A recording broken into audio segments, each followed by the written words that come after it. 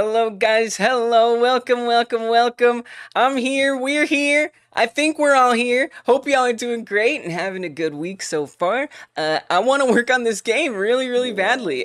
You might see we have this interesting Christmassy looking demon hanging out with us here, which is strange and weird and kind of interesting. I want it to not look Christmassy. As kind of awesome as the Christmassy thing is, it's not exactly the intention. So I've been working on skins for this game lately with some help from you guys in the chat as well. So thank you for being so helpful. Y'all are the best. And those skins currently can't actually be applied to the player character itself. They just kind of exist in theory. And so the next step is getting them to actually function alongside the game itself. So you can see we have some pink bunny ears, we got one with chocolate on its head, ice spikes, earth, a camo one, all kinds of different ones, a tartan one, a cow one, we got an albino one. So there's a bunch of different varieties here. I've been having a lot of fun putting that together. And normally these would be a sea of green. They would all just be green aliens, and that's it. But it's a little different this time because, well, you have all the skins unlocked. Kind of funny, you'll see in a second. We don't actually have all the skins unlocked, or I'll explain it in a second. We don't technically really have all the skins unlocked. We, in theory, have all the skins unlocked. So, for example, let's be the polka dot one, all right? I click the polka dot one. Polka dot one gets abducted. It gets lifted up into the air, as we might expect to happen.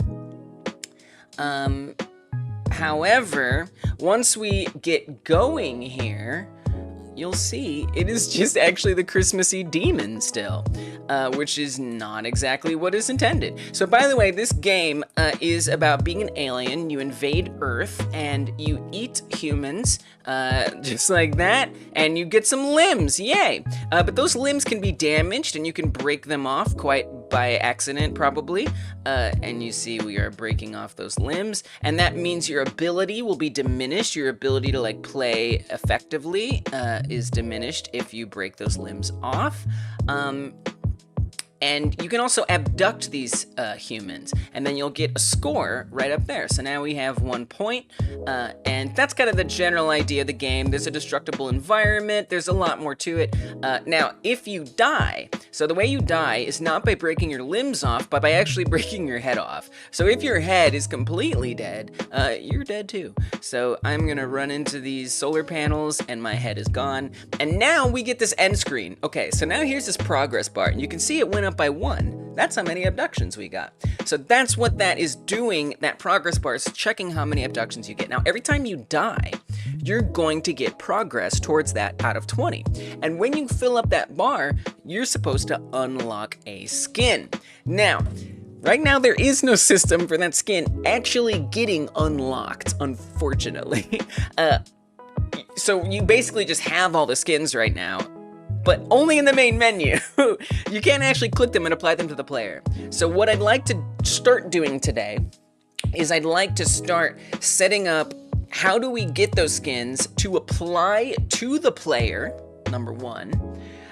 And number 2, how do I begin to get the progress to unlock a skin? Now, I'm not necessarily asking you guys that question, but I'm sure there'll be points where I'm confused and you guys might help me. But I'm just saying, I'm stating it for the task at hand, is that I'm asking myself of what I want to achieve today, which is being able to click on these guys, it actually apply to the player, and then have these one by one get unlocked, instead of it being like, you know, that they're all just there.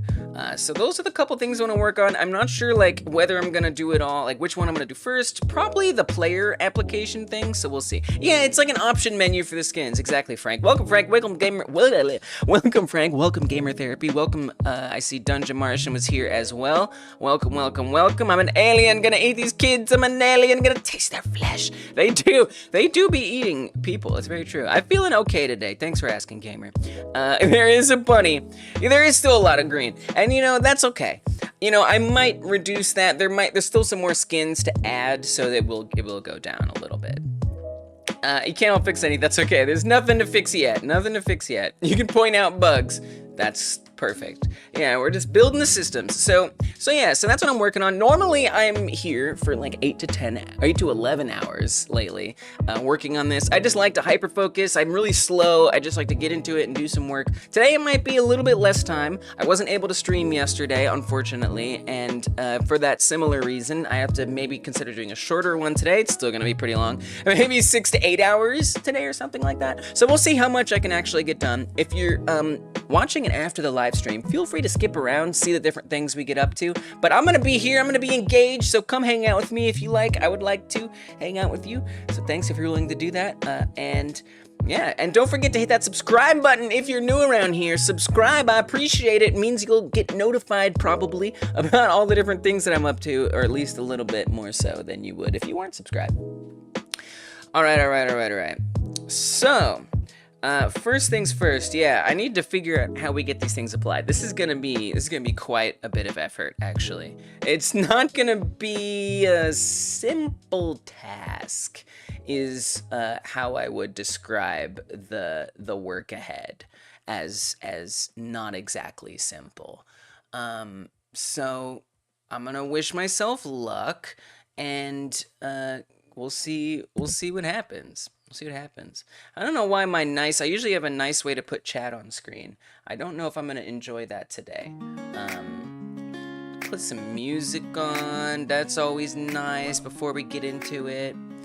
Don't know if I'm gonna get to enjoy chat today. I don't know why it's working badly. Probably because I did the first stream. So when I first set up this stream, I sent it to because I had to cancel the stream yesterday. We're taking a minute. We're taking a minute to get working here. When I started working yesterday, or I didn't work yesterday because I had to deal with a health issue with my cat, and so I canceled that stream. But I didn't actually like remove the stream. So when I started the stream just now, like 20 minutes, like 15 minutes ago, actually about 20 minutes ago now, I did like this entire intro to nobody, to the old stream. And then guess what? I did it again. I did another like 5 to 10 minute intro with nobody there. Not 5 to 10, but it was long. And so this is actually the third time that I've done the intro to this stream. So that's fun. And I think my chat setup got messed up along the way there. So I'll do a little bit of troubleshooting here, but I think for the most part, I might have to just give up on having the nice chat today. At least she doesn't want to hang out with us. Yeah, that's what it is. You got me. It's only like my favorite thing to do, and I spend like half of my life doing it. What? Well, actually, that kind of is not a good case. Actually, if putting it that way, it's like maybe I really secretly hate it. No, I don't hate it. I love it. It's like my favorite thing to do. You've been here the whole time waiting patiently. ADHD sucks, don't worry. Yeah, ADHD, and then like it kind of just got complicated because of our cat's health issues. And then I'm like dealing with, oh, the chat works. I got it. It just means there's the nice chat. It just means that, there's like new variables. Like I don't really cancel streams that often, so I don't usually end up in that situation where, oops, I can accidentally stream to the other one. All right, let's get started. We've got the good chat going, so now I can begin in comfort and in peace. All right, so I'm gonna put a task up on screen so that way we can be nice and focused.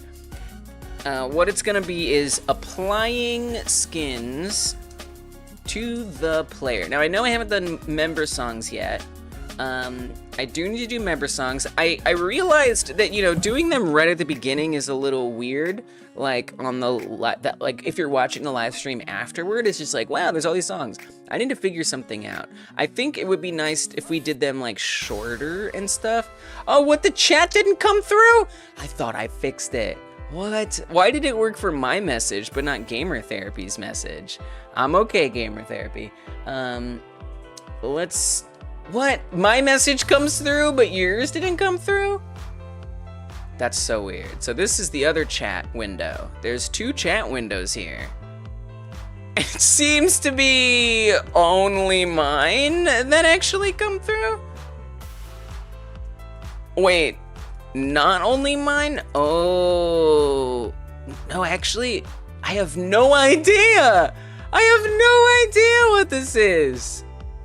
Thanks, guys, for testing. I'm so confused. I mean, whatever, it's fine. We just don't get the nice chat today. No nice chat.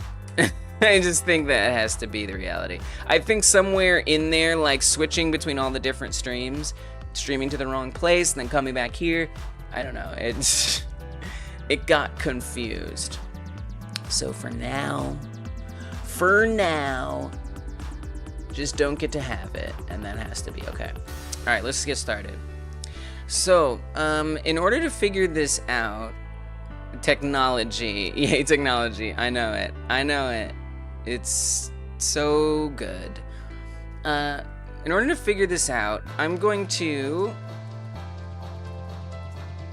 so let me at least go through how we do it with the aliens in the main menu. I think that's gonna be a good starting point here.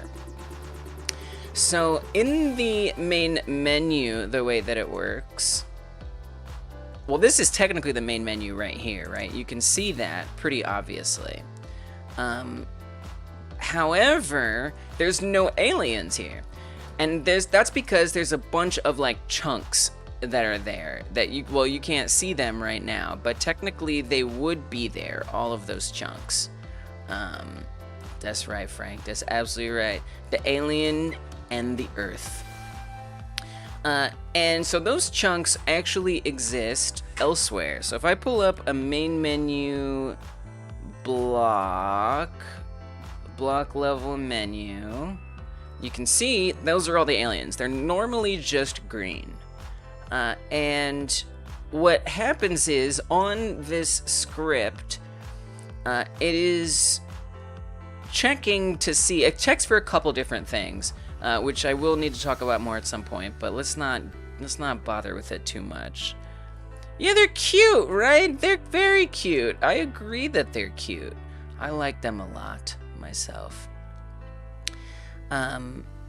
So what happens is that it looks at all those aliens that are in there, and based on which ones are the correct ones to apply it to, it's going to choose a random skin from an array that's been loaded up from a dictionary. Actually, it's a dictionary. It's a dictionary that's been loaded up from a bigger dictionary.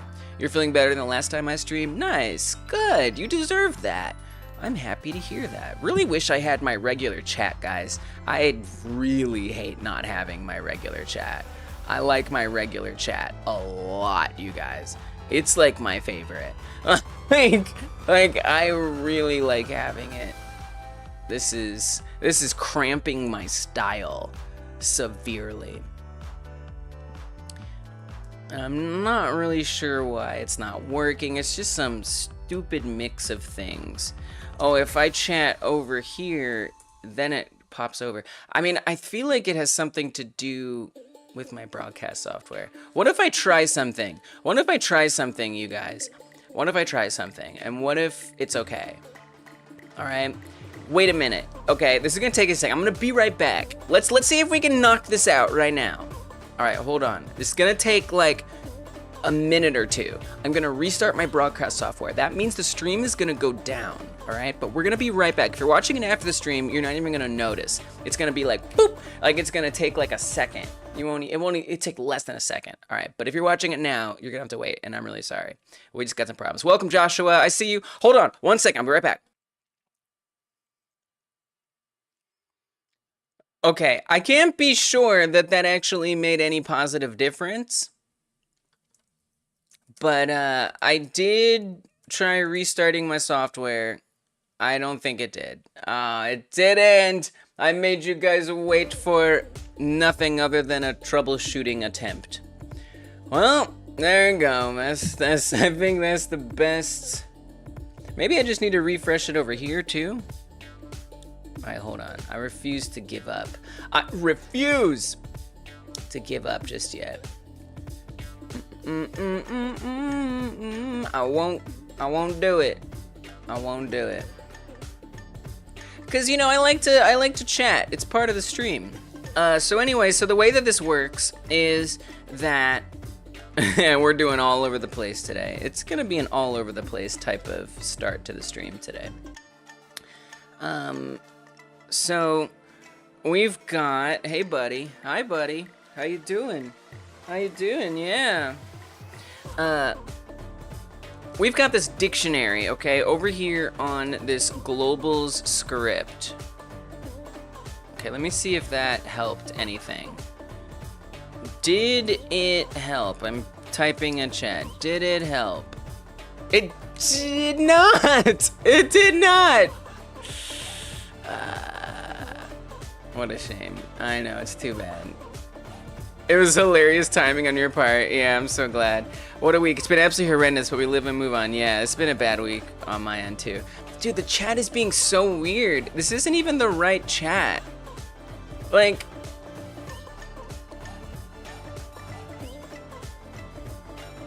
right chat? I hate this. I hate this. I hate this. Oh, wait, it isn't working. Dang. See, it's not coming in. I feel like it's still confused. It's because I streamed on the wrong stream. I swear that that's why. And it's like, it's aggregating the chats in the wrong places. So like, I don't even see Joshua's message on here. Oh my god. Oh my god. Terrible. Hopefully, you know, I mean, now at this point, I feel like I gotta come and try to cut it out, but I can't cut it out later, because if it's too long, it won't let me cut it out. Look at all these messages. I didn't even see these messages.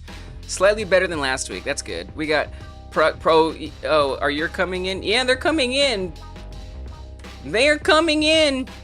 Oh, God, guys. Oh, God, guys. But I'm still not getting them in the right place. Oh, wow. This is a mess. This is kind of a mess. I gotta be honest with you. This is one of the messiest chat setups I've ever had in my life.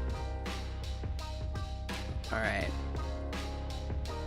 Don't love it. Don't love it. Sorry, hey, if you're watching after the live stream, I trust you're skipping around. Don't let me down, person watching it after the live stream. You better be skipping. Yeah, it's been a tough week. I'm sorry to hear that you guys are having struggles too. Okay, so there is this dictionary called Skins, and it has all these entries on it that include different things, materials. A lot of these materials aren't necessarily going to be used, but they are technically available to be considered to be used, which is something. And what happens is that, so right now they're all null. So what happens is at the beginning of the game, they're gonna get filled in. Here are all the skins paths. Here are all of the eye color paths, right? And in theory, there would be ones for the mouths, for the headpieces. I haven't really set up the headpieces ones yet, so I'm gonna have to do that somehow, which is gonna be a lot of effort. I don't even know, you guys. Oh man, that's tough. It's tough. My brain is tired. My brain is tired. So this is actually a function that needs some help. Someone in the community has made some suggestions on how we can improve this function. So it's called load skins, and it loads that array that has all the paths in it for the skin material, and it loads the array that has all the paths in it for the eyes material, and it just runs the same function. But I was told this is actually like a bad way to do things. Welcome, Sable Spirit. I also do see you, IE, and Progress Music. Yes, we already know that works and comes through, but does this other one that I'm doing come through? Jeez. Ay, ay, ay. Man. Wow. That is unfortunate. I mean, at this point, if I'm gonna get your guys' chat messages, I'm gonna have to open up the stream. I think that's the only way to do it. I am so sorry. It's been a rough week, and it just meant that I had to cancel yesterday's stream, and it has just absolutely messed up some things. All right, so we just got to get used to this. This is the way it is today. StuLab gift a membership? What? Thank you. Thank you. I don't know that I can do songs today. But thank you, StuLab. Thank you so much. Abismo, congratulations. Congratulations. That means you're gonna get emotes, you're gonna get a member stream. Sometimes when I'm feeling up to it, I sing songs to you guys, if you remember. Oh, you tried typing the next one? It's very... Skip through the embarrassment. Yeah. I mean, it's less embarrassment now and more like, you know, I wish I could provide this a little better. Video lags? Yeah, but that's a whole other thing. And it depends. All right, so we're just gonna try to keep this window open, and this is how this is gonna work. It's the way this has to be. So this load skin, someone in the community gave a better suggestion on how to do this. I probably should do that. Just because it's so much, it's gonna be so much more performant that I think it's actually truly worth it to set it up. But what it basically does is it takes the target dictionary, which is going to be the that big skins one that has a bunch of nulls in it. It takes the specific key that we want, whether it be skin material, eyes material, and then we have an array of paths that get filled in. Now, I think that this person gave an example that will actually help me, but I need to double check. Okay, so what this says here is load skin path, skin path, skin eyes, function load skins, target dictionary. I mean, I don't... Oh, I see. So it just has them all. I see. I mean, you know, can we have an unlimited amount of arguments? How many arguments can a function have GDScript? You know, like, I don't even know. It's not something I've really ever tried to find out. Now I gotta go find the chat window. It's not that. Oh dear, where did the chat window go? Is that the chat window? There it is. Apparently it's a little earth. Okay? Okay. Alright. Let's close that. So I guess function argument count limit, which accepts 6. I mean, I don't know. I guess I could just try it and find out. But I'm curious. It's actually something I would like to know is if there's a limit on how many. Pass a dictionary. So now I gotta do a dictionary of all the things. I mean, this is getting stupid. Ay, ay,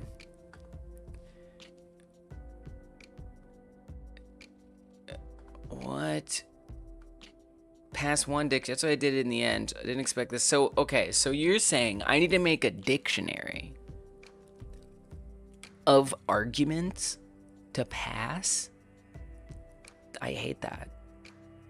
I don't like that a lot. There's so many dictionaries. Like, why are we doing all these dictionaries? All right, let me just try this. Let me just try this. I don't want to learn that. It sounds super boring. So the idea would be, instead of establishing a target key here,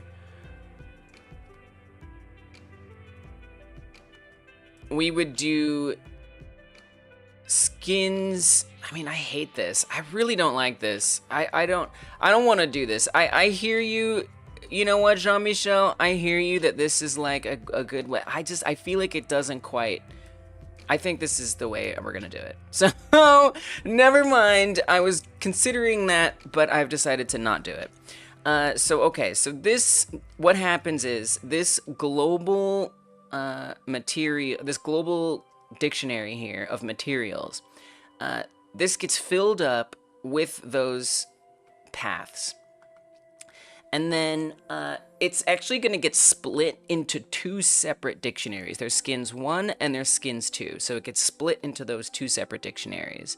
And when that happens, that gets read by the main menu. So what I was talking about 25 years ago was the main menu situation.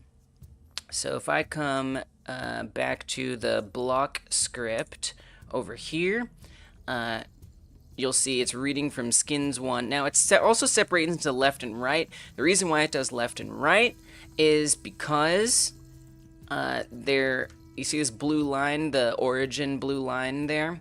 On the left of that blue line are ones that are aliens that are hoverable. That means you can click on them, or they're not unhoverable. If we click on these, you can see they have that checked. These are unhoverable.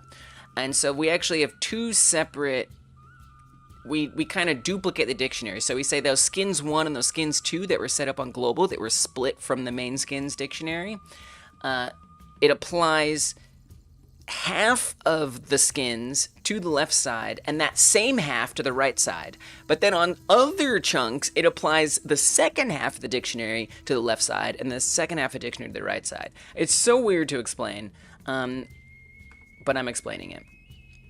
Okay, so that's what goes on over there, and it's going to pick a random one.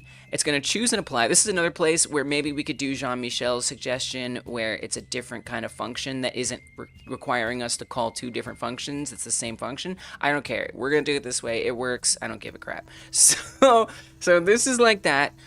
Choose and apply materials. What this is going to do is, based on the chosen random skin, it is going to apply the material to an alien on the left and the right side of the main menu when you see them in there. And so if we go to choose and apply materials, what this is doing is it is looking for, it has the material to apply, so it's setting up that variable. Material to apply is, so what it's going to do is when we choose the skin, it's then going to look to that global dictionary, right? So even though we did all that splitting and stuff, we're still looking back to the global dictionary, and it's going to base it on the skin that was chosen. And then as for the material key, that's based on the different times we're calling the function. The key is different. So in this case, it's looking for skins. In another case, it might be looking for eyes. It is then going to look for that mesh, and it's going to set the surface material override to the material number. So that's an interesting thing. Again, when I'm applying these to the player, we're going to need to make sure we know the material number for every body part, right? So the arms, the head, they're going to be different. For most of them, they're about the same. However,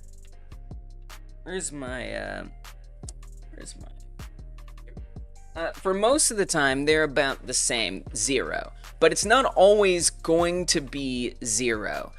So we do have to take that into consideration.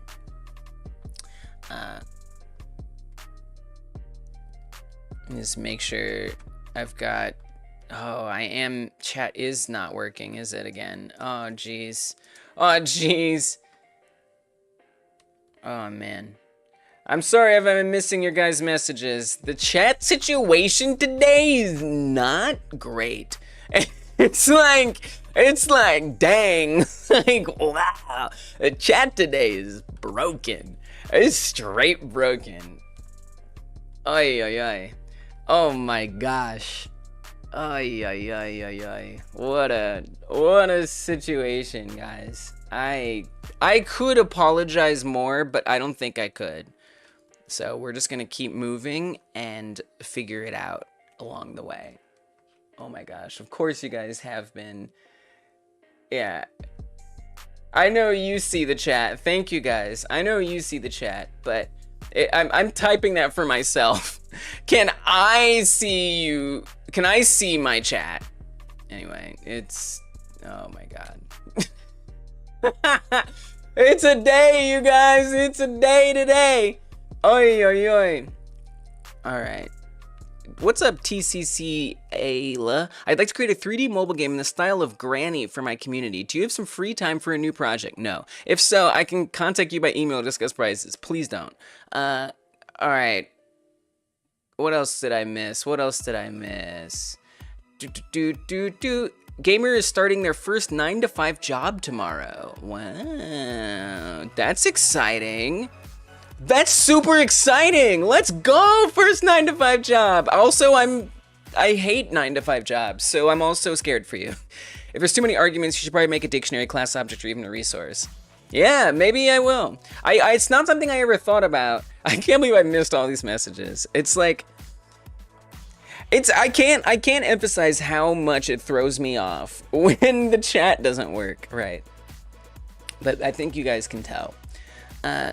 Today should just be a light day after all. Yeah. What's up, Sean? Welcome. Yeah. Travi, it's a complicated situation. He's still with us today, which is good, and it's also complicated. But yeah, thank you. I appreciate it. It's why I had to cancel yesterday's stream, and why Travi is my cat, if you don't know, and why one of our cats, and why the chat is being a goof and a couple of goofs. It's being a couple goofs today. All right. Yeah. Okay, so hopefully this chat is actually staying updated. I really hope it is. It's like normally where I look to see if there's a chat, it's not there. So I'm like looking over here, I'm looking over there, I'm like, where are we looking here? Is it in there? Like, where's the chat? All right.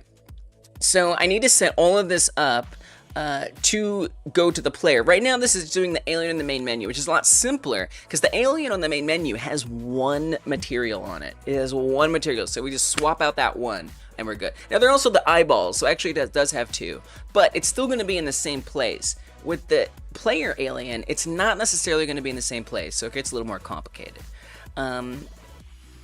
So we also are turning off the shadows. That's just for the menu alien because the shadows are just weird and they don't look right. But for the player, I think we're leaving on the shadows. I hope. We'll find out.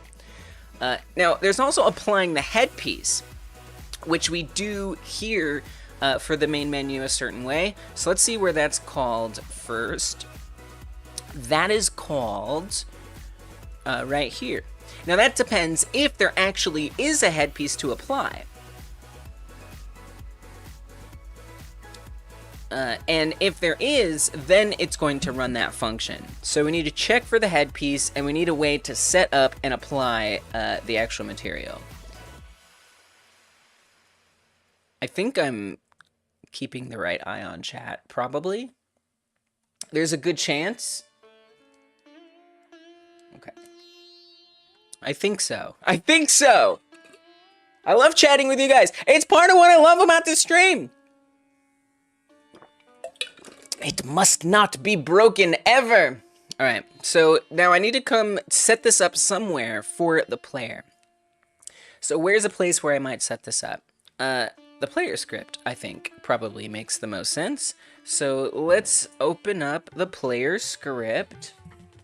And I'm gonna have to figure out how we're gonna do that. Well, on the alien for menu, I think a lot of that's in the ready function. I think we should do it when the game begins. So there's a couple different states. Let me see if I can show those easily. There's different states in the game, right? There's the main menu state, there's a pause menu state, there's a play state. So during one of those states, I'm going to want to say, hey, let's check what skin our player needs to have.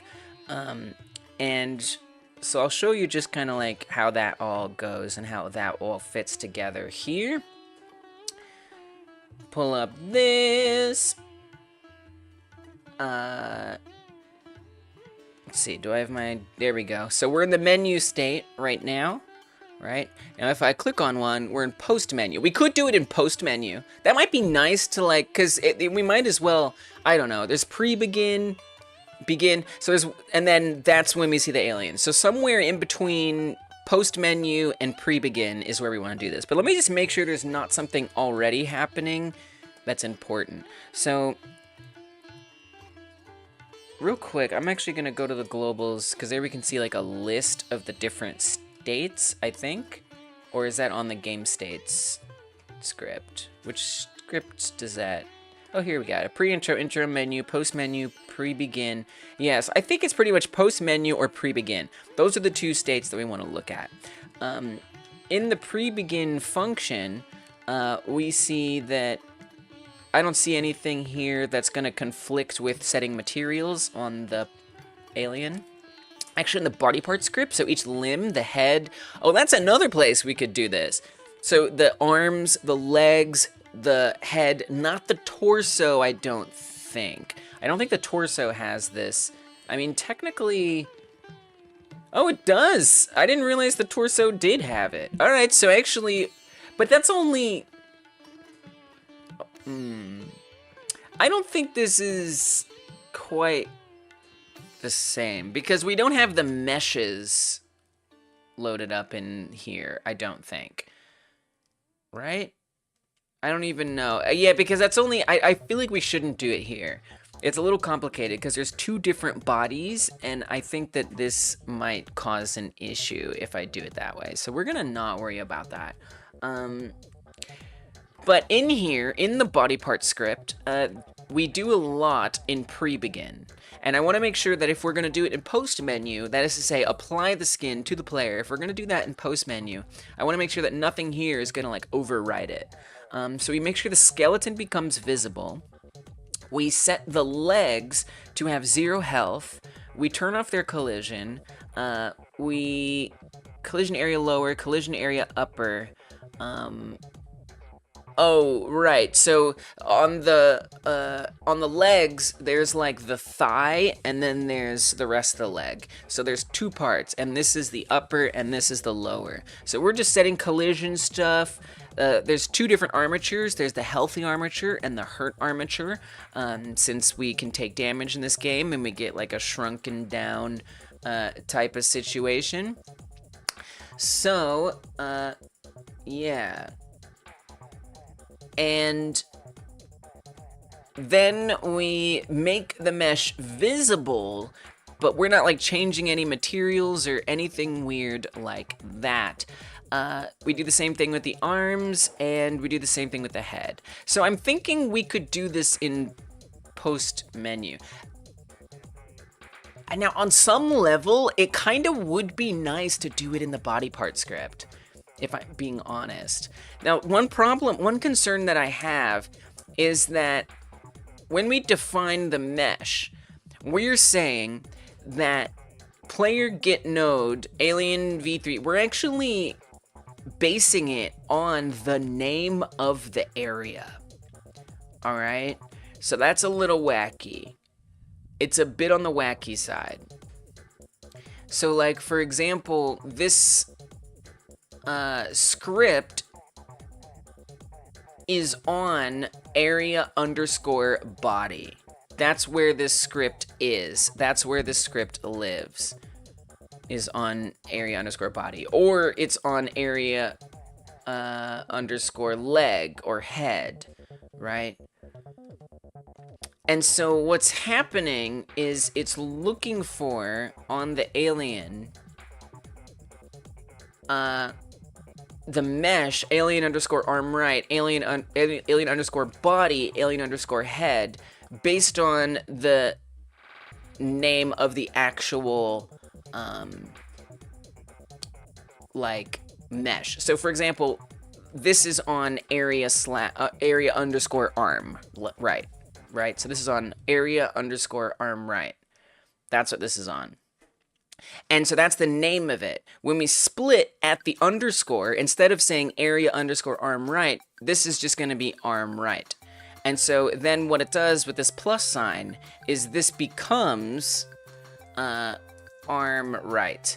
And that's basically what that would be. Now, since there's two different bodies, now why are there two different bodies? Well, because in this game, there's a karma system that you can get, or not, or lose, and that means you have this other torso with a heart in the middle. So we're gonna need the skin to apply to both the body that has the heart and the one that doesn't. And that body part script that is looking for the area name like truncated like that, that is going to very much be basing it on whether or not that name matches. So I need to actually come in here and make that somehow match. So body would work. So we need to say if it is, and here's the other thing, is each script, each node here has each area, let's see, not on there, back on here, each one has a is part enum, right? So this is the leg right, and we can choose each one. There is no body heart. So we need to say if it's on the body. I think this is where I'm going to do it. I think we're going to do it on the, I think this actually makes the most sense, because otherwise I have to go to the player script and we got to say, look at the leg, look at the arm, look at the body, look at the head, right? Which is really silly because we already have a script on each body part that knows that it's that body part. And I just think it'll be a lot cleaner if we just add it to that script. But it means I need to add this special exception for if it's the body, make sure you also set the heart mesh. So maybe let's do that. I'm gonna come up to the onReady here, and we're gonna set up a special one. onReady variable mesh heart, which means I'm gonna need to set a hurt one as well. And so that will just be very similar to this. However, instead of doing a name split, we're not even gonna bother with that. We're just gonna say, and how is it written? Underscore body underscore heart. So that's got its own special name or, you know, variable there. And then this one's gonna be heart hurt. Okay. So those are declared. And then let's do, I like the idea of doing post menu. I just think it'll be nice to have that be separate from all this. Function on game post menu. So this is gonna, this function will run, I think it should, when the post menu thing begins. So let's make sure that that's true. We're gonna make sure we've got post menu emit somewhere in the project. We're actually gonna do Command Shift F. So that way I can find, or Control Shift F, excuse me. That way I can find where this lives. What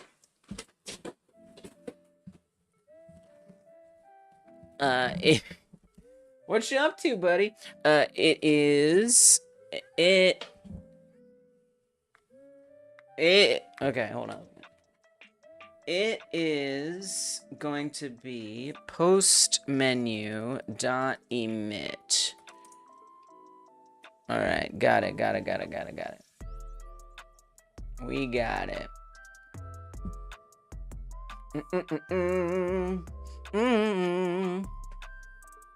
YouTube needs to update their live chat. Oh, I know that's true. I already know that's right. My goodness. I'm nervous for the job as well. Dude, I would be as well. I don't know how old these messages are. I hope I didn't miss them. Do we got timestamps? Oh, they're super old. Why do I miss these messages? You're ruining my community. Okay. This is not the experience we're supposed to have. So guys, know that I'm trying to keep up with chat, but unfortunately, it's being goofy today. Yeah, gotta break the ice. That's nice. Yeah. I mean, look, it's your first time, like, it's gonna be great. It's hopefully gonna be great. Let us know. Play state on. Yeah, just wins the game on. That's the state I want. You'll be working in a Filipino food truck. Wow. I mean, food, let me just, okay, I don't want to, the hardest work that I've ever done in a job has been in food service. So, like, I mean, they're gonna put you to work. They're gonna put you to work. They're gonna put you to work. But that's also a delicious experience, but wow. Wow. Wow. They're gonna put you to work. Alright, so... And yeah, Filipino food is so good. My partner's Filipino. Let's see. We've got on-game post menu emit. So it is getting emitted, so that's good. So that means that this function is gonna run once that state actually begins.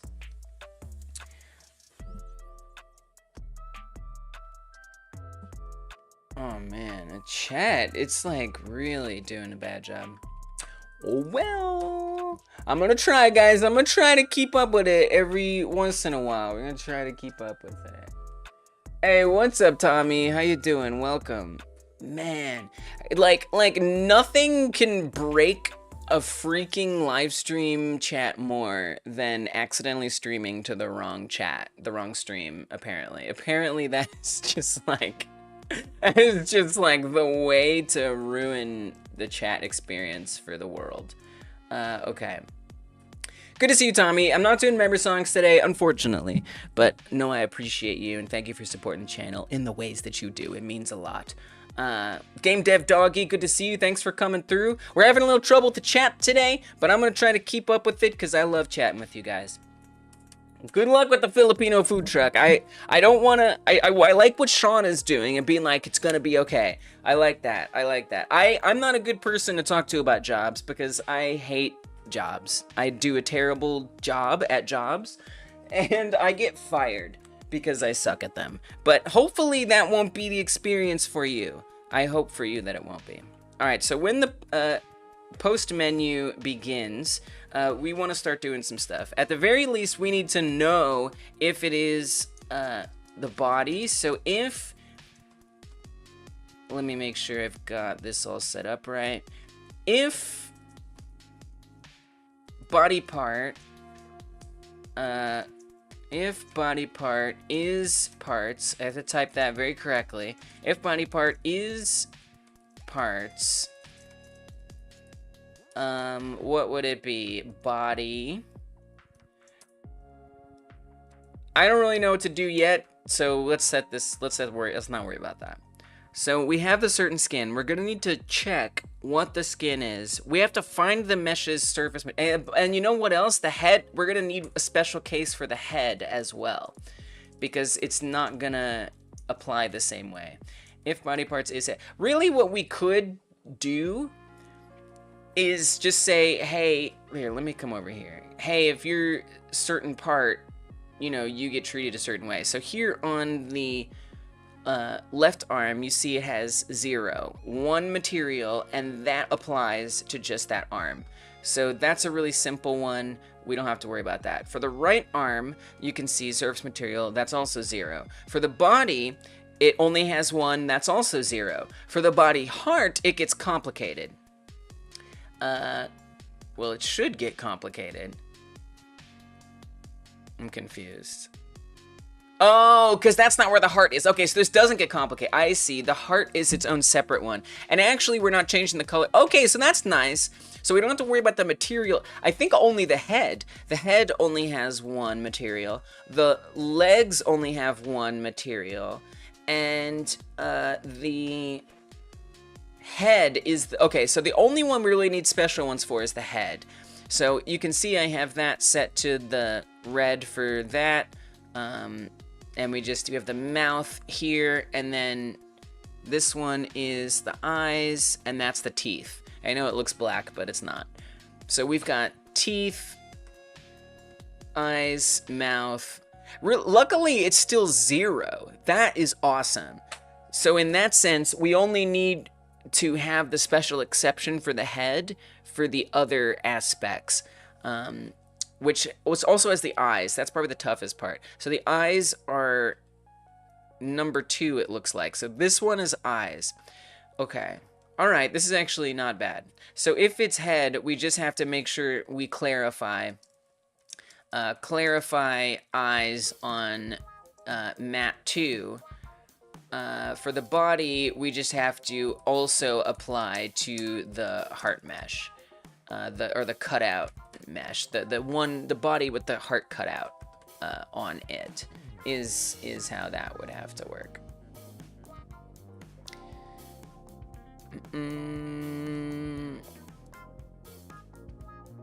You're releasing 2 roguelites soon. 2 of them. That's amazing. That sounds cool. I hope I get to play them. Congrats. Food service can be tough work, but it builds character. Hard disagree. No. It depends. It depends, right? It depends, because here's the thing. A lot of us are ADHD here. And for me, building character is it's not what it did. It broke me down to a point of mental unwellness, right? There was no build of character. There was just tear down of myself. So I hear you though. For someone who has, it's a great first job. Food truck versus brick and mortar. Could suck working in a truck if it's hot out. I hear you. Everyone's different. It's important to, that's why I don't want to really give my perspective on it, because, you know, everyone's is different. You know, some people are gonna feel like it builds their character. Some people, it's gonna drive them to the brink of insanity. So, you know, it's just different for everybody.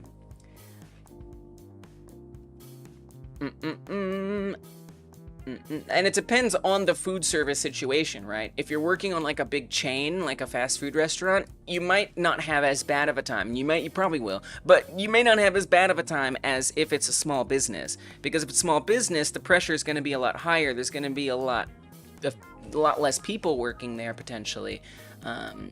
And so I don't know. Look, I don't know. I'm not qualified to talk about this, other than every food service job I've had, I've got fired from, and because I wasn't able to keep up. I was too slow, right? I come here, I do these super long streams because I'm slow. I take time to do things. I was too slow, and I was badly berated for that, and it was bad for me. For some people, they can keep up, and even if you have ADHD, and that's great.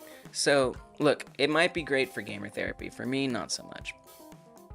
You work fast food. Both your games are for $2. Oh, you work fast. Nice. I guess so. You're making 2 games. I guess you do. I hear you though, guys. Everybody's different. All right. Anyway, I don't have a lot of good ways to talk about working in jobs. I'm an odd one in that regard. I'm very unusual. That's why I'm here doing this, because I'm not normal. All right, so if streaming, I mean, if body part is parts body, we just want to keep in mind that there's a cutout mesh. If it's the head, we need to clarify eyes on mat too. There's also going to be other things at some point, but let's not worry about it. All right, so when the post menu happens, for each body part, we know there's going to be a mesh. So let me go back to the script on the for the alien application, choose and apply materials. So we need to actually go look for, we need to somehow catalog what was the skin that was clicked on, which alien was chosen. So this is actually, oh wow, I'm getting ahead of myself, because how are we going to determine which one to apply it to? Well, when you choose your alien, something happens. So there is an alien for menu model here, right? This alien for menu model is what you click on, and when you click on it, certain things happen. Certain things happen. Oh my goodness. This chat situation today. Not you guys. Not at all. Y'all are the best. Y'all are real ones. Y'all are the realest. Dude, we do have a Discord. We sure do. Hey, what's up, Char? From your experience, how difficult would you say the coding is for Godot? I've been thinking about it. I think it's quite easy. As far as coding goes, I mean, look, and I haven't done a lot of coding. GDScript that's Godot's coding language. That's like the only coding that I've done, besides like a little HTML here and there. So know that I'm coming from that experience. And because of that, to me, it's not that bad. right? I like it a lot. I think generally, and maybe people in the chat can back me up on this, I think generally people say that it's one of the easier ones. So it's similar to Python, which is also something that's kind of, I think, somewhat easy to get. It has a lot of, like, the language itself. A lot of the things kind of make sense, the patterns that you do and the way things are named. I think it's very approachable, in my opinion. So I would say it's not that difficult from my experience. It's good to see you, Char. Welcome. I love that you're thinking of getting into some coding. I think the work that you could do in Godot would be awesome for sure. Sean says that's fair. It can be soul-crushing too, but you'll learn what it's like to deal with fast-paced communication, dealing with through customers and so on. Definitely not for everyone. Yeah, I mean, some of us don't learn that. We just get destroyed and eaten alive. But yeah, I hear you. All right, so...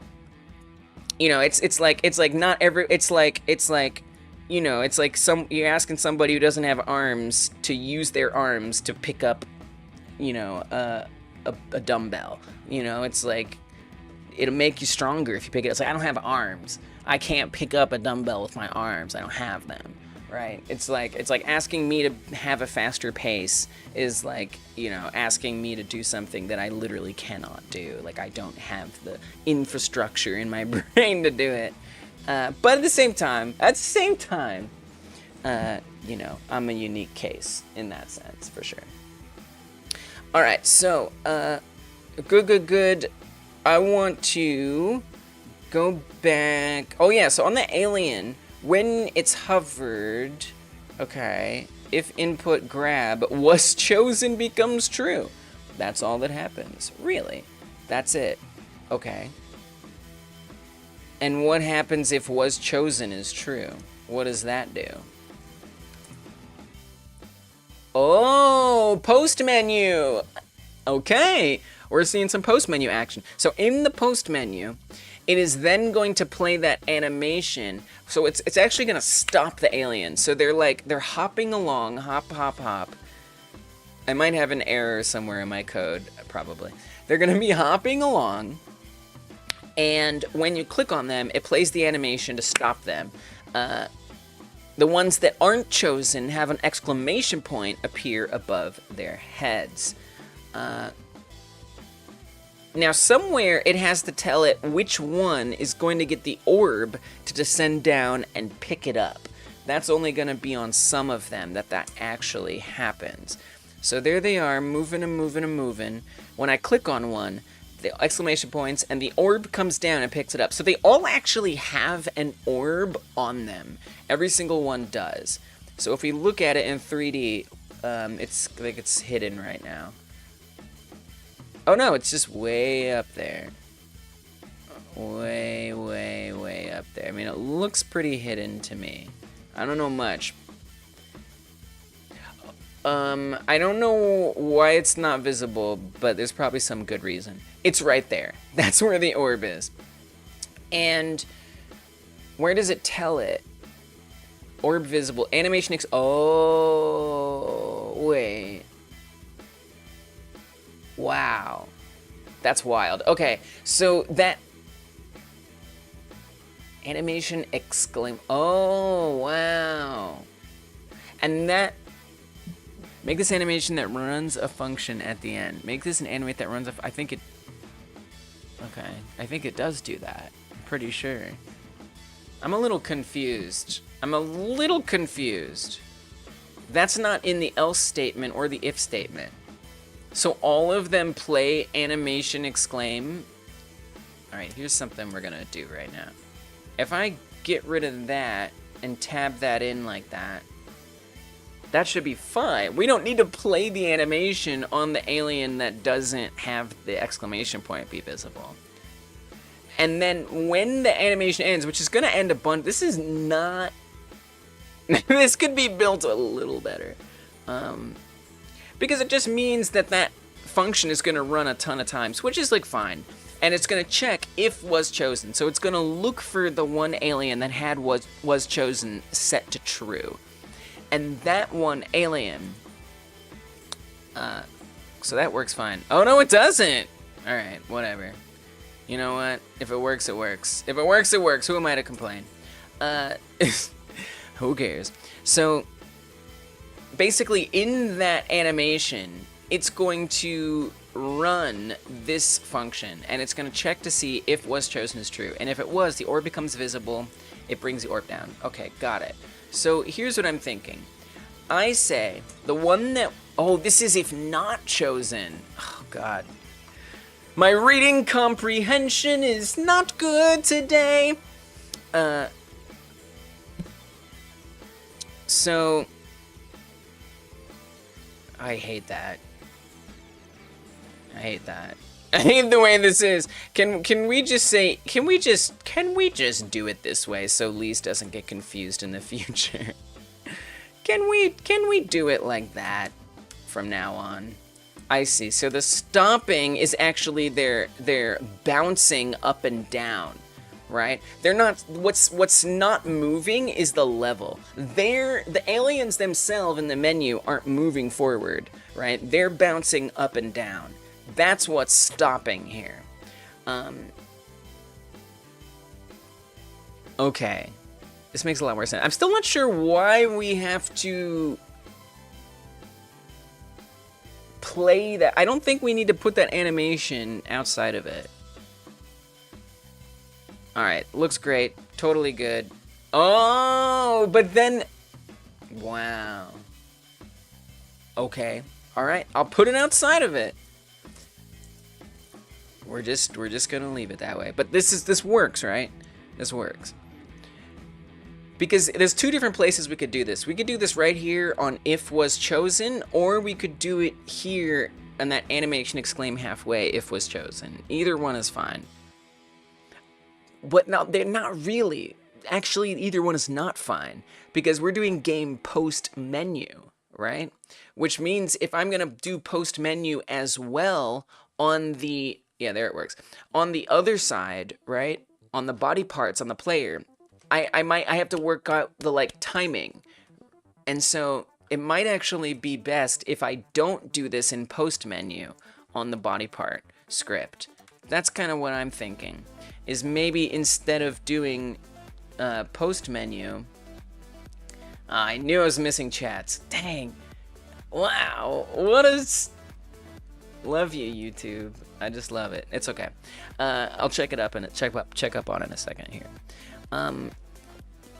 I'm glad you guys know that my intention is always to check chat. I just can't really tell anymore if it's being updated because today is today.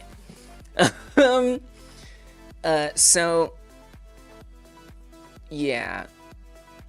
I didn't want to put it in pre-begin because there's so much going on in here, but I think we have to put it in there. I don't want to have to even think about any timing stuff here. So if we put this in here, then we'll be good for sure.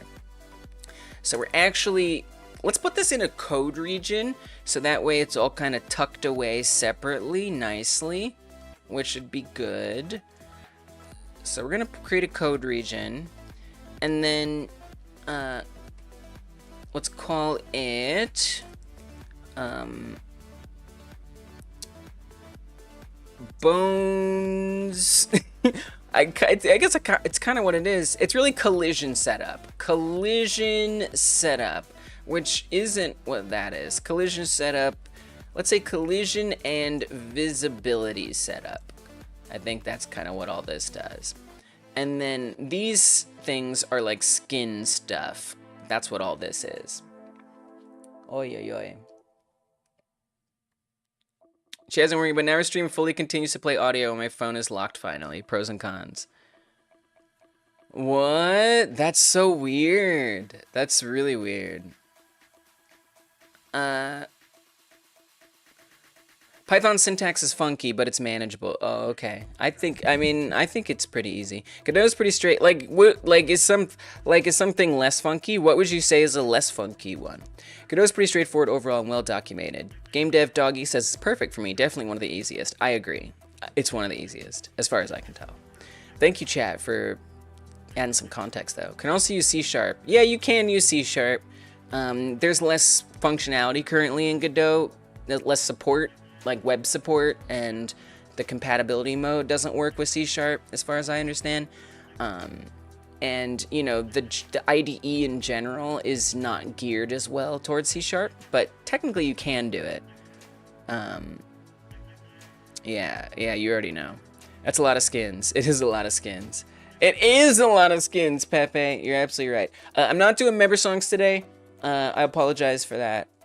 I don't have the ability to do it today. I don't have the ability to do it today.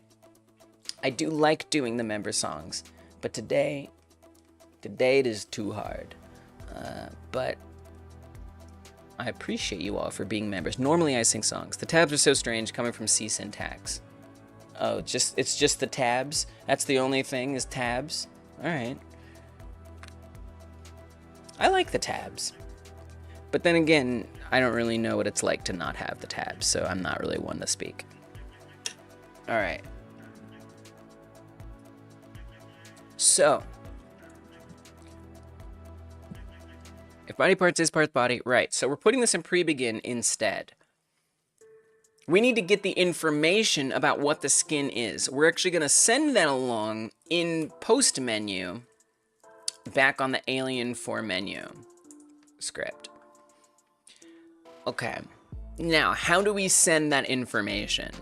That's the question there. How does it even know what skin that it is? I say we get let's set a variable here.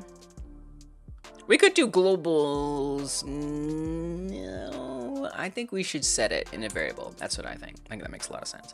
So we're gonna say variable is skin or skin. Let's just say skin. This is going to be a string, and it is going to be null to start with. Oh. So nothing. Well, it just will be nothing. It'll be empty. And then if it's the one, so here's what needs to happen is back on the terrain script, which determines which skin was chosen, we also need to add something extra in here. Which, let's do this in the function. I think that's going to be easier in... Let's see. We could do it in choose random skin. No, we can't. We got to do it here. For mat target. Alright, so what's going to happen when this choose and apply materials function runs? This would not work well if it was only headpieces. That would be a problem, actually. Well, I'm going to make another function then. Let's call this func assign skin to alien. We're just going to call it that. And we're going to say this is menu alien and then skin and then the skin. Skin clicked. Something like that. Alright, then we gotta come back up here. And we gotta run that function after skin chosen is assigned. So we have to say, what was it? I forgot what I called it. I called it assign skin to alien. Assign skin to alien.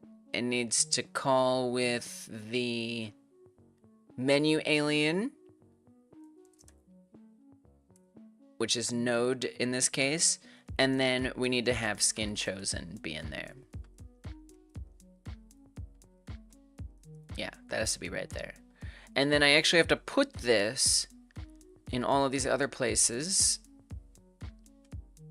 I just do. It's because of the way that it is. Make sure I did that in the right places. Choose random skin, skin to right. Choose random skin, skin to left. Assign. Choose random skin, skin one right. Okay, one more place right here. All right. Put it in all those spots.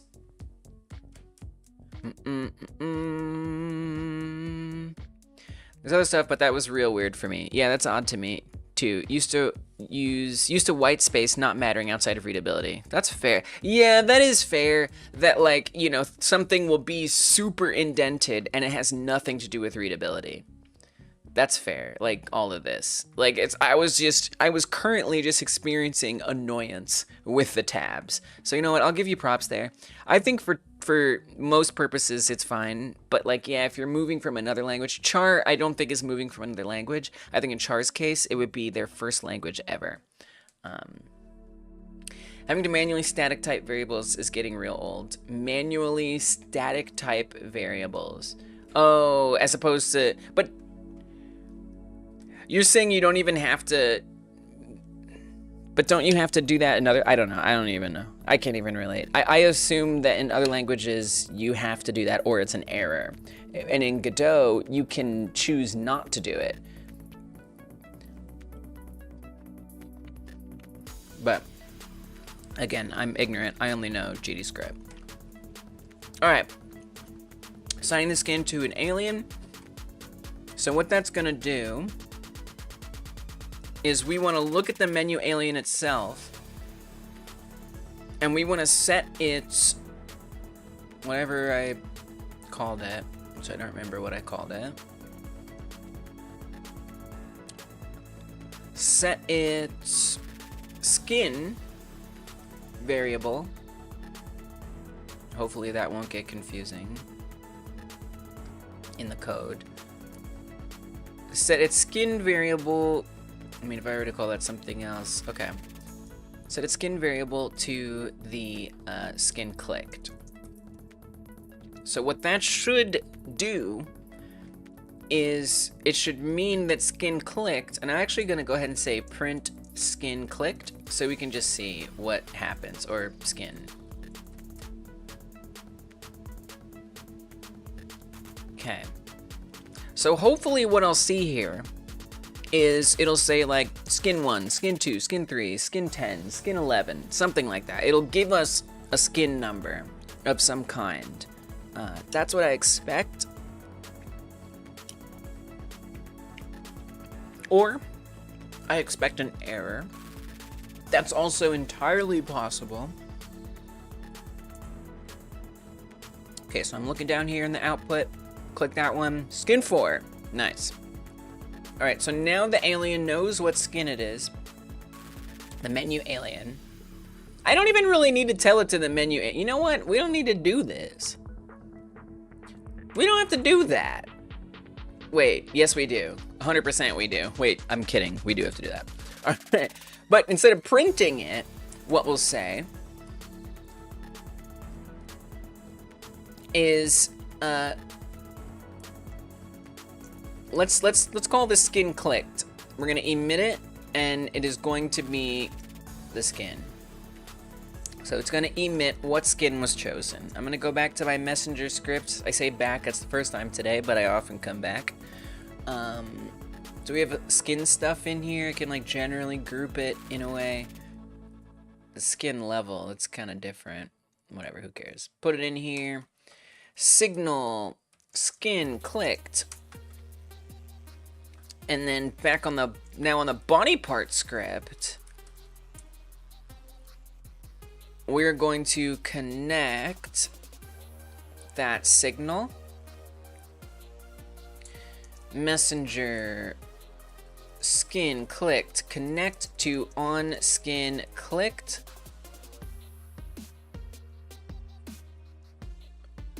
Well, I guess at that point, I don't need to put it in pre-begin, do I? We just put it on skin clicked. I forgot that was, I didn't know. That's the ADHD, right? I can't see all the steps ahead. That's why I always have to like go and recap and like start, and because I don't know where I'm going. I know what I want, but I don't know every step along the way. That's that ADHD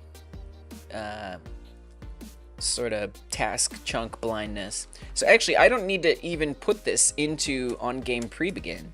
We can keep on-game pre-begin just as it was. And instead, what we can do is come in here and say func on skin clicked, and there we can apply it. Easy.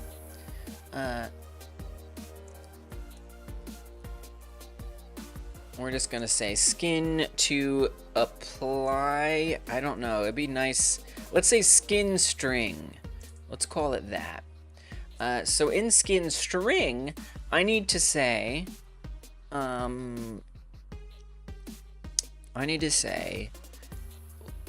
skin, let's make a variable.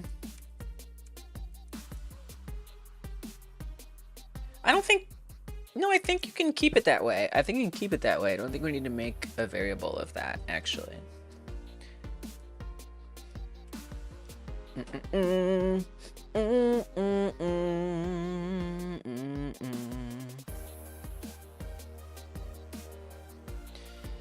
Variable my variable integer equals 1, or integer my variable equals 1.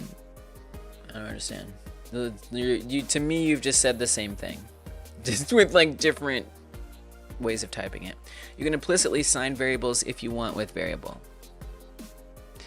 Letting Godot decide whether variable is supposed to be slower for performance. Yeah. Using the colon equals can help a lot. Can make a big difference. You know, and as far as like typing it out, like saying, to me, I don't really see how one of these is faster to type than the other, personally. But that's just me. You still have to say, you're still statically typing it because you're saying int. It's not like it's inferring it by saying my variable equals 1. So I don't see how that's faster to type, really. But you can leave out the int, but it is going to be infinitesimally slower, except in functions. So if you're declaring a variable for the first time in a function, not the top of the script, then I think it's worth statically typing it with int. Otherwise, you could just do colon equals and it will be okay. I think typing it out is nice anyway, and it does do a little bit of performance boost, but barely, like so tiny. The real thing is to not leave out the colon equals. Referring to other languages, specifically C ones, I know very little GDScript. Letting Godot, yeah. Char says, I think my biggest hurdle with learning coding or learning anything in general is even though I can learn what I'm supposed to do, it's hard understanding why something works the way that it does. Yeah, well, luckily Godot has really good documentation, so that helps a lot. Godot has great documentation, so hopefully that will help with understanding. Also, asking for help is a big thing. Going to forums, going to the Godot Discord, chatting with us, whatever, if you have questions, like that can help a whole lot. That can make a really big difference. Yeah, and there's great tutorials. I always think there's the Brackeys ones are nice, so check out the Brackeys YouTube channel. You can go look it up and find it. There's also GDQuest that has some things that actually let you practice. So there's like a website where you can kind of like sort of a gamified way to learn GDScript, which is really nice. So that might be helpful to you.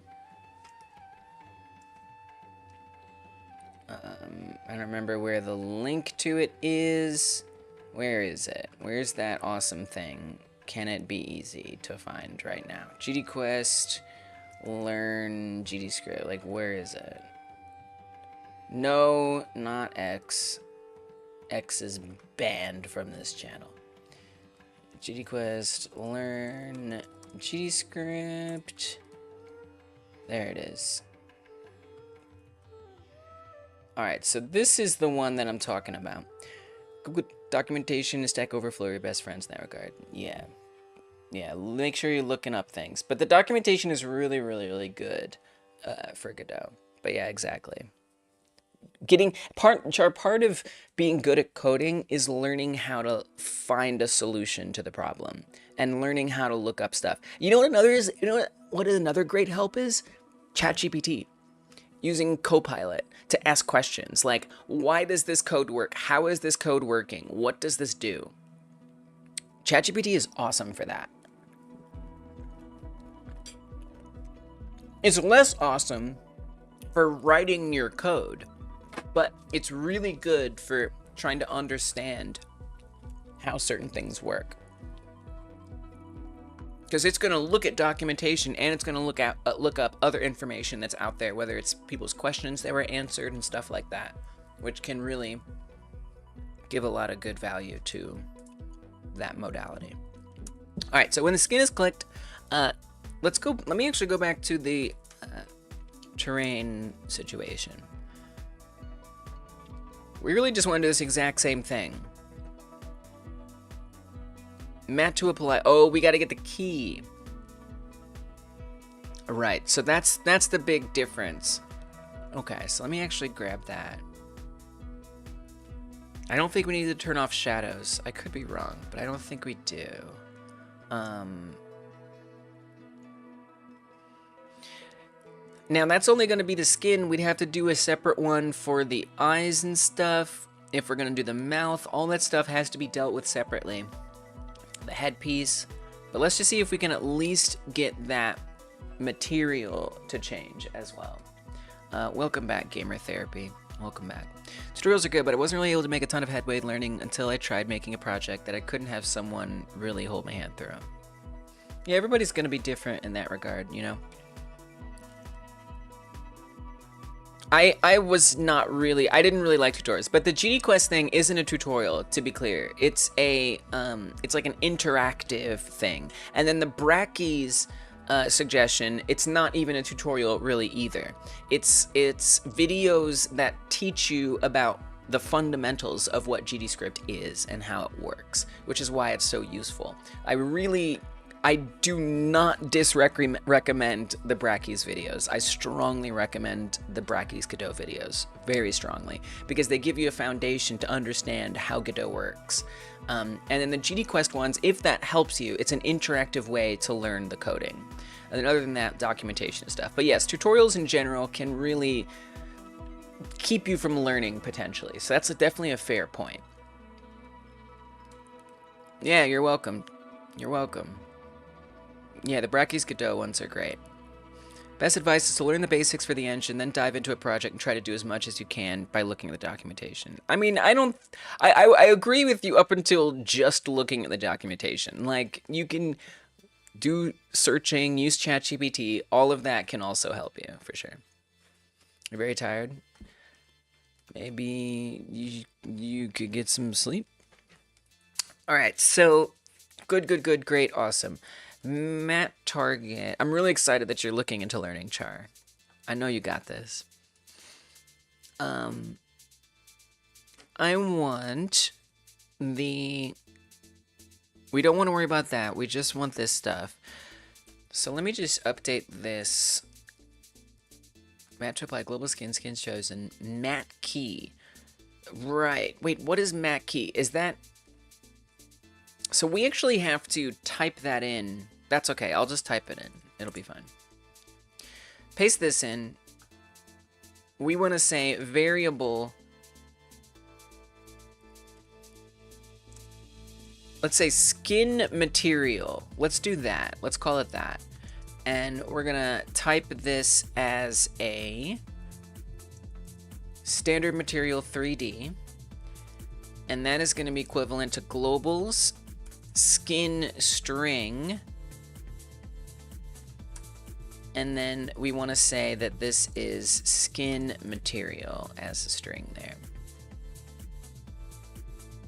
And then let's also set up some others, like the eyes material. Really just those. Technically, I will need to add others if we're going to do mouth and teeth. I don't know if we will, but for now we're not. We want skin string, and then we want eyes material. Okay, now instead of matte target, it's actually going to be the mesh itself, except for except for body, we have to add an extra one, and then for head, we might have to do something different. So, set surface override material, matte number. So let's just say 0 for now, and then we want to say skin material. And let's put another one here. This one is eyes material, and that one is 2. But actually, that one only applies to the head. Only on the head are there eyes. So that's where we want to apply that. Oops. That's where we want to apply that, right there. If body part is body, we have to do a little extra as well.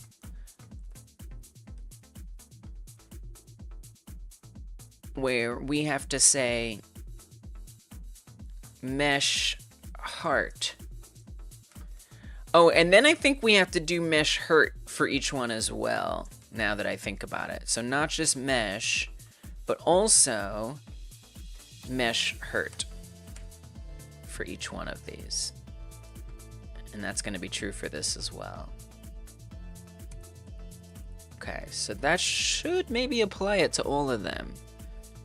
Now there's still the headpiece to think about. We still got to get the headpiece. Back on the terrain script where we have a lot of this all at, we just need to know which one it is and the skin chosen. We set up a variable. Oh, yeah. Right, so on the alien, player alien itself, we have a bunch of headpieces. Like the ice spikes, like the devil horns, the piece of chocolate, things like that are all right there. The bunny ears. So we just need to set up this as something we can actually reference. And we need it on both the hurt and the healthy. So I gotta set both of those up as well. Is there a share your progress section on Discord? Oh, there is. Oh, there super is, Game Dev. Yeah, it's called Games by You. Is the channel. There really is. And then every Friday after, so I do a game jam every Friday at 6 p.m. Eastern time on this channel. It's literally we try to make games in 1 hour. It's nuts. After the game jam streams end, because I do one where I try to make my own game, and then another one where we check out all your games. This is around 6 p.m. Eastern time. There's a secret live stream that happens after that. If you head over to patreon.com/hypergamedev, let me make sure I pop that in the chat for you. But if you go to that website, you can join the Patreon for free. It is not a paid live stream whatsoever in any way. I just use it like a newsletter service. Every Friday, you're going to get an email in your inbox that's going to have that secret live stream in it. And in that secret live stream, we check out your games, your art, your music, stuff like that. It's unlisted. It's in this newsletter scenario because it makes it a little more private. We don't have to worry about it being this like public stream and stuff. So yeah, so that's so a couple things. Number one, you can share your stuff in the Discord. People will check it out. Things will be nice. It'll be cool. Then if you want me to check it out on stream and play it on stream, come through that live stream on Friday. Again, sign up for free on patreon.com/hypergamedev. It's totally free. There's nothing that you have to worry about paying for. And then you'll get that live stream in your inbox on Friday, email inbox, and then you can join in on that stream to check out your project. I know it's a few steps, but it's how we do things around here. With all that said, I look forward to seeing you share it on the Discord, at least. Okay, so we need to define where the head pieces are. And then we also need to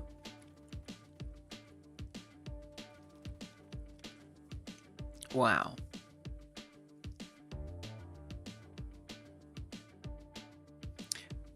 I'm confused. We're setting visible to true. Global skins. Skin shows. I see. We're crafting a string here. Got you. Because this is going to put in this whole bit right here is going to add in the name. In this case, ice spikes, chocolate, marshmallow, devil horns. I think something I need to change right now is we have this like underscored version with hurt on the end. That's going to add more code that I don't want to deal with. So unfortunately for my effort, I'm going to open up each of these head pieces in Blender. Because the reason why they're yellow on the left there is because they're actually inherited from the Blender file, which means I can't actually make any changes to it. So if I try to rename it, it's not going to let me do it. I have to make changes here in Blender. So we're going to come over here to iSpikesHurt.blend. I'm going to rename this mesh to not have the underscore hurt on it. And what that should, I hope, do... I don't know if that's going to... No, that's not going to do that. Oh, okay. I see where I need to do this. All right, hold on. Actually, let's put that back. We don't actually need to rename it there. Where I need to rename it is the scene. Ah, this is tough. I actually think I do need to put that name in there that way. Let me just double check. Let me come to the, I don't think I need to. That isn't coming from, I just realized that actually isn't coming from Blender. My mistake. That is coming from the head pieces. Here, oh, okay. So if I open up, like, the ice spikes, I see. So that's what's coming from Blender is, oh my god. All right, hold on. Wait, why does that say, I'm confused. Ice spikes.tscn. Okay, so there's the ice spikes right there. That's where we have a yellow one. That's where it took on the name, but that's not hurt. Okay, so let's open up the hurt one. It's a little confusing, but it'll be fine. Okay, there's Ice Spikes Hurt, typed that way. Got it. And then if we come to the alien headpieces hurt, what I'm confused is why... What do you mean it's automatically imported? That's a mistake. Oh, that's actually a mistake. That's not supposed to be automatically imported. Oops. Okay. Let's fix that. What about this one? That one is fine. Oy, oy, oy. Oh, that was actually a lucky catch there. This should not be like that. We need to bring in this one. That's the correct one to put there. Let me make sure that that's true. So this is the alien headpieces hurt. This is the alien headpieces not hurt. This one is correct. Okay. Ooh, that's confusing. Okay. So anyway, what I need to do is rename these here. So get rid of the hurt. The reason why I'm renaming it is because in code, I want to make sure that key from that dictionary matches. And the only way it's going to match is if I get rid of it. Otherwise, I have to say add hurt on the end, which is just, it just seems completely unnecessary. So we're not going to worry about it. You sent a file of your footage and games by you. Thanks for doing that, Game Dev Doggy. Like I said, if you come through the secret stream on Friday, I will gladly check it out. Otherwise, you know, it's just on the Discord, and people can see it there. Which I like seeing you guys' stuff on there. Liking! Oh, liking! You know what? With all the chaos of the chat not working, life things getting in the way, I forgot to ask. Can you press that like button? If you haven't, press the thumbs up button on the stream. I hope you'll consider pressing it. Thumb up, like this stream, hit the like button, and it means more people will see this live stream now and in the future. It helps this channel grow a lot. So thank you if you're willing to press that like button. Unless you already have pressed it, please don't press it twice. Or if you do, press it a third time. Thank you guys, I appreciate it. Alright, so... I need to come back to the body part script. I need to set up, or I need to find from the position of the body part where the head pieces are. So it's in this main scene on these detection areas. We have all of the areas that contain the body part script right along there. That's where the body part scripts are. And in here, well, we need to go up a level. We need to go, that's a little tricky. That's a little tricky. I So, do we have anything similar like set up on the body part script? Like anywhere? We say alien v3 alien. Yeah, so I think we just have to get... Oh, we have player. Okay. That's good. Where do we assign player? How is it finding player? Surely that is defined someplace. Oh, right there. Character body 3D. Oh, it's an export variable. Good. Perfect. Okay, so we're going to say player get node, and then that's where we set up the head pieces. Let's put it up here. OnReady variable head pieces. This is going to be a node 3D.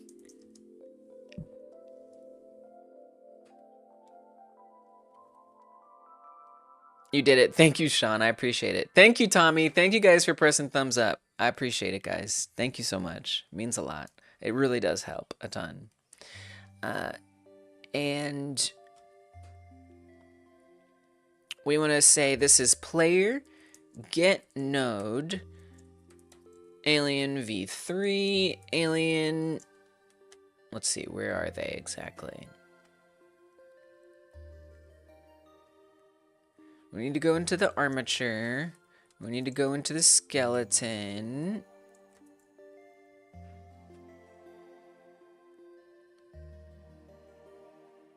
And it's in head, specifically. I lost my place. Where were we? There we are. Skeleton 3D. And then is it just in there? Or is there somewhere extra that it is? Skeleton 3D, yeah. All right. Alien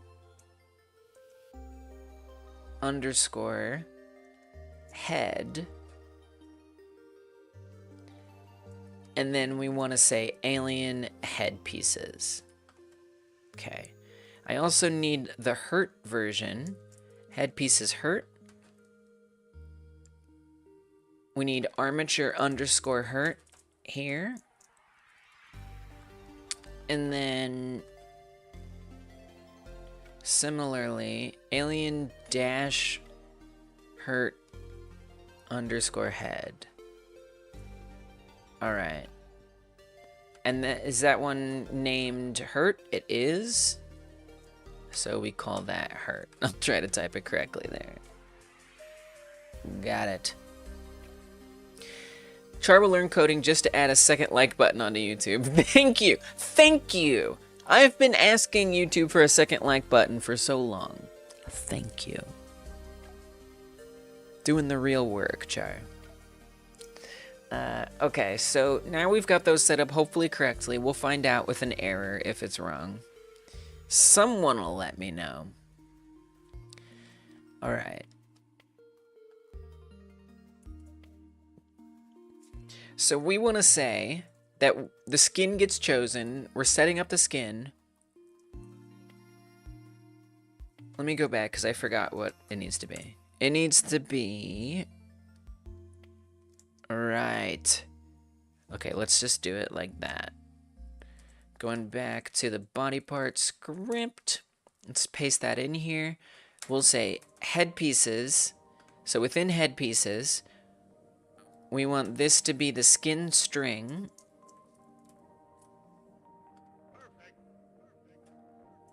And then headpiece. Right. Okay, yep, this is right. And then visible true. Okay, let's do the same one for hurt. So that's going to find the right headpiece. Headpiece is hurt. I don't think we need to set that up anywhere else. Okay. Let's see. Oh, what we don't want that to be visible. That's the other thing. We actually don't want that to be visible. However, we do. No, this will be fine. No, this is exactly what we want. Okay, so let's try it. This actually might work. Okay, I actually technically have all the code in place. Whether the code is correct or working, I'm not so sure.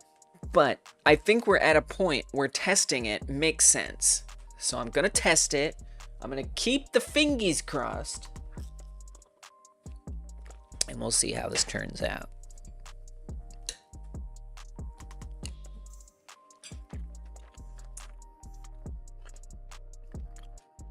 So I think ideally we pick one with a headpiece. So let's get the devil.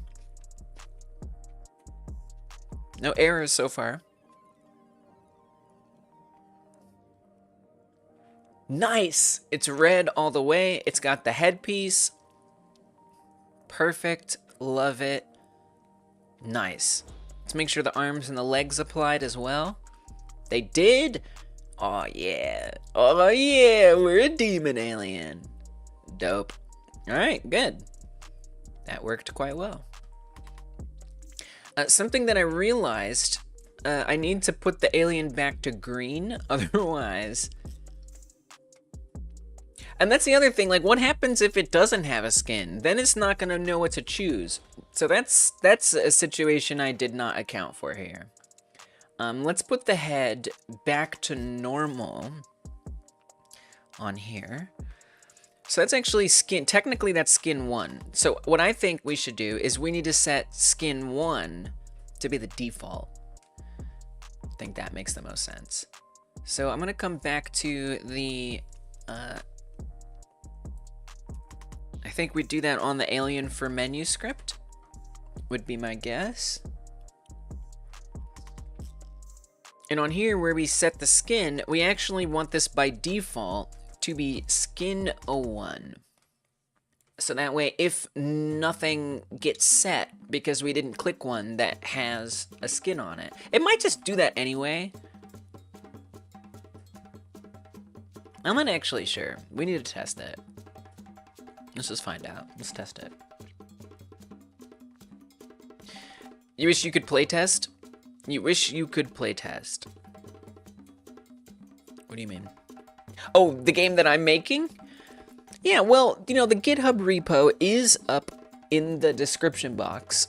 So if you want to build this, you can. You can literally get the entire code base right from the description box. And then, you know, there are a few steps you have to follow to get it to work. Like you have to set up Blender integration. There's actually a couple other things. It's kind of annoying, but really the game isn't ready to be playtested yet. But if you're intrepid enough, you could try to build it yourself. At some point when it is at more of a state where it's the proper game, I will have like a build that you guys can test. But for now, it just isn't. There's really no value to the feedback I could get, so I'm not really building it just yet. But thank you for telling me that. That's exciting. You know, that like you like are like, hey, I'd like to play that game. All right, so I'm just gonna grab one of these. Instant error. Invalid access to skin 01. Oh, I think I typed it wrong. Globals. How do we format this? Is there no space? What is it? What is it like? Tell me what it is.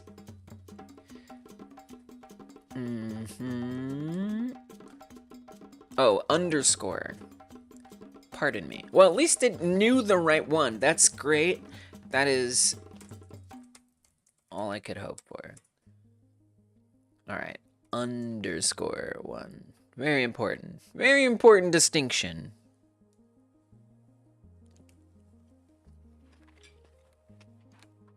Wow. That was easier than I thought it would be. Wow. Even with all the troubles with the chat, I'm only an hour and a half in. That's amazing. All right, click on the green one. Oh, still got an error. What? Invalid assignment of property visible with the value type of bool on a base object of type null instance. Well, yeah, there's no headpiece. Oh, yeah. My bad. We gotta say if. Yeah, we have to make sure it actually has a headpiece. Otherwise, it's going to try to apply a headpiece, but there is no headpiece.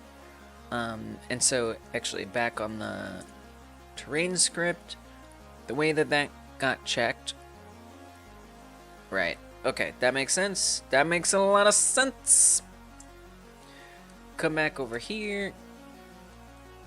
If global skin clicked has headpiece, then do all of this.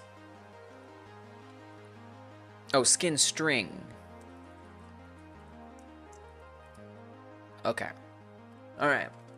I like how implementing a new feature like this, it's not the new feature that's the problem. It's making sure the old feature still works, that it's going alongside.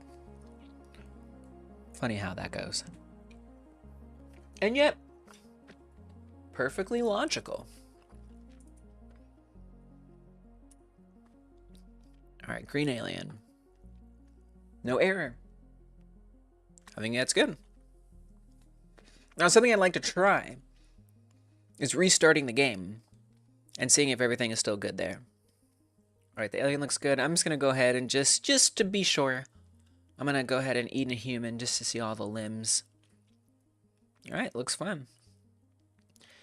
I guess I could do one more human gobble. Oh, wow, no humans spawn that time. Okay, come here, eat it up. Great. I'm going to add some points, and then I'm just going to die. Running my head into things. Uh-oh. Eh! Look at that. Okay, so all of those head pieces are currently visible. They should not be. Let's fix that real quick. Oh, there's a problem right there. Look, these head pieces aren't turning with the head. That's a problem. That is a problem. I can't say I understand why they aren't turning with the head, truth be told. That's surprising. Why would they not turn?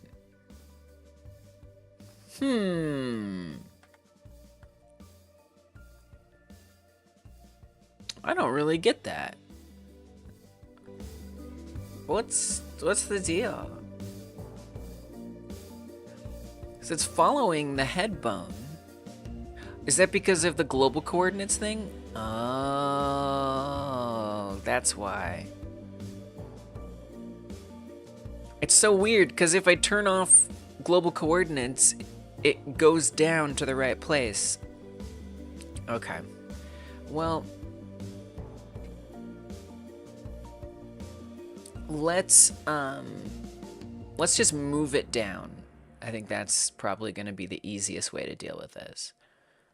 Is literally just moving these head pieces to be down on top of a little head.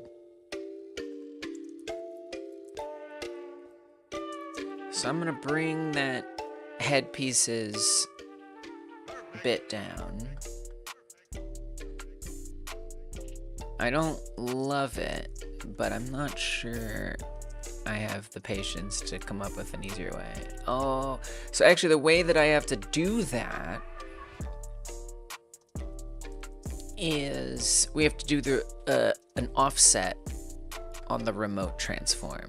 That's how that's gonna come down. Oh, and it's also it's wrong in a lot of ways. Oh my goodness, what is going on here? Why are you like this? What? Okay, come over here. Look at it like that.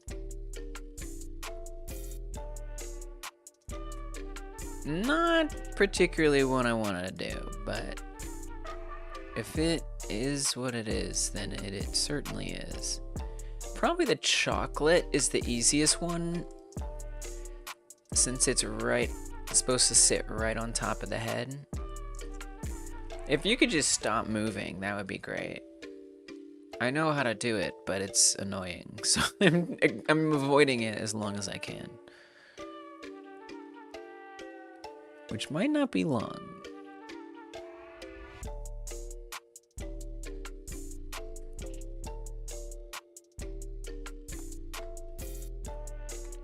Just trying to get it in close enough to just the right spot.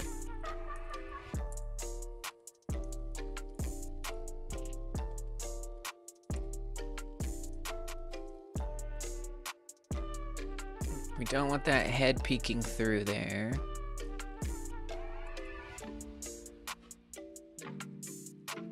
This is This is jankified. Ideally, it would come through correctly from Blender, but I am currently not of the patience to deal with that. So, I'm not gonna. Just trying to get it just right so we don't see that head peek through. Okay, it looks like that is close enough to me. But then we also want to make sure that they're not too far back. You can see those horns are actually sticking out the back of the head. So let's fix that.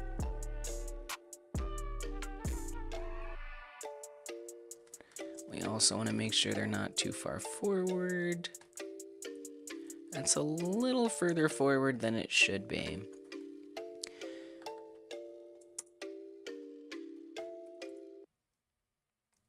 Wow, just really a small little number there.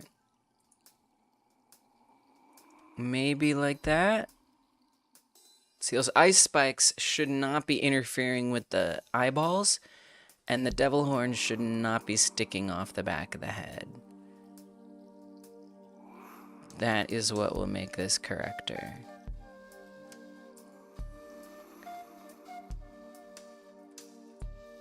And it's a very subtle difference here. Ay, ay, ay.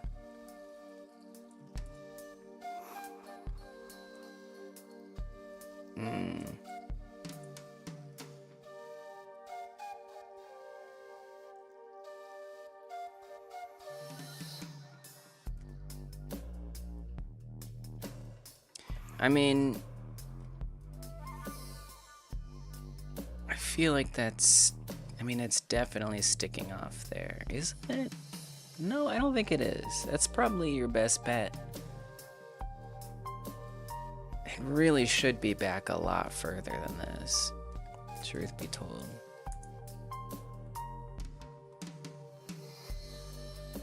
Even further than that, but this is more taller. I mean, no, you can see that horn sticking off. Ugh. Irritating.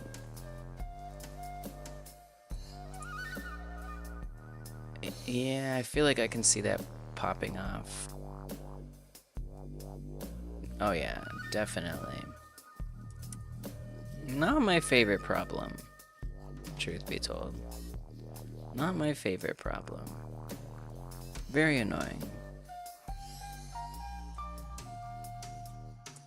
You know, to me, it's like I could go back and try to fix it from Blender. I don't really know how that happened or why it happened, because it's set up exactly the same way as the not hurt head, but for some reason it'd be showing up different, and I don't really know why. So let's just say that that's good enough. I think good enough is good enough. It looks fine. Alright, hide all these.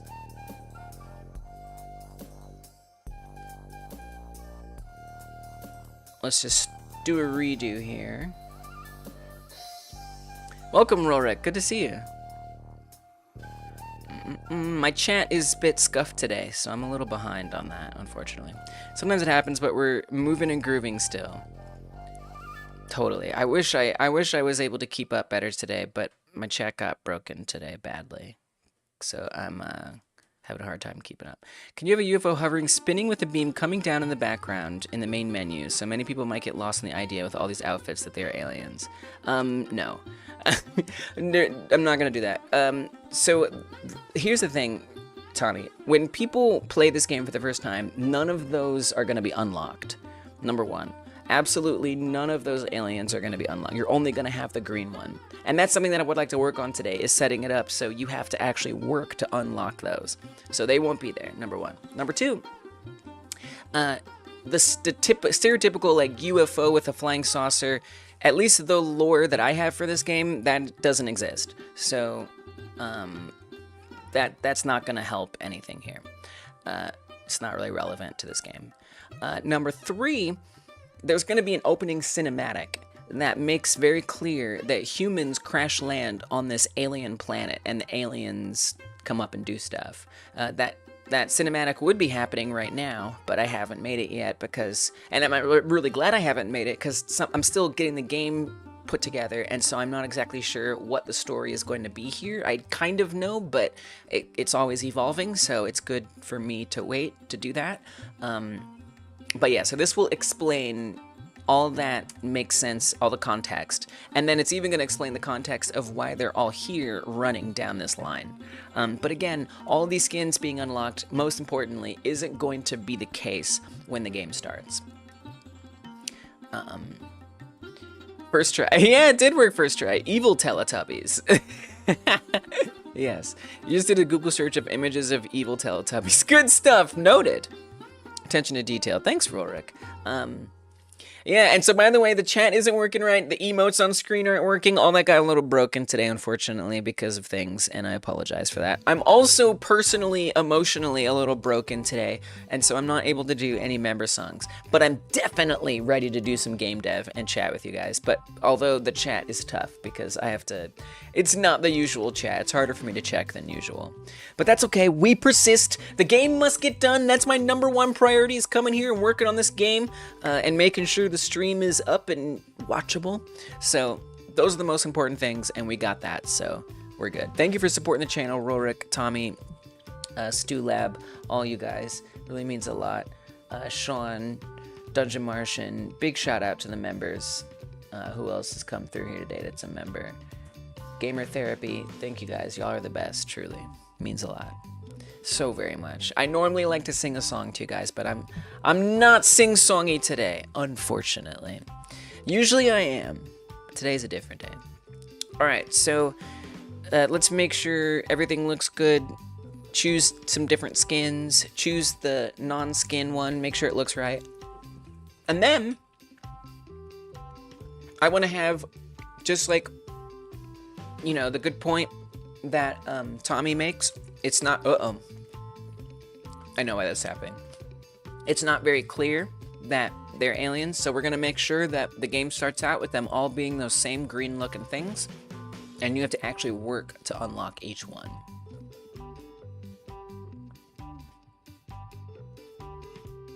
Okay. So ideally the player is like visible or whatever. You gotta put some cream cheese on your bagel. Do it! Get that cream cheese on the bagel! What, you gonna eat a bagel without cream cheese? It don't make no sense.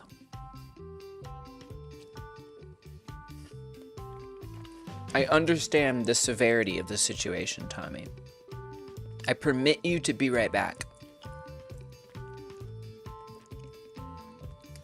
Alright, pick a plain one. Just make sure plain is good. Plain was the most compromised one here. So far it looks good. Head's moving around. Something else I need to test is restarting. We gotta test that too. And by restarting, I mean pressing the restart button in the game. Alright, this looks fine. Let's do the tiny armature as well. Make sure that looks fine. Probably does. Let's take some damage to the head. Make sure that looks good. Looks fine. Excellent. So now we're gonna die. I'm gonna just throw some abductions in there. Okay. There we go. Good, good, good. Hit restart. I don't think we've actually tried this yet. Applying a skin after having chosen one. Now that was a blank one, so we'll see. Alright, let's do the chrome one. Let's see what that looks like. No headpiece on this one. Yeah, I think we're gonna have a problem with the headpieces because the headpieces aren't being hidden. So the headpieces are gonna start stacking in a weird way. Oh, I see that body heart is becoming visible. I think that's a different problem though. I think that's just because I left it there. All right, nice. It looks like a scuba diver suit more than metal. So this is another nice thing, is just being able to like see what they look like in the game. You know, then I can make adjustments. Like, oh. So I'm gonna use a debug key to pause the movement, which is not normally possible. So then I can come and we can actually open up, well, I gotta figure out which one is metal. I don't know which one the metal one is, actually.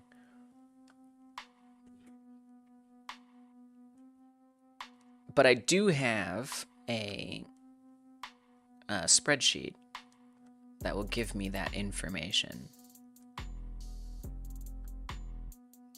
Okay. Oh, it always does that. It's like, I'm here, wait. Wait. Okay, I'm here. Great. Chrome is skin number 11.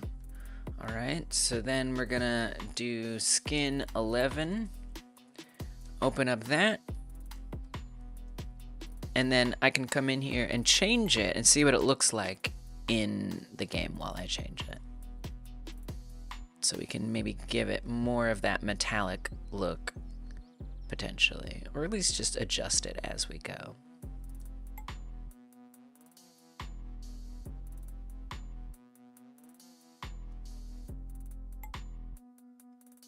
Okay, I mean, that's something. And we could even adjust the shading. I don't know, that seems like a risky business. Didn't look any different at all. Change the diffuse mode. Hardly noticing any difference there. Why does Toon look so much better? How does that happen? Wow. I'm actually surprised that that looks... I mean, it's still kind of looking like more like slimy than metallic. It's just like kind of missing a certain like heaviness that I would expect something metal to like have. And then the color isn't even coming through. Oh, it is. I see. I just needed to like apply it. I gotcha. What's the opposite of blue? Like yellow? So what if we make it kind of yellowish? This is a strange thing. Oh, it's kind of cool though. I don't know that that looks more metal. Again, it's still kind of looking like, I don't know, something. And that's a bit of a tough one to get looking right. You found the cream cheese. It was hidden in the fridge door in the butter compartment. All good. All right. Nice. Who put it in the butter compartment?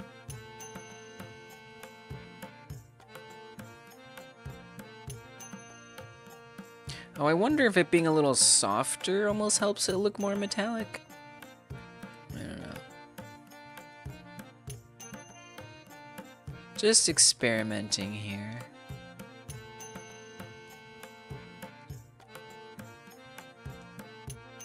You know, it's nice to be able to, like, do that. Well, it needs some work, but it's nice to have a chance to play with it a little. I kind of like to, a little better before making it yellow. What about, like, yeah, but then we're just dealing with another, like, color palette all over again. So I think desaturated is a little better. See, then it looks like blue. I guess that's because it's like reflecting the sky color above all else. But this looks better to me. I think this doesn't look worse.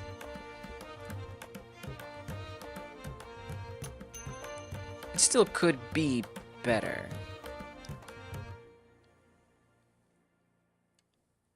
But it's getting there.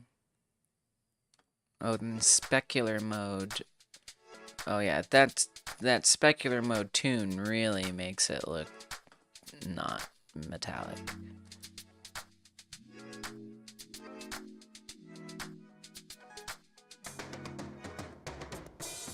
Vertex color? I don't even know what that means.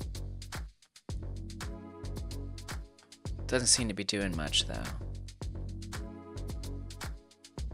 We can also set this metallic texture, which, like, I don't even know what that means. I think that would be like an overlap. I don't think we necessarily want that at all. Oh, we get a specular setting that works now. Interesting. So what if I brighten that up? Oh, yes. Wow. All right. This is intriguing.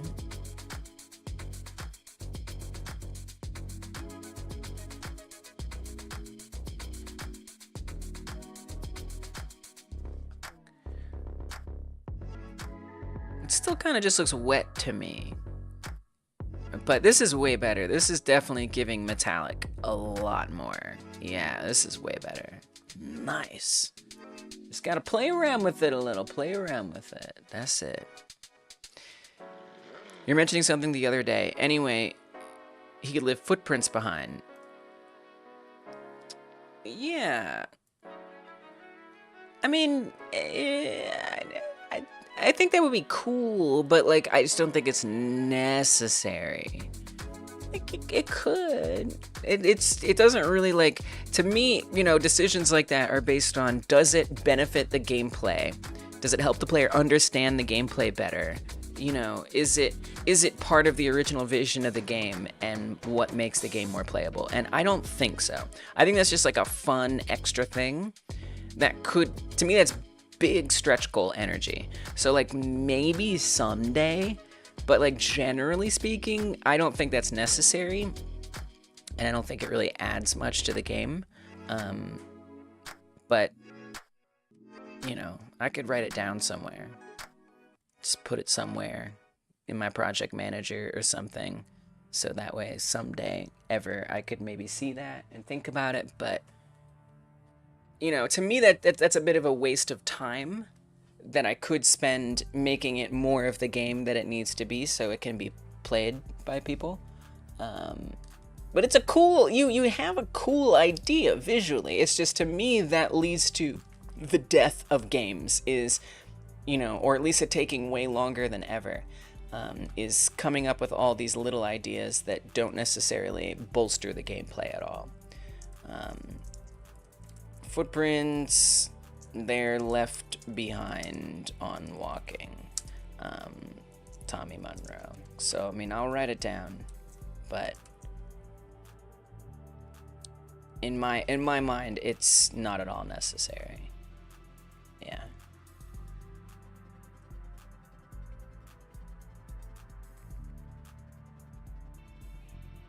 And possibly a bad use of time, truth be told.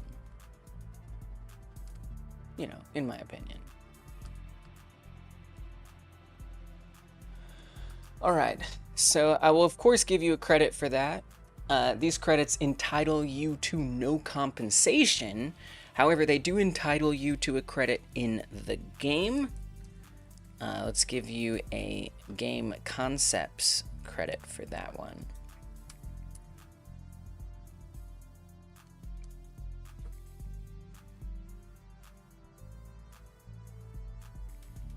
Yeah, can you make slices of the bottom of his feet instantiate each contact on the ground and appear set max of 4? Yeah, I mean, that sounds like a very performance-heavy thing. For this game, I really need to, like, cut corners. Yeah, there's some way to do it. There's some way it could be done. Yeah, for sure. Totally. Not gonna do it, though. It's gonna take me too much time. And it's going to take me off of the path of getting the game done. But, like I said, I put a note there. Here, and I'll add what you just said. I will add what you just said. I don't think that I would approach it that way, probably.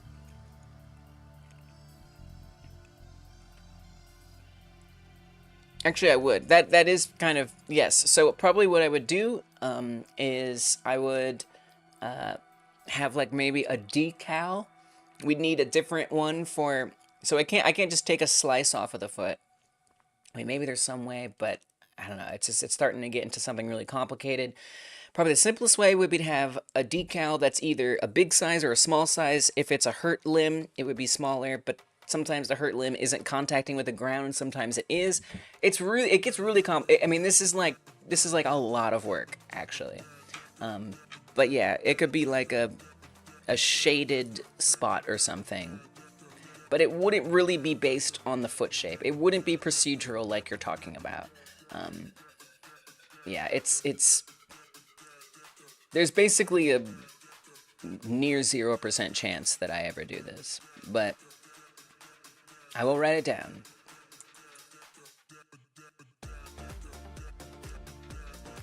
All right, I've taken your notes down. Thank you for the suggestion. All right. So, back to the task at hand.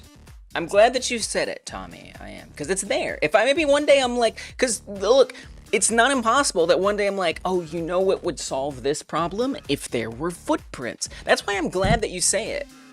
One day I may realize that I do need footprints. Right now, off the top of my head, I don't see how it's useful. But now that I've got that note, I can be like, what was that thing Tommy was saying that one day? And I'll go back and I'll look at that. So, it's valuable.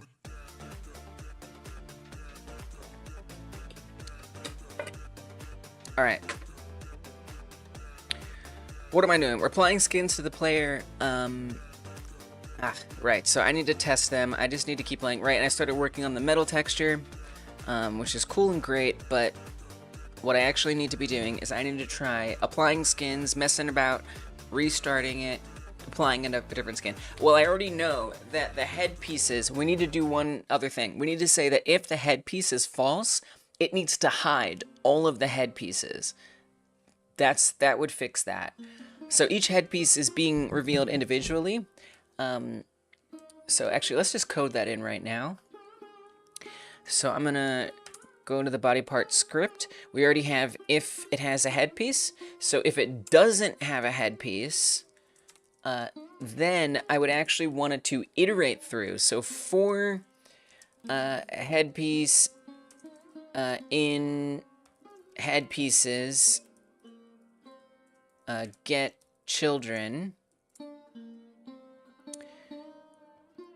We need to make each headpiece not be visible. Okay.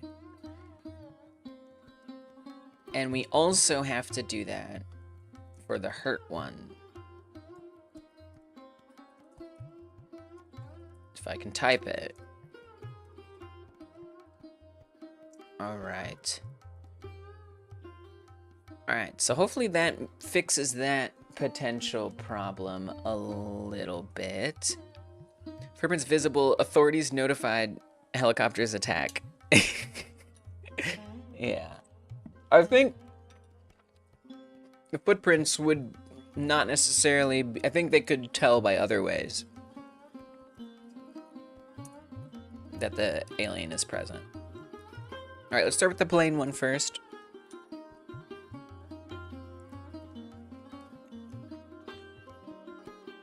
And so what I mean, Tommy, is like, I don't know how to describe this any simpler than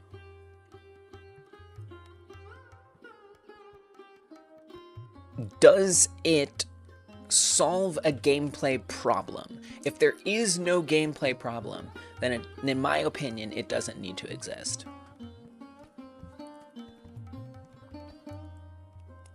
And currently, there's no problem about authorities needing to be notified. And I'm not going to create that problem either. With that said, I see how that could be a fun justification for sure. All right, so let's get that head damage. Now that we see that that is working good. Tiny armature looks good. Let's get deaded. So there we go. We have been deaded. I'm going to hit restart, and we're going to try a different skin. Make sure that the skins apply correctly on restart.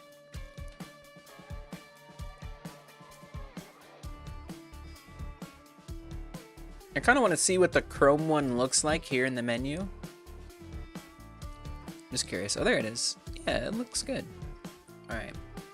Let's try one with the headpiece. I'm going to try... Oops. I clicked the wrong one. That's that I don't like.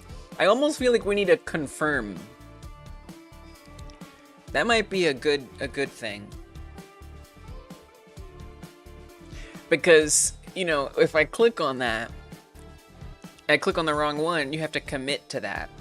So we might need some kind of way to say, are you sure you want this one? Like maybe you pick it and they all pause? Now I even wonder if it could pause when you hover over it. I don't know about that, because that's going to look really weird. Alright, let me pick ice spikes. That is definitely going to be something to think about, though, is improving the choosing of which one you want. Alright, so looks good. We got the headpiece. The skin is applied correctly. Let's go to full size, and then we also are going to want to check the tiny head one and the tiny armature one. Looks good. I mean, definitely I feel like it's not the coolest looking skin. You just have stuff on your head. I see how the torso doesn't have anything applied to it. And I think part of that, we're going to see this with some of the others, part of that is due to the fact that I haven't UV mapped the torso or the arms or the legs, so these like noise texture ones are not going to apply that well to those parts. But we're going to really notice that with some of the other textures. It might actually be okay with this one, but I'm not sure. We'll see. Okay, let me actually get my head blowed off here. What? Ugh, the head was immortal. I don't know. That's a bug. There's a bug. I don't know what that was about. Alright, noted. Noted that that is a bug.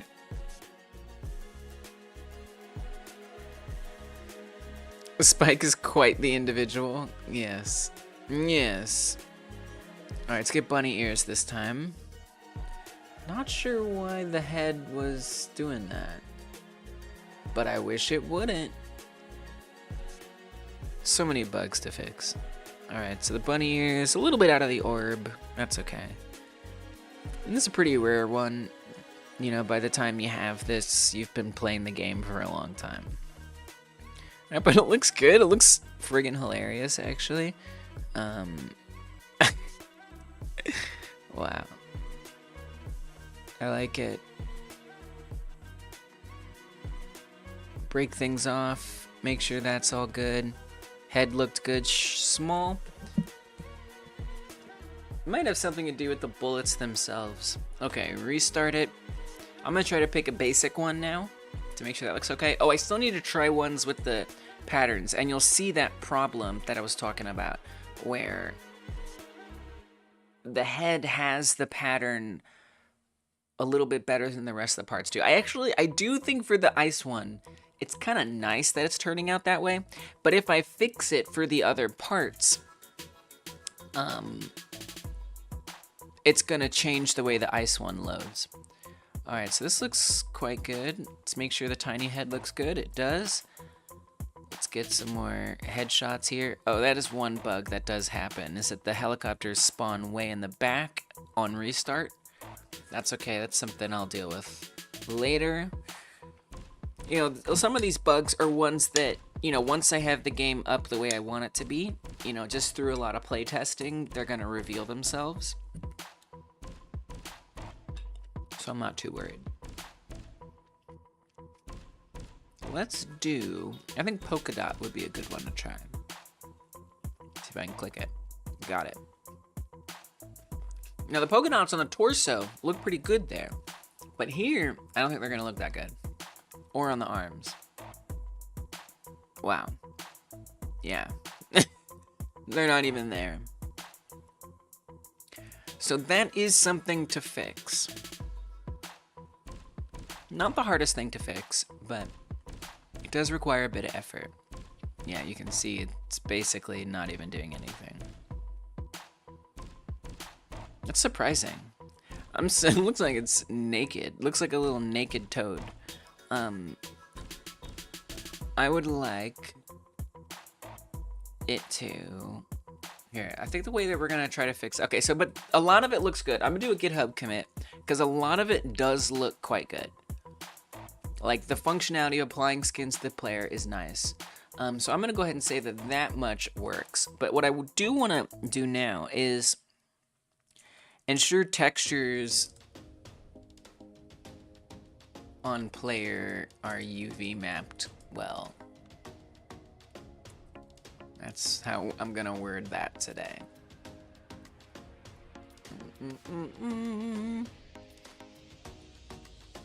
Polka Dots looks naked. I know it does. It does. That's exactly what it looks like. I know. Okay.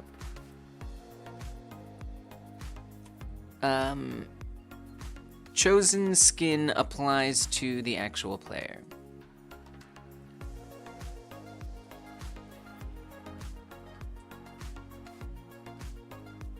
Added a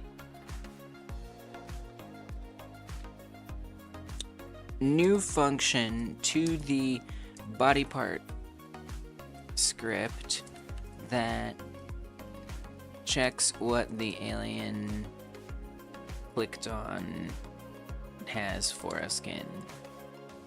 The alien from menu gets a variable set with the skin name via the block.gd script. A signal is emitted from the alien from menu that is then received by the body part script. It's not really checking it.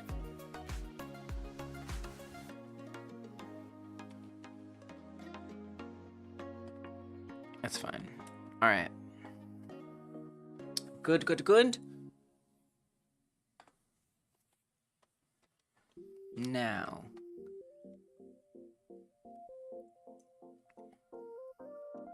I need to open up Blender for the player character.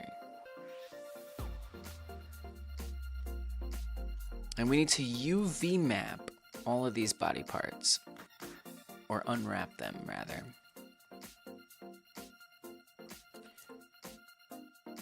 Which is going to be interesting. So come in here, and we're just going to select all the verts, and we're just going to unwrap it, and we're going to see where that gets us. It's probably going to be quite weird. I need to do the same thing on the hurt armature as well. But let's do the healthy one first. We got to do both bodies. This one already a little unwrapped, which is horrifying. Let's re-unwrap it.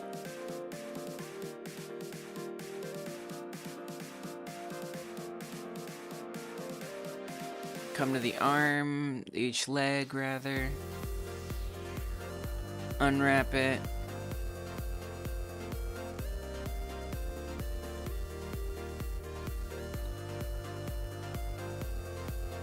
Unwrap it. I'm not fully sure what this message means. Fail to solve one island. I don't know. Select all this. Unwrap it. Edge seams may need to be added. Oh, yeah. Well, yeah, I need to put seams on here. Yeah, this is gonna be a mess. Okay. Yeah, it's okay. It's a little bit of effort. All right. Hold on. I actually need to care more than I'm currently caring. Otherwise, I'm just going to waste time because I know it's going to happen. So at the very least, what I need to do for each of these is actually add some seams on here. Which will be a bit of effort. These seams help it know how to apply the skin to it well.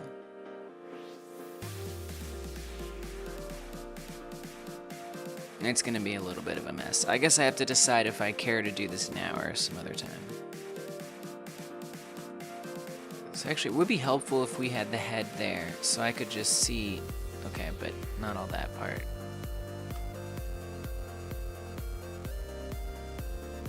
Okay, but also not the tiny head, please.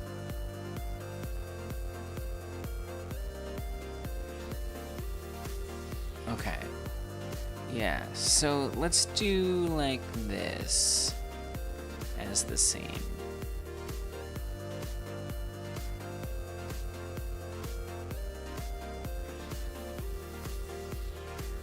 So this is like the edges of where the texture will get applied, more or less. Is that what we're doing, like that there? Yeah. Okay. So let's click on all of these. Get that good and set up a bit.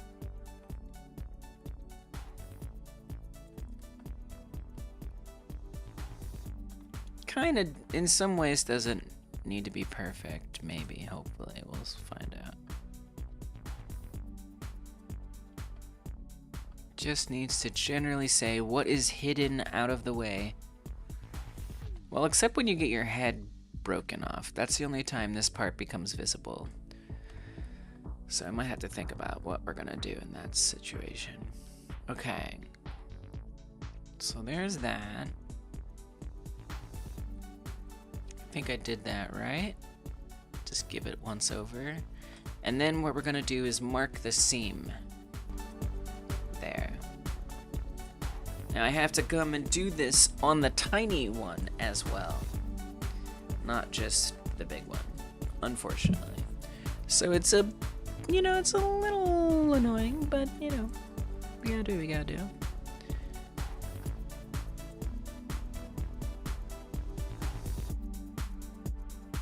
Okay, let's see if I'll get lucky and I can just click the loop. Nope. No luck here. So we're just gonna find this little circle on the bottom here. Select all along all these fruits.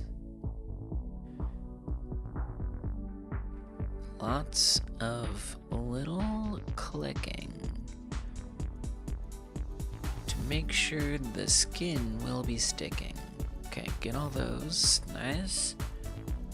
Mark the seam. Looks good. And then while I'm already in the habit, let's do the tiny one as well.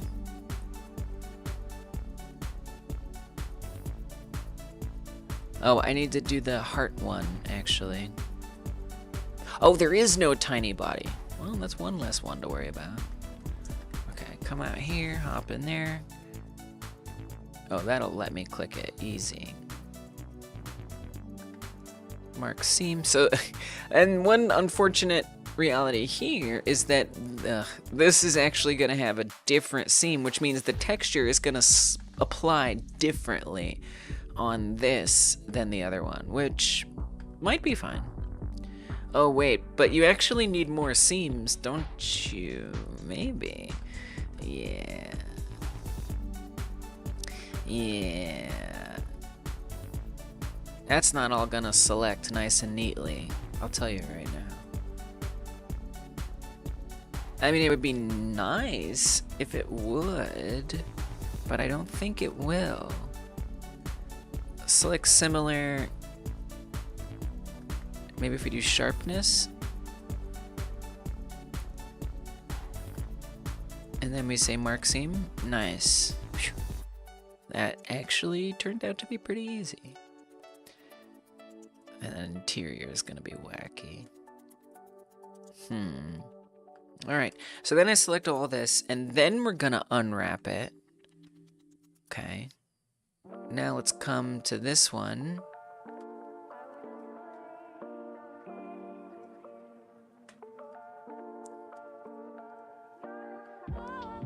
Go into edit it, unwrap it. Nice. No more error. Then we have to do the same kind of stuff on the other body parts. So let's do the arms.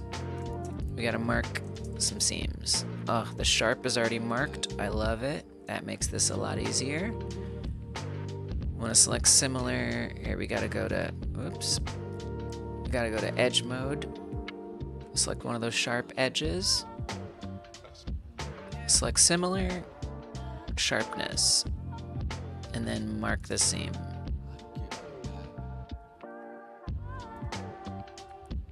It might benefit from another seam.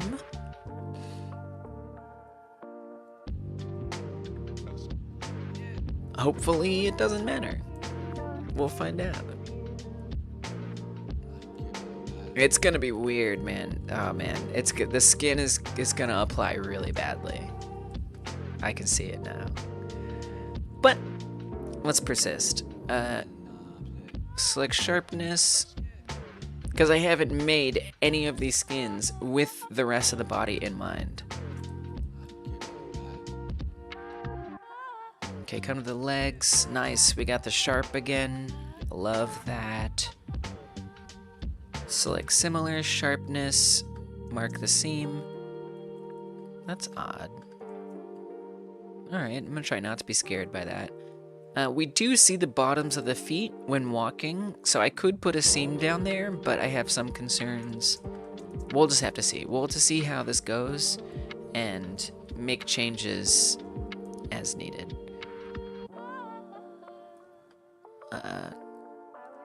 We're gonna do select similar sharpness, mark the seam. Oh, I see. That overlap was just the hurt armature underneath. Okay, well that makes a lot more sense. Alright. I also have to unwrap these now, so hit unwrap. Come over here, select this, hit unwrap. Come in there, select it. Whoops. Edit mode, unwrap. Come into this, edit mode, select all, unwrap. Okay, and then the hurt armature. I think I got all those. Sure, let's do the legs, or let's do the legs next, since they're right there. Nice, and we got the sharp. Oh, that makes that so much easier.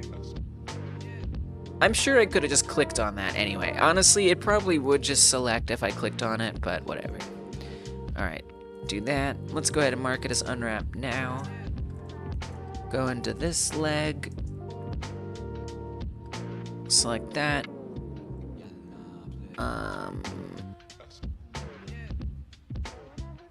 Select similar, sharpness.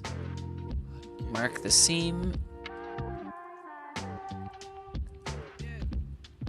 And then unwrap it. No problem. Good, good, good. Then we gotta do the arms, the hurt arms. Hop in here. Select that. Select sharpness. Mark the seam. Unwrap it. Oop! Don't do that. Unwrap it. And again, there's really no guarantee that this is going to yield the results I'm looking for. That's just the reality. Alright, select this. Select the similar sharpness. Mark the seam. Select all. Unwrap.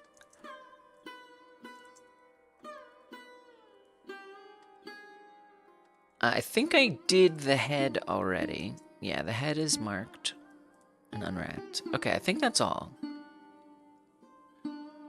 So we'll see. There's probably some things I'm gonna have to change, and it's gonna be interesting. But let's save what we got and see how that looks. So what we should see now is that, like on the polka dot one, for example, it doesn't look naked. On the ice one, it shouldn't just be blue. We should see the patterns applied to the arms and the torso. And it's probably gonna be weird. On some of them, it's gonna be okay. But I'm gonna need to resize these UVs to make sure that it makes sense. Let's start with the polka dot one first. It's gonna be weird, Tommy. Unwrapping everything will avoid any issues of the alien skins not applying. Yes. The skins will appear as they're intended to appear. And it was still appearing. It was still applying on the polka dot one. It just wasn't applying it correctly. but it was applying it. And hopefully this will apply it less incorrectly. And I'm gonna need to tweak it to make sure it looks better.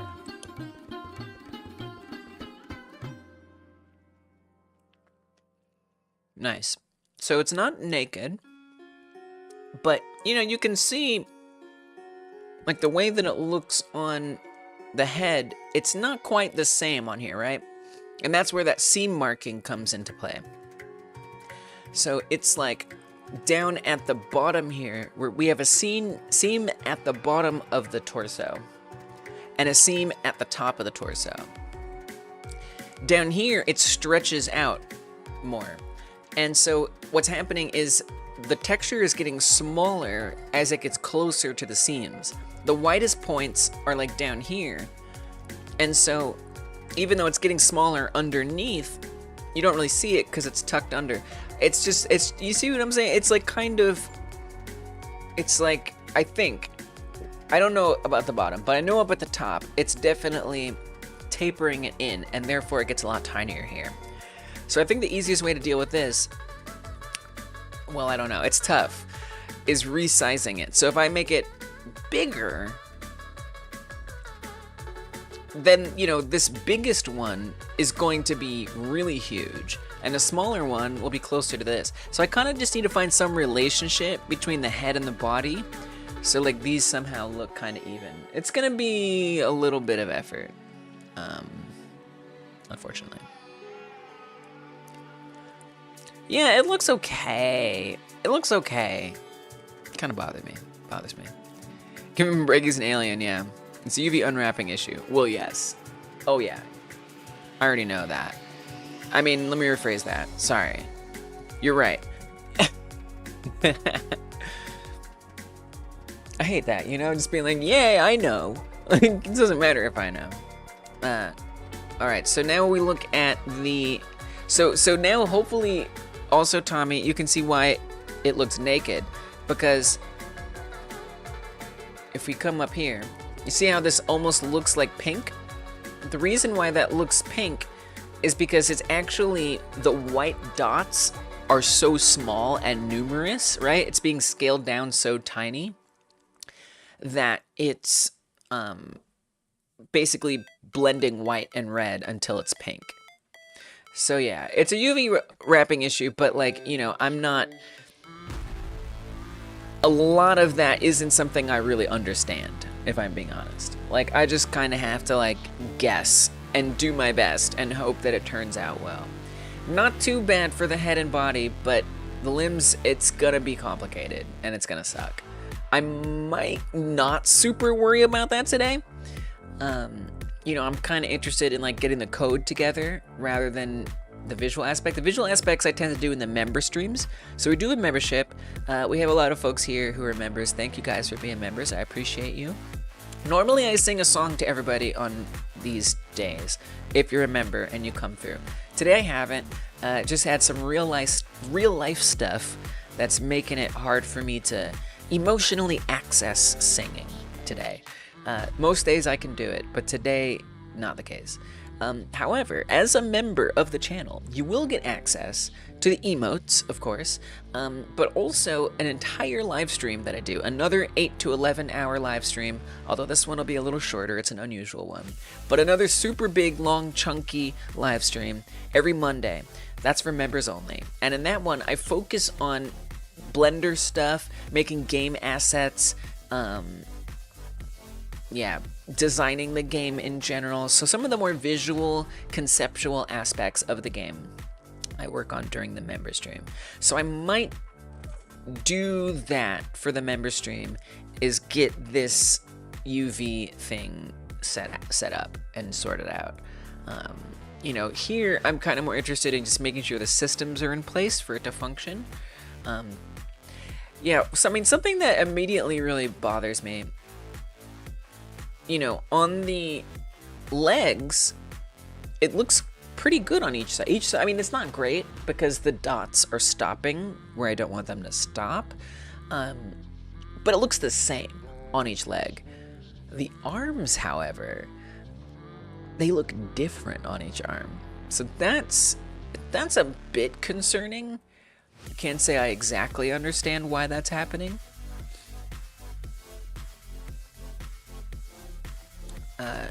Just make sure we marked that seam, and then same on this one. I did mark those seams. That's the UV on that. Come over here. That's the UV on that. So I mean, they look pretty similar to me, but yet they're quite differently applying. Now again, something that's quite different between the way the head and body seams on the UV are set up and the arms and legs seams.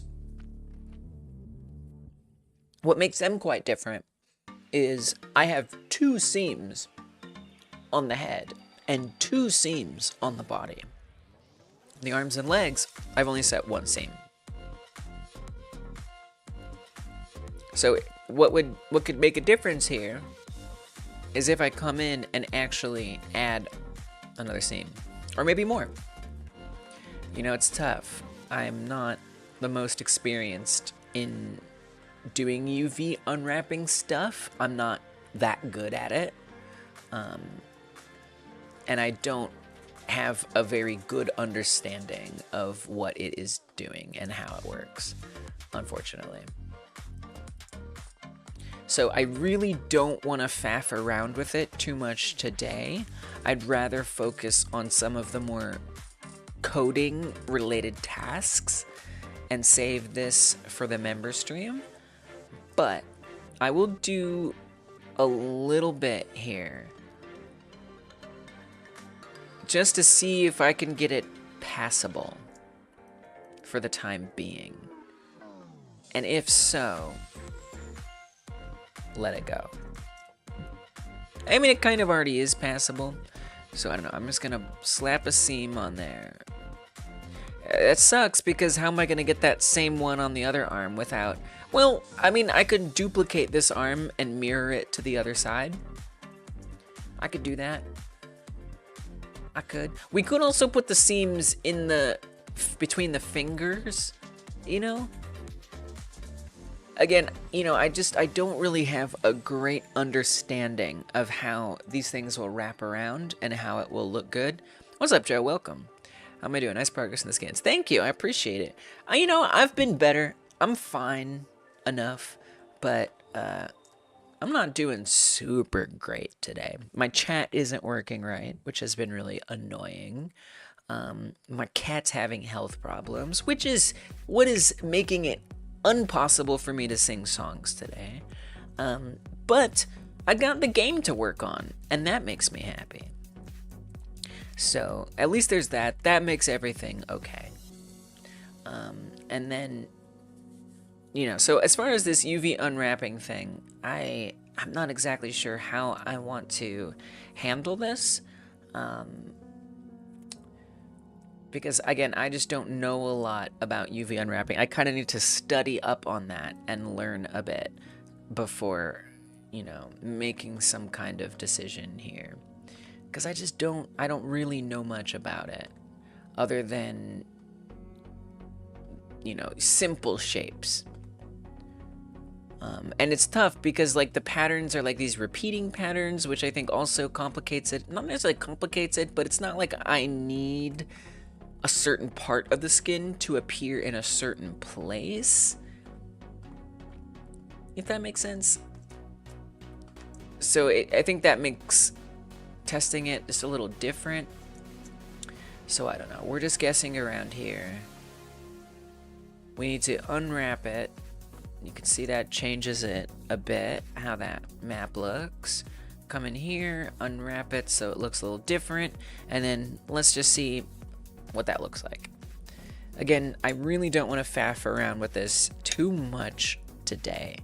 I still need to figure out how to get the skins to unlock. Not figure out, but set it up. And I'd rather do that, personally. And save the UV unwrapping for a member stream. Miss your family's cat. She would always come up and want belly rubs. Oh. That's so real. That's so real. The void that they can leave sometimes. She in heaven. She in heaven. Yeah. You know, they become a part of the family. They are part of the family. You know? It's hard. Yeah, it's complicated in our situation too. It was a matter of he's either going to be here or not yesterday, and today it has become more complicated, unfortunately. And so it's kind of, it's evolved from, it's not just like if it had just been he's not here anymore, I could express myself differently, but that's not the situation. It's more complicated than that, unfortunately. It's become a potential ongoing medical thing to deal with, which is adding a lot of stress and stuff. And so, unfortunately, sadness is not the emotion that I get to experience. Anyway, so, all right. I need to try this polka dot thing out on the arms and see if that looks different, if that's a good thing or what. So yeah, my big goal for today is to distract myself from that whole situation and get progress on the game. Some things like the chat being broken, unfortunately, accidentally draw attention to that situation, but oh well. Oh, I missed the polka dot. Yeah, it would definitely be good if you can click on it and you have to confirm. In my mind, at the very least, you click on it, they all stop, and then you confirm, are you sure you want to start or something, and then you can say no and then go pick like a different skin. I think something like that would make the most sense. All right, let's see how that polka dot looks on here. So I didn't do any change to the body. We're just looking at the arms right now, and I didn't make any changes to the legs either. I'm sure it's not going to be good. I don't want to spend too much time dealing with it, but I'm curious what that yielded.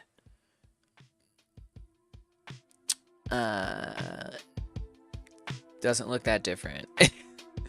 Okay. Oh, because I only did the healthy arms. I didn't do the tiny ones. That's why that looked the same.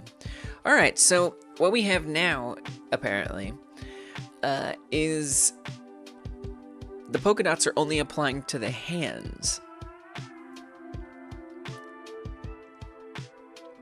I mean, it almost makes me think it needs to be a seam that goes the length of the whole arm, or something like that. I could also try, it's a little more uniform now, which is a good thing. But I could also try stretching it, maybe. So the part that is the hands is what? Wow. Well, that kind of explains that. If I select the hand, that's like basically every single part of it. The entire UV map is all concentrated on the hand. If I select just a part of the arm, it's just that little dot that's on there. So it's kind of treating it like a cone, almost. Like where this is the widest part of the cone, and then this is like the point. That's what I'm seeing. I don't understand how that works or why that is that way, but that's what I'm seeing. Which is quite shocking, actually. So I really just gotta faff around and learn a little bit more. The way the dots tessellate is funky. Yep, yes it is. Hey, what's up, Pressapire? Skins are looking really cool. I hope Trappy's feeling alright. Thanks, yeah. Yeah, he's okay for now. Appreciate it, guys. Not doing member songs today. Just don't have it in me to do them today, but that's okay. Yeah, the skins are okay. The arms and the legs and the torso are all having it apply weird. So yeah, that's, again, I think I'm not gonna sit here and spend too much time working on this here. It just feels more like a member stream thing to learn about how to set these creases of these seams. You know, one nice thing is if we have one arm, we can compare each arm to the other, you know, try to understand better how these things sort of work. But yeah, the torso is its own issue. I don't think that is as severe as the arms and legs and stuff. Yeah, I'm not really well versed in this kind of a thing, so it just kind of ends up being guessing. If it were a member stream, I would probably actually do some research on understanding better how a UV map gets applied in these types of situations, and then adjust accordingly.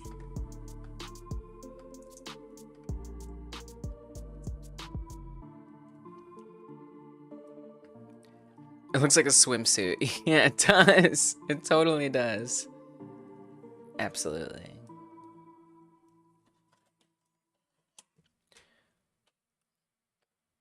Okay, so, oh, I gotta also unwrap it again. I'm sure this is gonna be obnoxious, but I'm willing to do minimal faffing, to do just a little bit of messing about until it, you know, whatever, is okay. But again, what I really do want to focus on is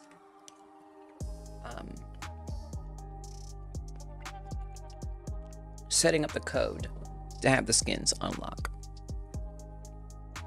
But it's also good to get familiar with this problem,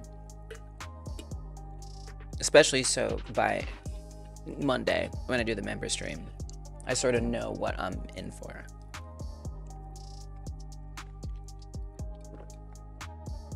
But let's at least give it a check out, give it a try.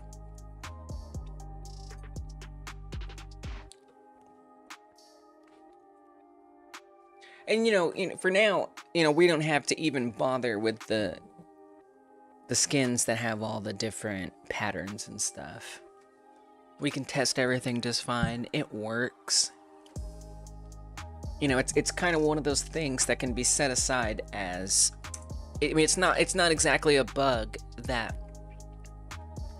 I'm gonna forget. You know, it's like quite obvious. But it's also something I can avoid for now and get the most important things, which is the game in a state where people can actually play test it and it works functionally. Those are all the most important things. All right. So, wow. Yeah, so now it just kind of looks like it looked before. It looks basically the same as before, where it just looks stupid in so many ways. So I think what I need to do, I almost wonder if the creases need to go at where the arm bends. If I were to just like kind of make a crude guess here, actually. You know, not that I really understand what is going on, but you know, if I were to guess, we need to figure out those spots, actually. Not trying to faff around too much, but if I kind of like know what to potentially try, I'm willing to experiment a bit here. So if I actually play the animation, so let's do, it doesn't really matter, walk, not reach, please.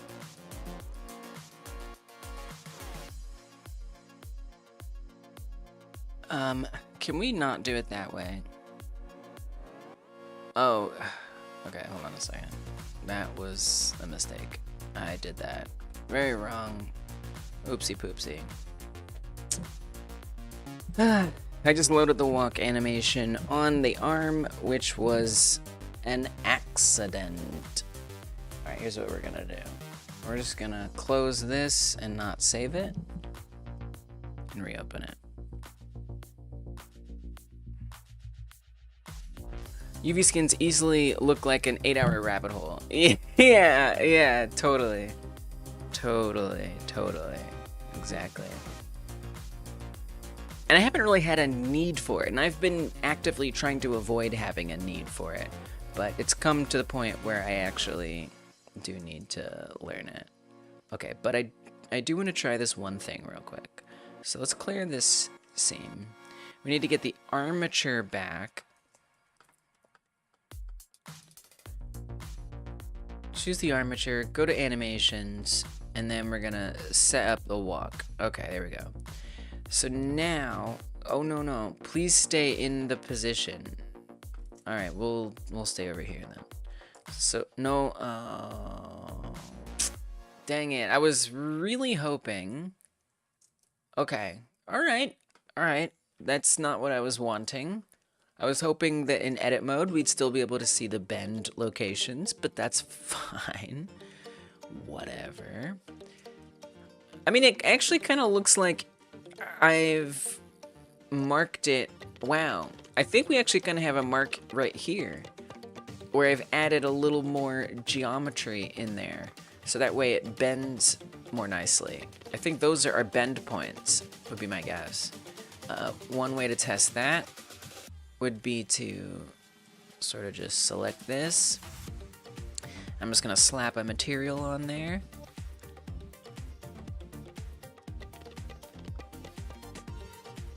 It's not quite where the bend is. It's a little bit too far forward. Okay, what if we put it there? Still not quite it. I guess I put the geometry in the wrong place. Doesn't matter. Let's come up here, apply the material. Please, thank you. Now we're a little too far the other way. Now this is gonna look, this isn't a great seam anyway. But it might have to be good enough. Okay, so it's good on this side. On the other side, not as much.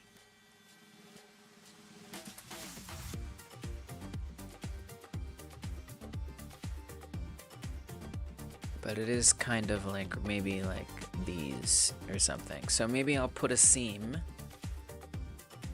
right here. I have a feeling this is gonna look bad in other ways. But I've decided to faff around a bit. I knew when I was repeatedly saying we're not gonna faff around, I was also like trying to tell myself what I should do. And I've chosen not to listen. Okay, so we're gonna mark a seam there. And then the shoulder as well, let's do. Just to try to ascertain if that's about the right spot. Not quite. Maybe around here.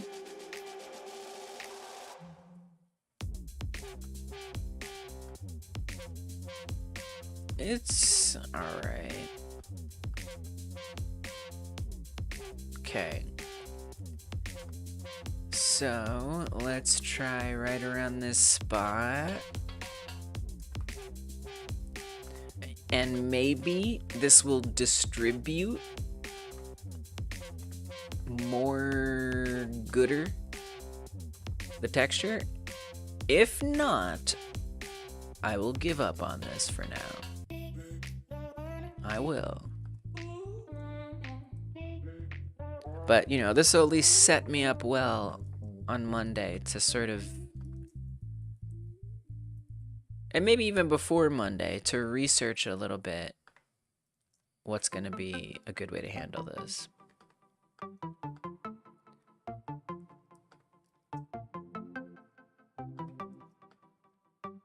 Alright. I think that goes all the way around. You know, I'm not even bothering with the little arms and stuff right now. Alright, so we got a seam there, seam there, seam there. We can keep the one in the hand. Oh, I guess the left one is the one that I added, actually.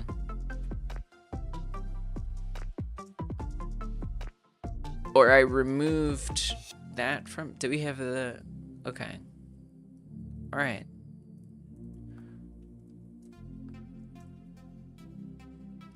Oh, when I put the seam in the middle of the hand, that was when that did that other thing. I kind of thought that was one of the better results. Well, anyway, let's just see what happens.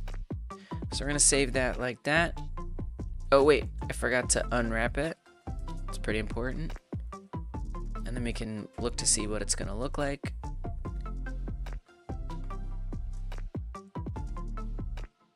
It's going to be weird. It's going to be weird. It's going to be super weird. But it'll be interesting. And that's important.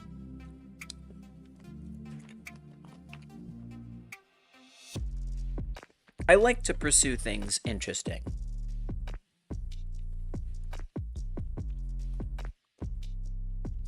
And yeah, you know, the skins are looking good. The system works well, especially on the alien in the main menu.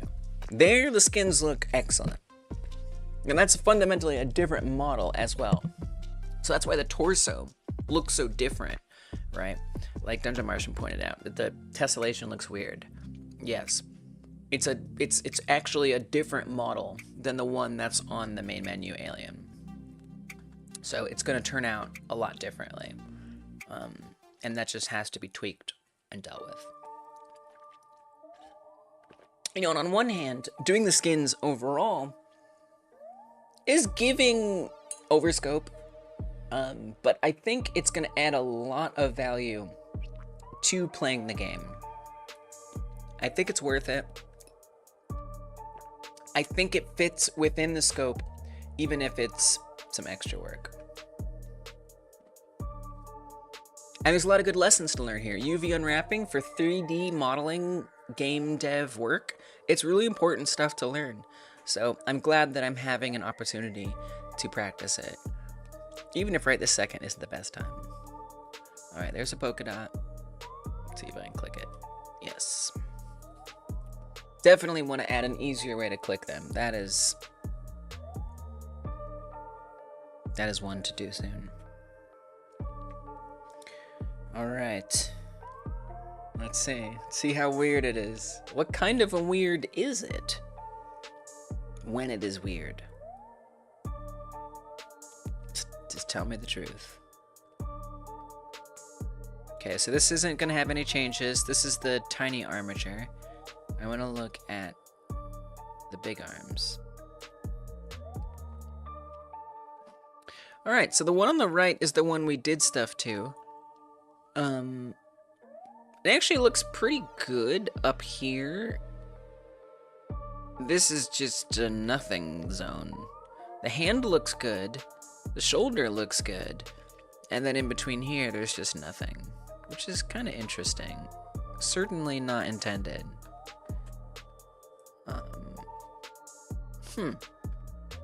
Alright, well...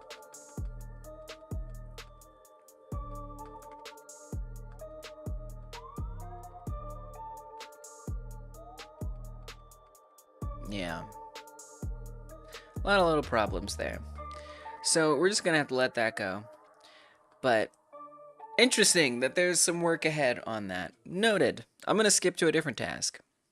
I'm gonna allow myself not to hyper-focus on that. Let's say skins can actually be unlocked one at a time. Let's say one by one. If I can type those words. Maybe, maybe not. One by one. Alright. So this is a task of its own entire proportion.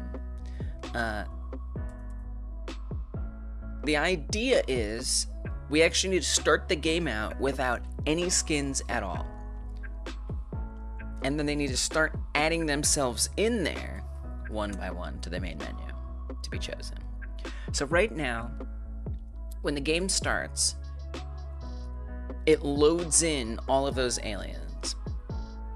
Now we actually need to say that on restart, that's gonna be tricky. On restart, it needs to put them back in there. That's gonna be tricky. If you unlock a new one, you know? That's tricky. Because I think all of this is currently in the ready function, which means that's a bad idea. Get it out of the ready function immediately. I gotta get that out of the ready function. Okay, so we need to say function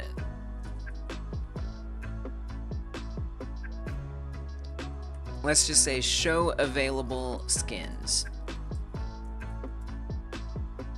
And I need to take all of this code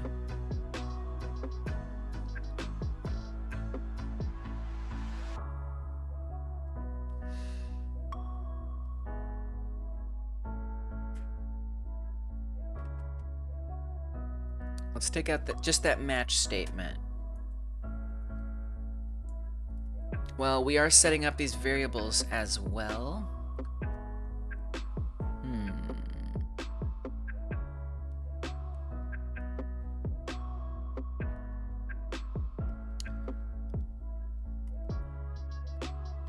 So we're making like a duplication of that, but that's just checking what's true at the beginning.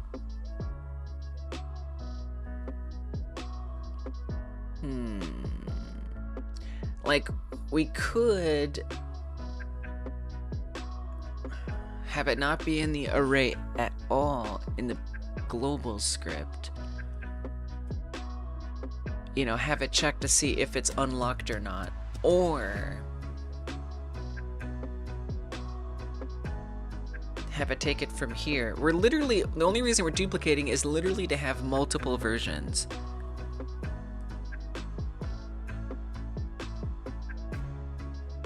You know, either we set this up once or it gets updated.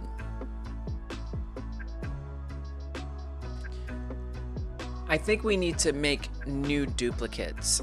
I think we need to reassign these to new arrays. That's what I think. What happens to old arrays? I guess it probably just goes away. If it's not assigned anywhere, it probably just goes away.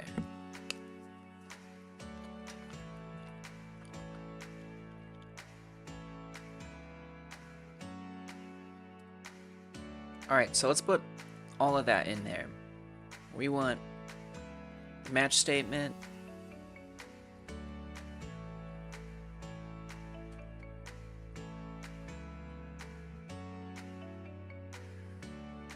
We got a lot of problems. It's gonna be some effort, but we'll get there. And then add in... Hey, it's less tabbed over. That's kind of nice. Add in the variable declaration. So we'd want to remake these copies every time this runs. I think that makes sense. I think that makes the most sense.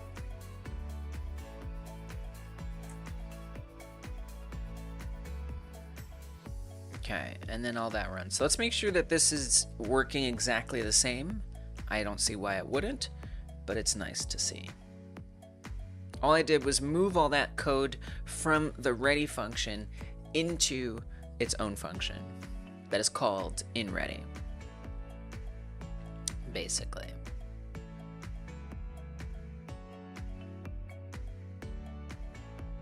As you reach level 3 or level 4, it would allow on restart Polka-click enable true. Yeah, exactly. Exactly. Okay, so far it all looks fine. Let's pick one of these skins. Make sure that comes through. I don't see why it wouldn't. But it's worth checking. Looks good. Again, it's not applying the skin just like we want, but we're not worrying about that right now. Okay.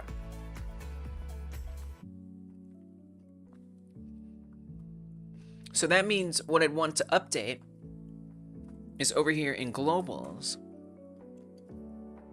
We need to actually say, is the skin unlocked or not? So I need to unfortunately add a whole other thing on here that is not in any of them. So bear with me, we're gonna do some clicking.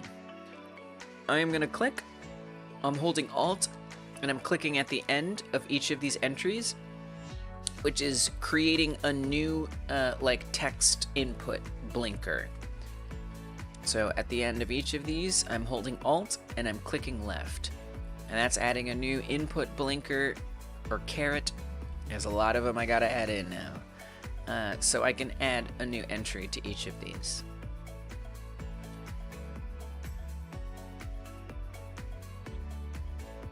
So let's do it.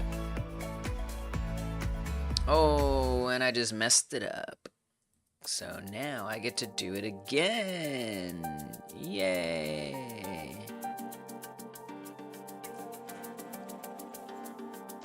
That is awesome. Okay.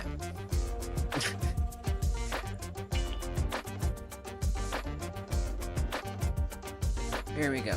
Quick time.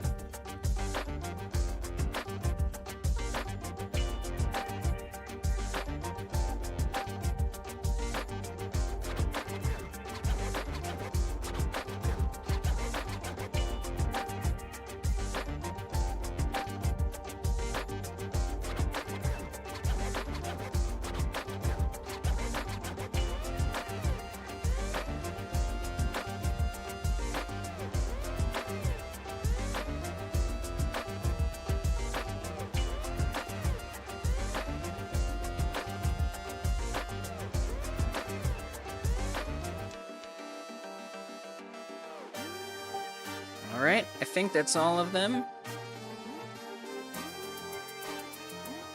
Pray I don't lose my blinkers here while I revise to make sure everyone is clicked. I can think of another way I could have done this. I could have done a replace, potentially. Alright, we're gonna do a comma, enter, and I'm gonna say is unlocked. We're gonna say false for all of them by default. Obviously, the first one is true. That's the main skin that we are. And then we have to come in here and we have to actually update this dictionary whenever a skin is unlocked. So it needs to go and find it. When we look for the current skin level, we start out at 1, and we could even say that that is false, potentially. It's going to be a little messy. Well, but that's going to be 0 in the dictionary. Well, we could just say +1. I think that's fine.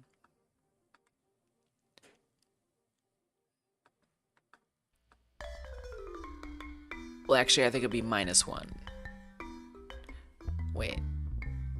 And so if you're already at level 1, you have 1 unlocked, that's 0. So if you get to level 2, yeah, so we would want to subtract 1 from each one, actually.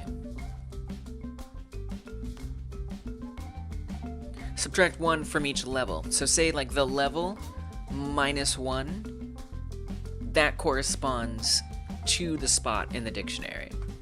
Just is what it is. Alright. I wish my chat was working normally. It's fine. So, cool. So now, we gotta say, where does this happen? So the level up happens on the pause menu. I think that's where a lot of that goes down. Yeah, maybe. Skin level update. We could do it on skin level update. That's actually pretty good. Skin level update. Where is that connected at? On globals. Perfect. That's a great place for that to be. and all it does is increase the level. But this time, we want to do more than increase it. We want to, no, this is only going to run once, so that's good, because then that'll find the number that it is, and we'll actually have to say it unlocks all of them underneath. So we're going to iterate through a range, and just say from the beginning, from 0 to the most recent level, they all get unlocked. All right.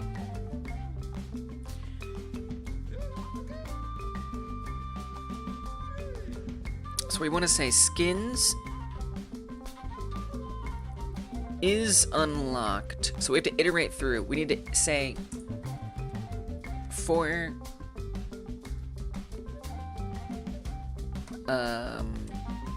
key in skins, right? That should just iterate through them all. Well, you actually need to go through each one.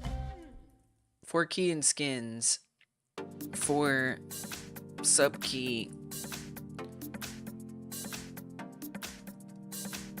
in, no, I don't think you have to, well, I don't even know how to do this actually. For key in skins, because we have to do it for each one. How do you access like a child key? I don't know. Because if we just do the for loop, it's gonna go through skin 1, 2. I'll ask ChatGPT. This is a good ChatGPT question. It'll say skin 1. Well, that's not a Boolean. I can't change that. That's not a Boolean. I can't change that. I think what you can do.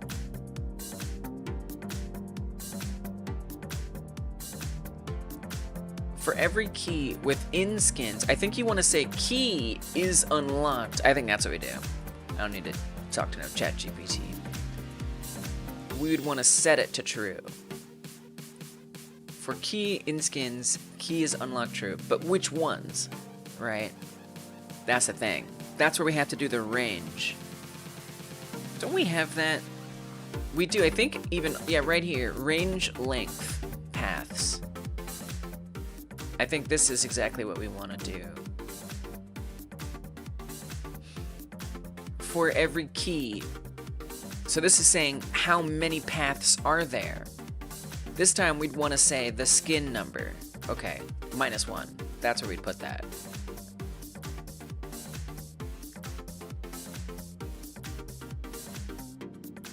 I think that's what we want to do. Which I actually did get that from ChatGPT once before. So we want to say, wait, how do we get, where was that? How was that set up again?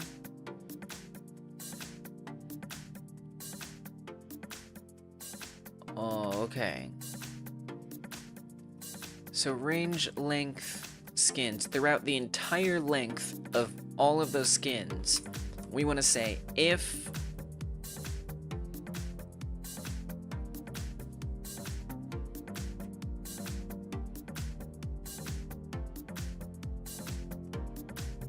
the key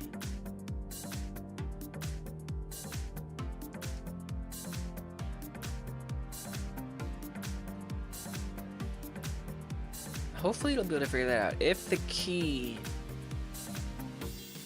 is less than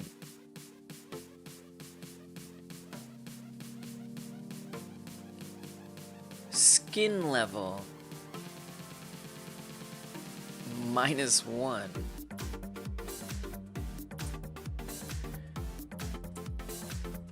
Let me actually establish this.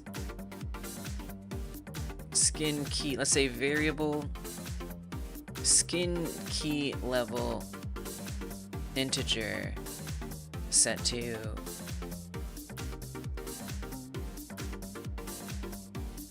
I don't think it needs to be anything. No, yeah, no, we do. Equals skin level -1. Okay.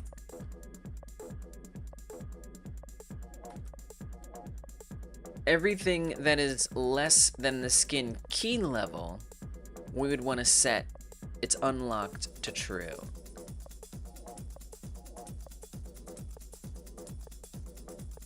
'Cause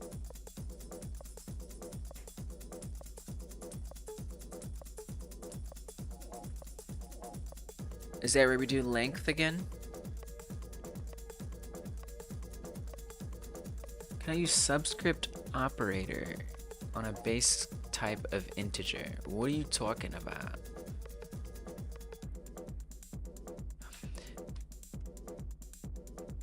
Is that error up here? Where is that error at? I'm very confused here.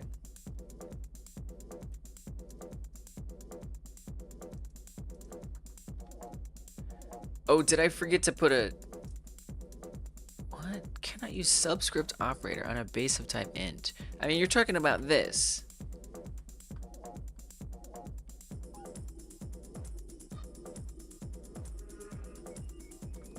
Oh, skins. There, I think that's my problem. Or do we want to do it like this? Is this what I meant to do? That's what I want to do. Okay, I see. Comment this back in. We might still need to do that length thing. I don't think so. Skin key level. I think that might be what we want to do. And then set its unlock to true. And you know what would be a way to... Well, and then I also need to make sure it only shows up... This is tricky. I'm trying to figure out how I test this without having to play through the whole game every time. Alien... We'll get there. Alien for menu. I'm going to say that for now, just for the sake of getting this tested and set up, for now, let's make the alien's skin be something weird. Let's make it this color. Alright. So that's the default. What should be happening is these blues get replaced with the greens. But not all of them. This is gonna be weird.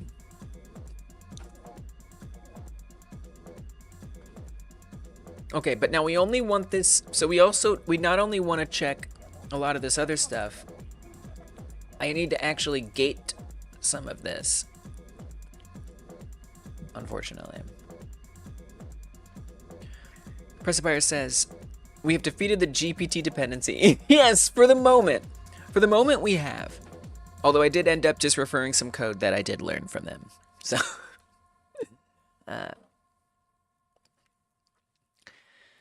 choose and apply materials. Yeah, unfortunately my chat is super broken today, so I'm sorry if I don't get messages right away. But I will try.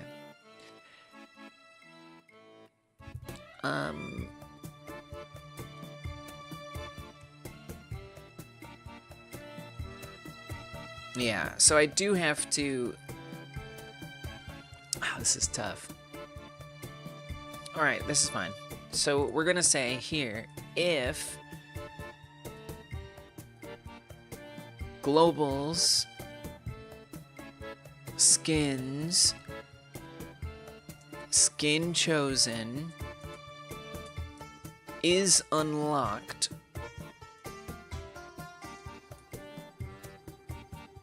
then do all this stuff.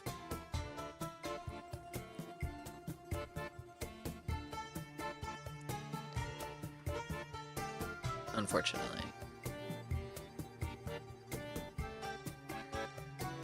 Let's go full here so you can just see a little better. Okay. So that has to be true, and then all this happens.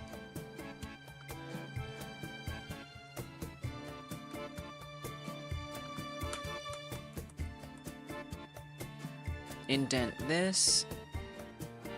That way it doesn't apply ones that aren't unlocked. In theory.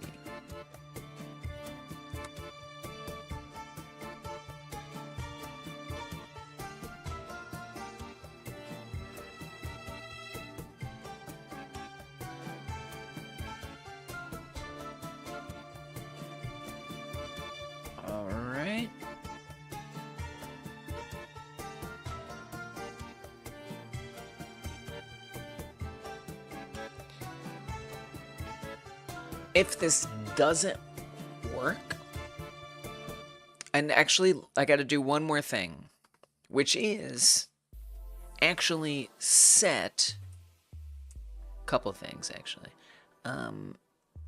I need to set the first skin to not be unlocked, actually.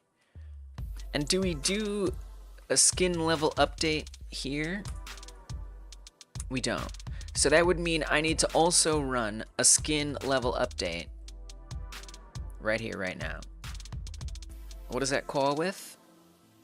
Increase level amount. So we would want to actually start the game out at level 0. So who knows what this is gonna do. Or we could just say add it by, you know what, I would rather, well, I don't know. We'll see. We have an alternative if this turns out to be a bad idea. Let's start it at 0. You're at level 0. When you run the game for the first time, you actually level up to level 1.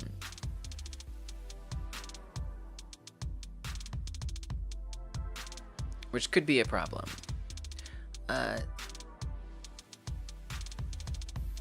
On skin level update, and we want to say that it increases it by 0. There's a couple problems here. Yeah, no skin. No skin. I'm skinless. I am without skin. What's up, Donnie? Welcome. Good to see you. Thanks for coming through. Donnie? My chat is broken today, so we gotta do it a weird way. Alright. I don't know what's about to happen here. In theory, they should all be that denim blue color. Except some of them should be green. That would tell me that this worked. And I would like to try to make like one little change and they all be denim blue just to help understand that this all worked. Okay, so they're all denim blue. None of them are currently green. So that means that by the time it starts setting up all of these, that hasn't been marked true yet. Which maybe that's fine. Not a big deal. I'm gonna take out that skin level update and it should look exactly the same. Nothing should be different whatsoever right now. And so then what I'm going to do is I'm actually going to go set that is unlocked to true on the first one. In which case, I would expect to see some of them be green.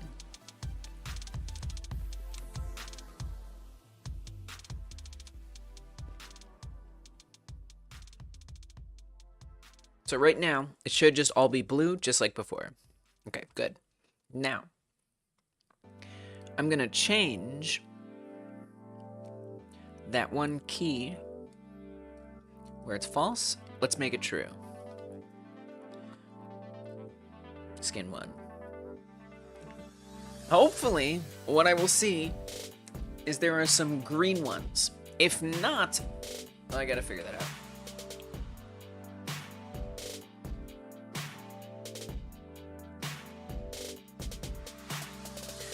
Tommy says, so main menu alien, oop, okay.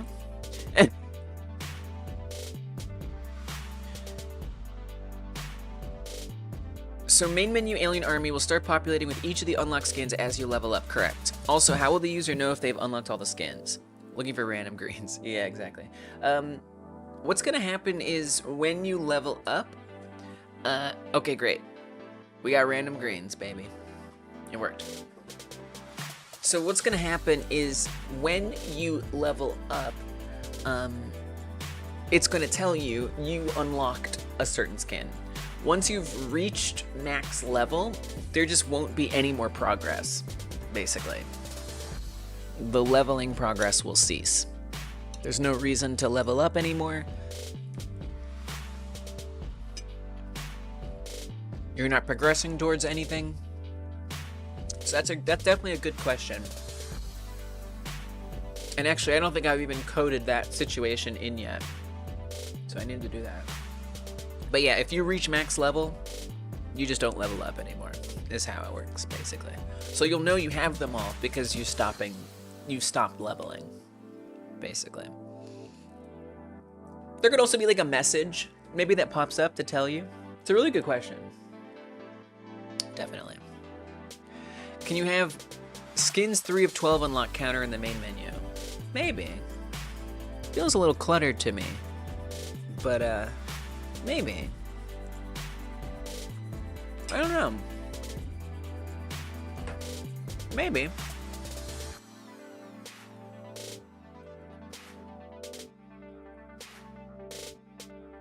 There's something I don't like about that, like from a visual perspective. Like having a main menu with that on there, there's something I don't like about that. But there's definitely something that could be done there. I will give you an accountability credit for helping me realize I do need to set up what happens if you've collected them all. So props to you for that.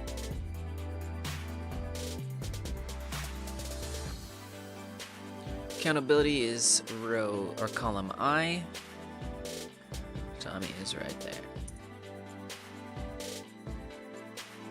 There we go. Thank you for that reminder that I do actually need to set that up.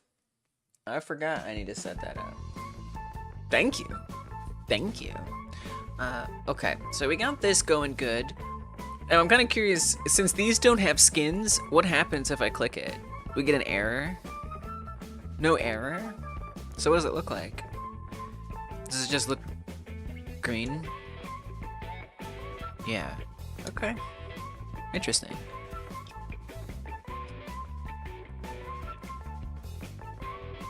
I'm a little surprised if that works somehow.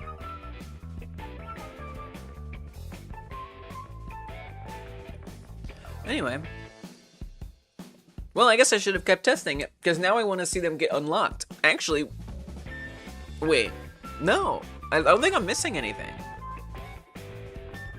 Wait. I am. We need to say that when that skin level update happens, it needs to then run that function in the main menu that makes sure to apply the unlock skins. That would be very important. Don't spend it all in one place. No, you wouldn't want to. Those credits entitle you to no compensation. They only entitle you to a credit in the game. Alright, so let's just add that code in real quick. Come back to the block GD script.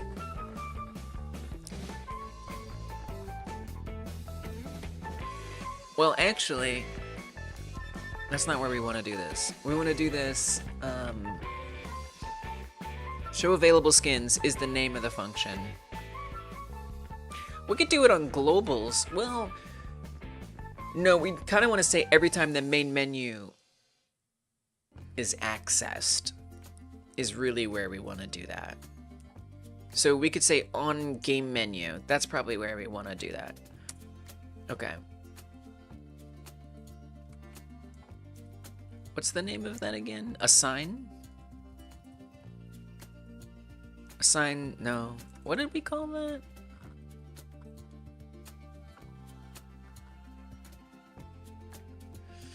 Show available skins.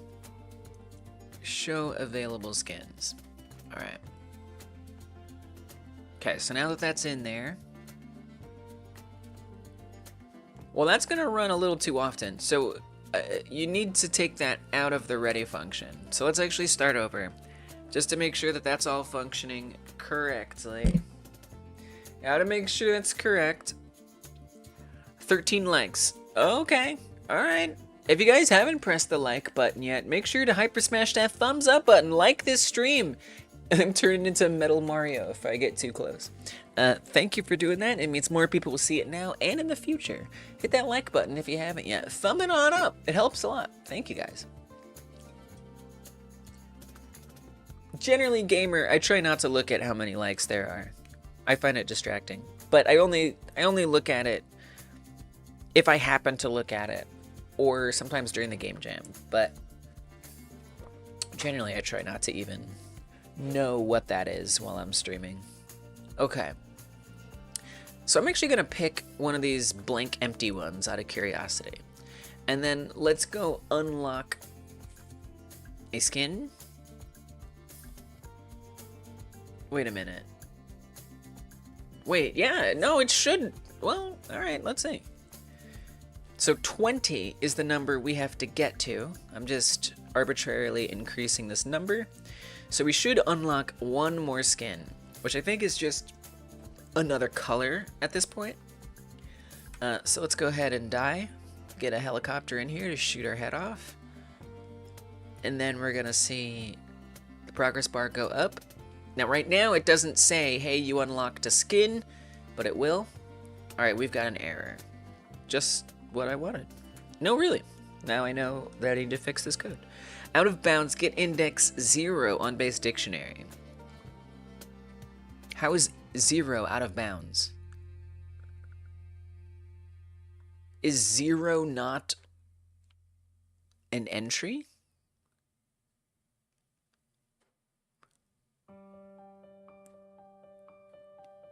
What does that mean? I'm gonna need some more info on what the heck you're talking about.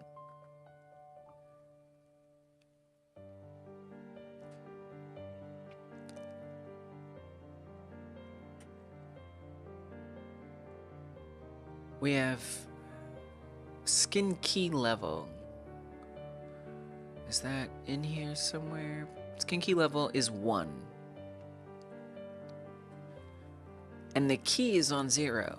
How is there not a 0 on a dictionary? Dictionaries don't have 0? Oh, so it's not arranged that way. Is that it? I'm so confused. I'm very confused. Does it need to... I was kind of hoping to avoid having to have it say... Okay. Alright. Let's just look up this error. I'm sure it will illuminate something. Blah, blah, blah.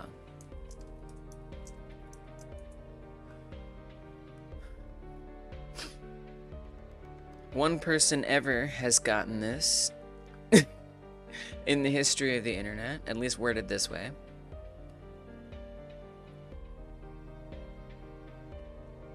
And this is basically completely unrelated. Cool, great. That's okay. That's wow. What do you mean out of bounds get index 0? I don't understand what that means.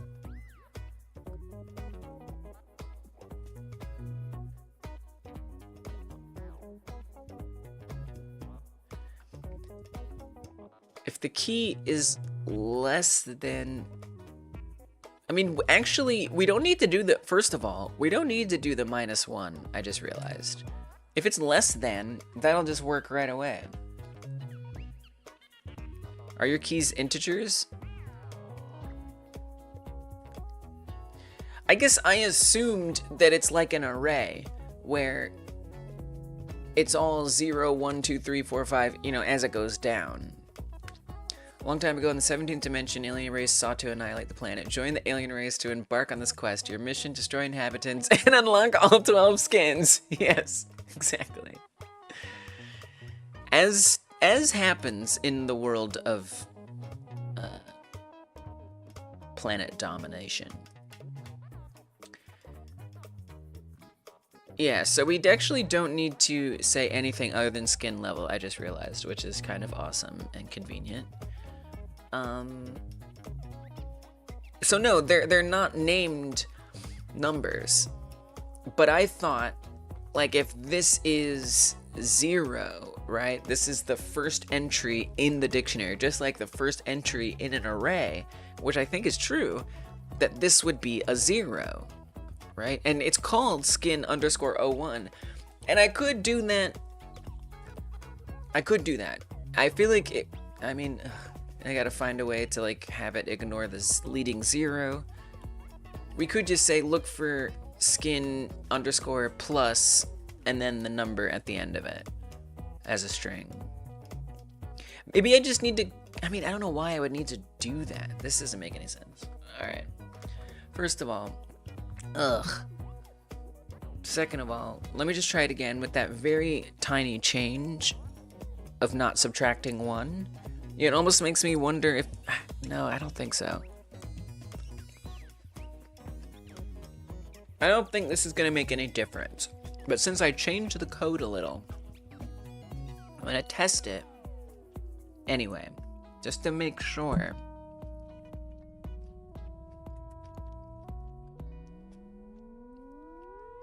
Something. Make sure I didn't break anything, or I didn't break anything new, or nothing is somehow fixed. Oh, level up. Go, go, go, go, go, go, go. Oh, frick. Dang it.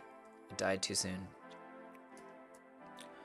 Wow, and right away, out of bounds, get an X0 on base.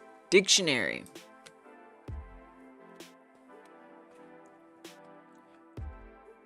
Okay, so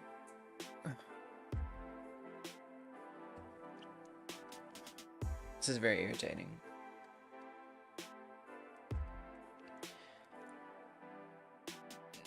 Yeah. So, Tommy, I set them up as, I know that's really unclear. I set them up as blue, not because they're supposed to look blue. I set them up as blue as a representation of they have no skin applied to them, which by default makes you green.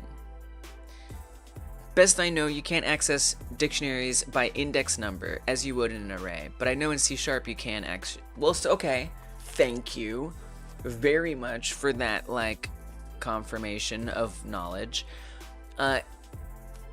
Here's the thing, though, is this already happens right up here.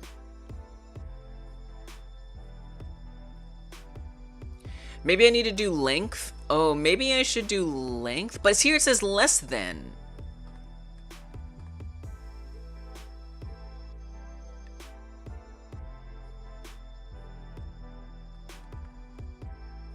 I mean, maybe that's what I need to do. Maybe I need to say length. Maybe that'll make it work. I can't spell alphabet, but I know the alphabet. Relatable. Yeah, so Tommy, all these denim blue ones are just like a test thing. It's like a debug color. We can make it anything we want. What I'm testing is I'm making sure that the green ones got unlocked. That's skin number 1. And so the way that the code works is all the unlocked skins, 1 gets applied to some of these sections. Basically every other section. So we got a green one in that section.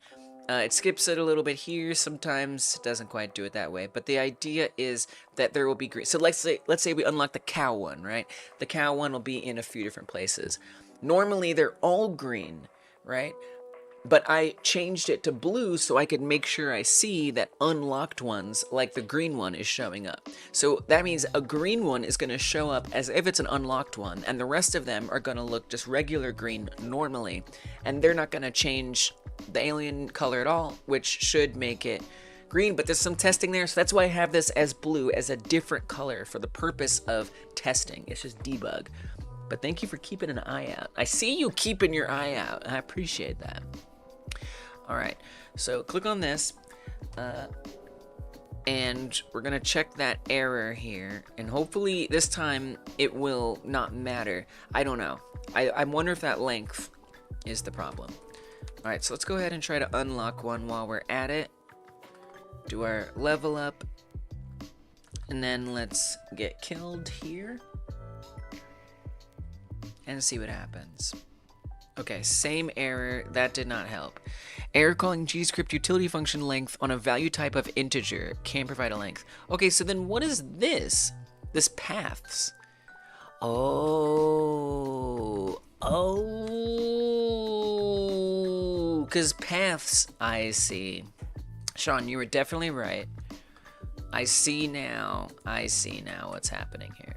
Okay, so I need to come in here and we need to create a variable which is not typed here. What does this return?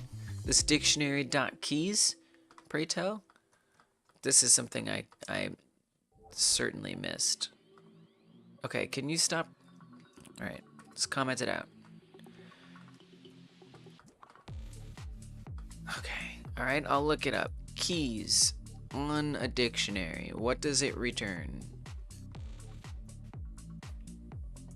Oh my god. Why does it not jump me there? I don't know. Keys. An array. Okay, so keys returns an array, which will have the numbers. So we have to literally convert it to an array, and then we can check it like an array. All right, I got it. That makes sense. So, on skin level update, we need to create a variable so that returns an array. Let's make sure we say that this is an array. Type that there. Come over here. We're gonna say variable keys. This is gonna be the type array. And that needs to go to skins.keys. All right. Now, for key in keys instead, then maybe we can see if this works. But I don't think you need to do length for this anymore because that's not a dictionary. So we should be able to do that. That's going to be... This is actually going to be an integer. Now, where you're going to have a problem here is how is it going to correspond to something in that dictionary?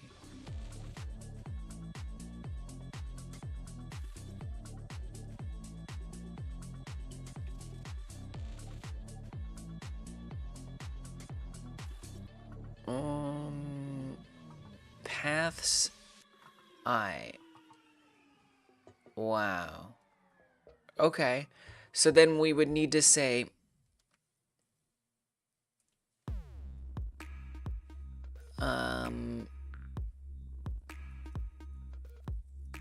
keys key is unlocked true.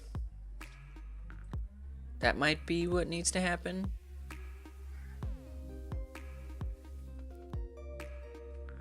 What's up, buddy? How you doing? I love you. You're a very good cat. Yeah, you're a great cat.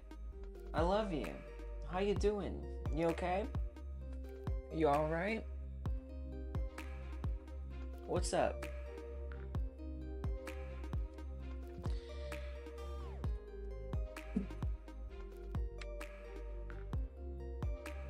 Should be able to for each a dictionary though, if that would serve. For each? I don't know if I know what that means. Skins one, paths, and then the I is in like a bracket there. Oh, so do I need to say skins?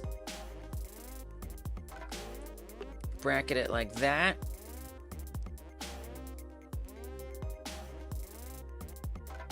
All right, let's see if that works. It's a little weird, but it might work. How you doing, kitty cat? What's going on? What you need? What you want, buddy? What can I do for you? Hmm?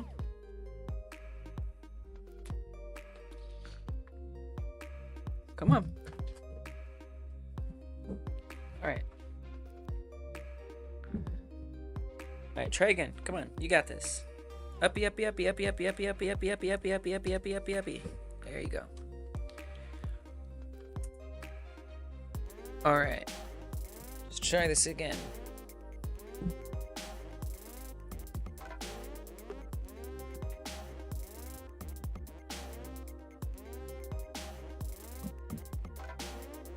You're a very sweet boy. Yes, you are. Yes, you are. Alright, we're gonna add a bunch of points. Might get an error before the points even really matter. Let's get the game over screen. No error. Okay, so far so good. Restart it. We should have unlocked a new skin. No errors.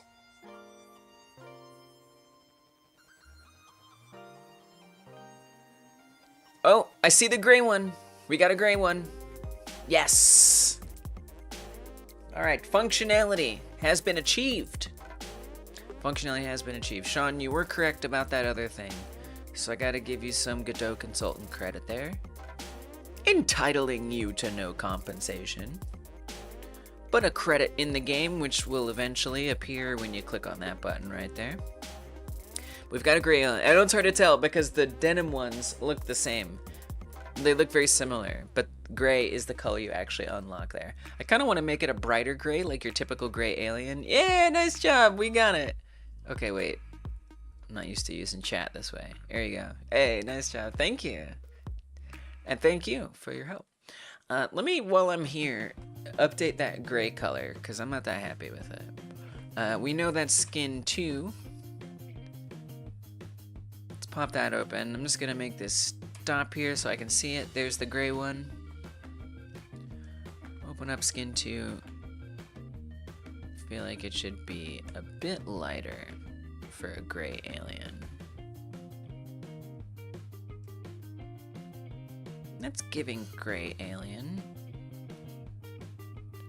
Although, you know, then it kind of ends up looking not that different from the green one.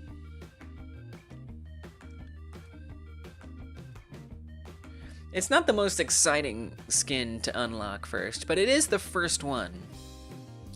I kind of wanted to, yeah, maybe it should be a darker gray, because I like if it stands out from the green one. Alright. So here's what I'm going to do. We're going to try the gray skin, make sure it works. And now let's unlock another skin.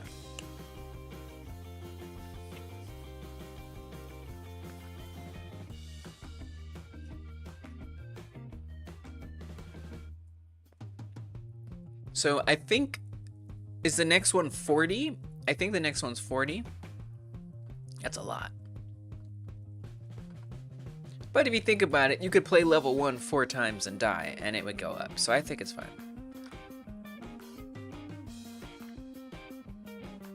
Alright, so let's just go ahead and get our head blowed off here.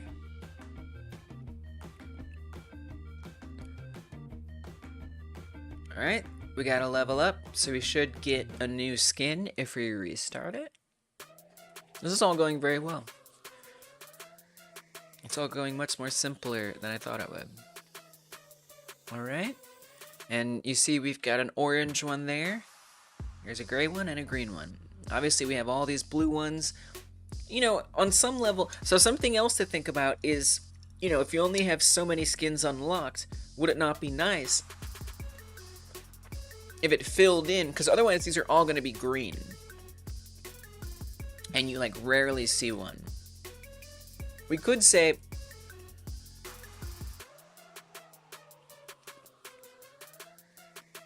somehow we could have it like iterate over it again, which is gonna be kind of rough because we need to create like another duplicated dictionary.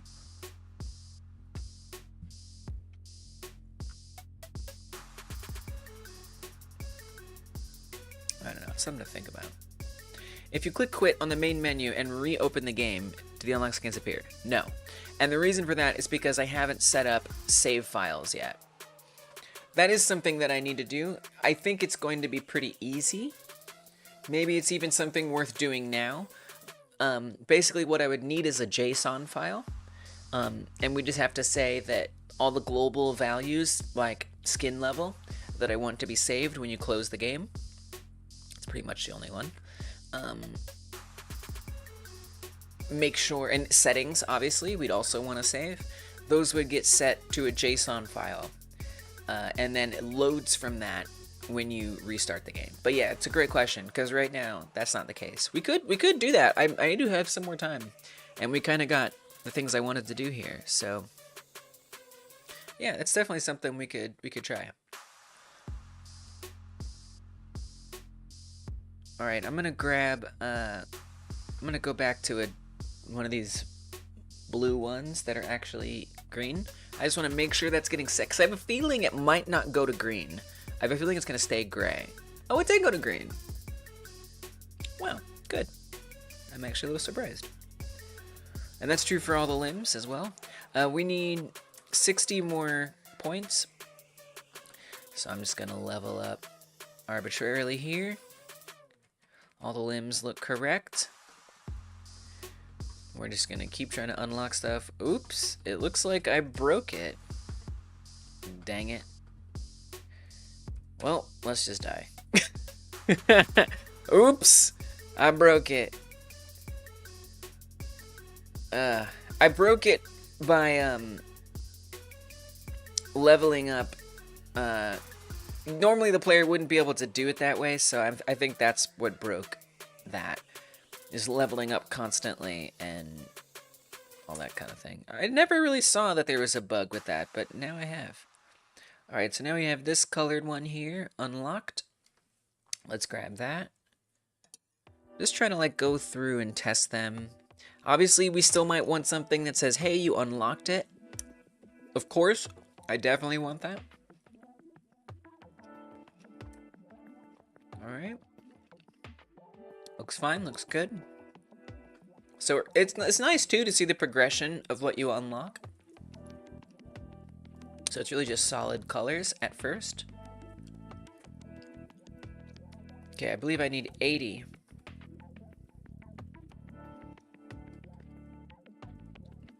It's gonna get a little tricky after a minute here, because we're gonna need to get more than we can actually level up to before the game kind of crashes, actually.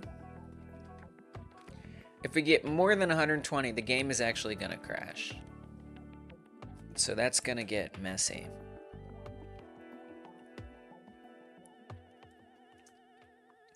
And so I'll kind of need to do multiple runs to really test those, which is a little annoying.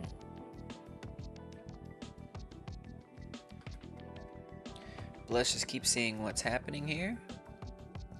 Will there be metadata that uploads to GitHub showing your high score? So I will probably set that up for the Steam version of the game. That will probably exist. It won't be connected to GitHub though.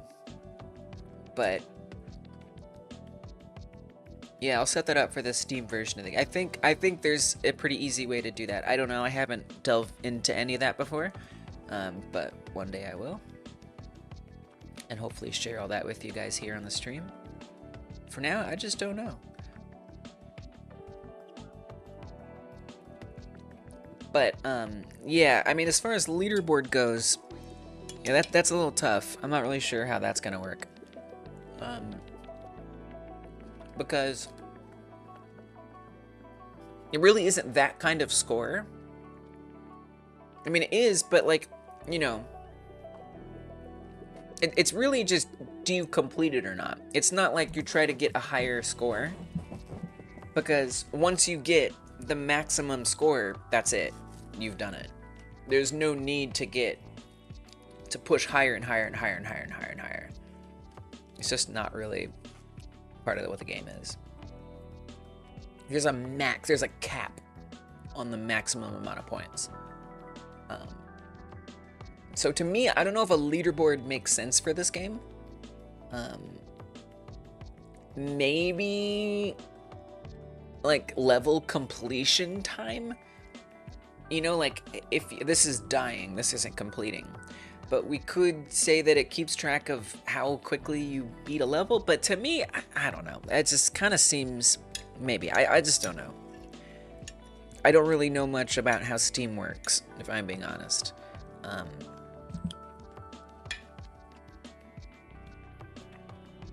You know, then I would have a page for records for every single level. And what your fastest time was for that level. I mean, and that's the other thing. With the leaderboards, that have to be sorted in a per level basis. I just know nothing about how any of that works.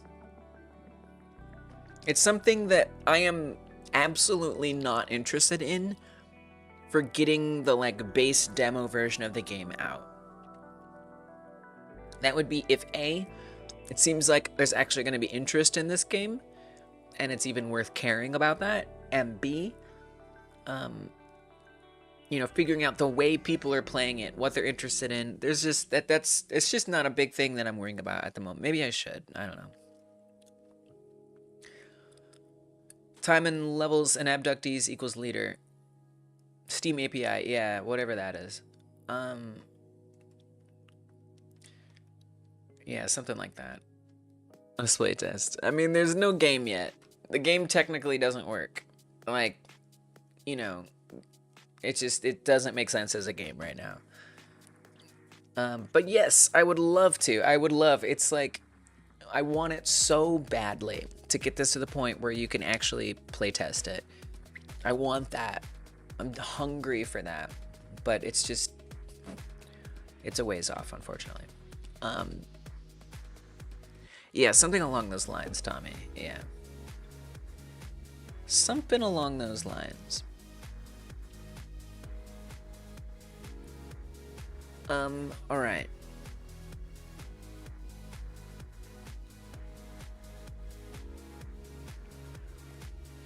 So, thinking about where I want to go next here.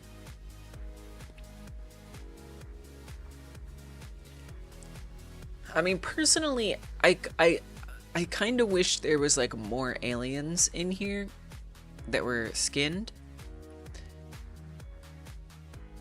I think everything works fine. Let me now I'm gonna close it, which means we're gonna lose all those unlocks. I think setting up the JSON file could be good, you know, and we might want to like we have to figure out then how to reset save data and things like that.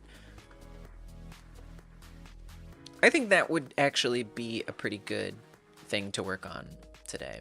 I mean, we'll see. It might take some work, but real quick, let's put the alien in the main menu. Back to green.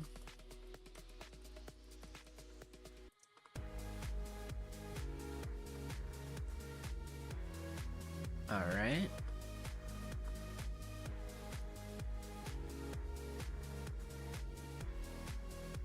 We want to switch this to skin 1.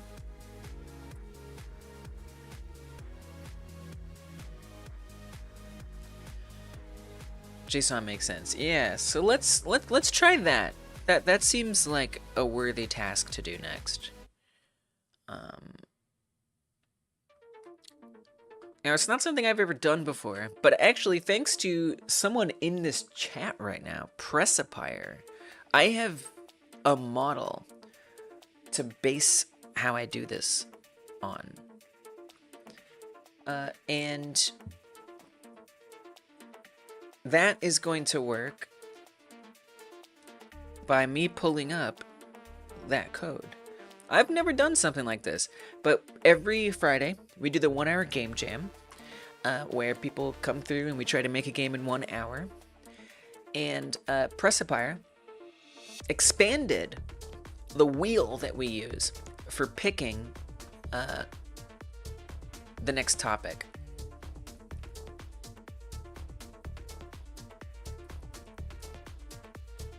And it does that by a JSON file. And I think we can probably borrow some of the way that works here. I don't know if you consider this, but a raw JSON file can be edited by the user incredibly easily. You may want to encrypt it. Whoa. I mean,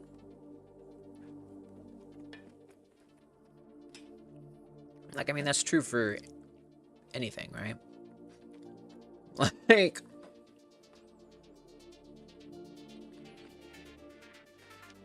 Like the user can edit how much hit points they have. Right, but I mean, isn't that true for literally anything? I mean, at that point, like, let them do it. Like, who cares? like it's up to them if they want to play the game that way. To me, it doesn't really seem like worth doing anything about. You know, like, if someone wants to do that, who cares? Let them do it. What difference does it make? Like, I think the vast majority of players are going to play the game because that's why they have it, because they want to play it.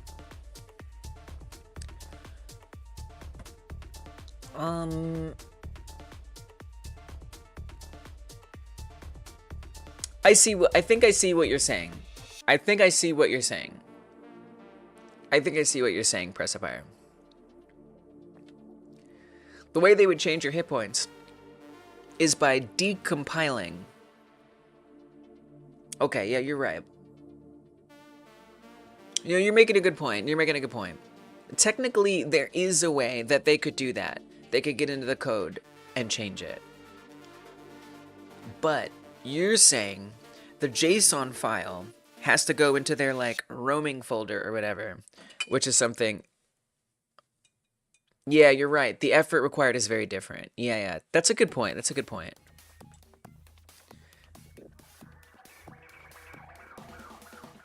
I mean, that's the only way to do it, though, right? Wow.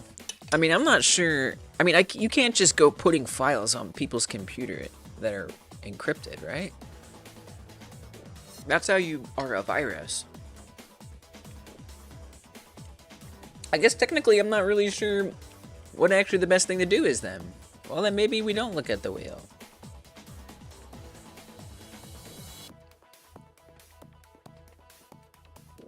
Alright, let's look at some advice. Godot save file data. What is said? Resource saver. Yeah, because I guess what Pressifier did is nice and useful to me because I'm live streaming and I can easily edit it. That's like the point. That's the value of that, is that it is so easily editable.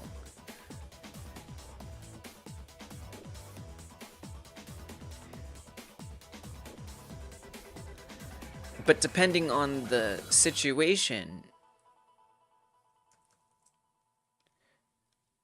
it might make more sense, yeah, in this case, to do it differently. Oh, YouTube chat, why do you forsake me? Why are you a mess today? Alright, we got it back. So,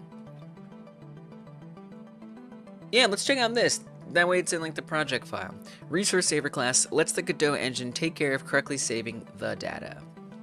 Save as a text file, we use the tres file extension and use the .res file extension to save in a more compact and non-human readable binary format. Save method, loading resource loader. We may use the resource loader to load the player data after first checking if the file exists. The return value is either player, object, or null, so we need to program or skip accordingly. Using JSON. JSON is common. Easy to make mistakes with it and get bugs. It's better to use resource files. Maybe this is the way we do it. Because then that'll be like built in, and even if it's not, it'll be like less human readable. JSON is incredibly useful when you want to edit or store simple info. If you don't care at all about people cheating, then it doesn't matter.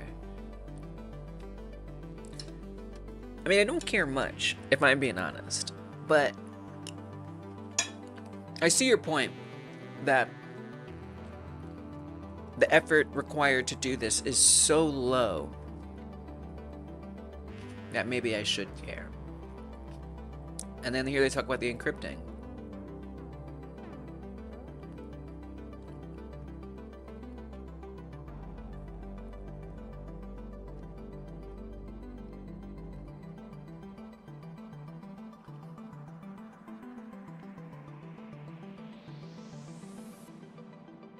So why can't you edit this file? I don't know. Alright. I guess this is the way to do it.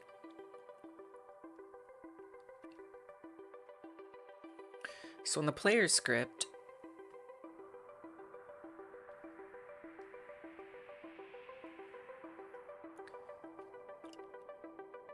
so actually we need to make a new script. This one just happens to be called player.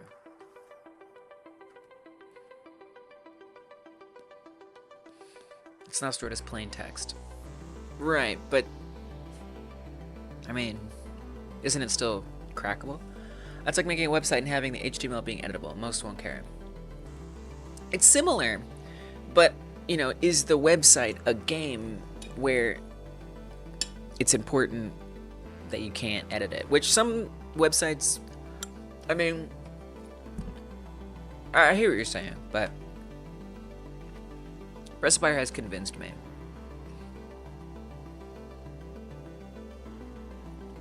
I'm all in. Alright, so let's let me give you a credit for that.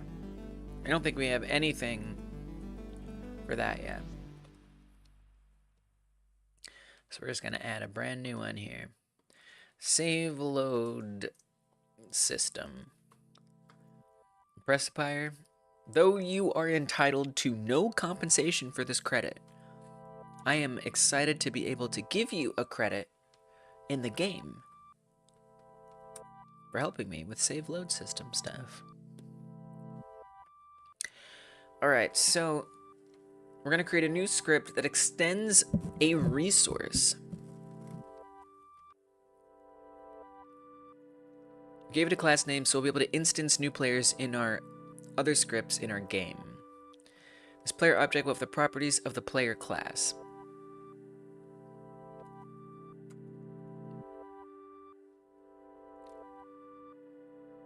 What?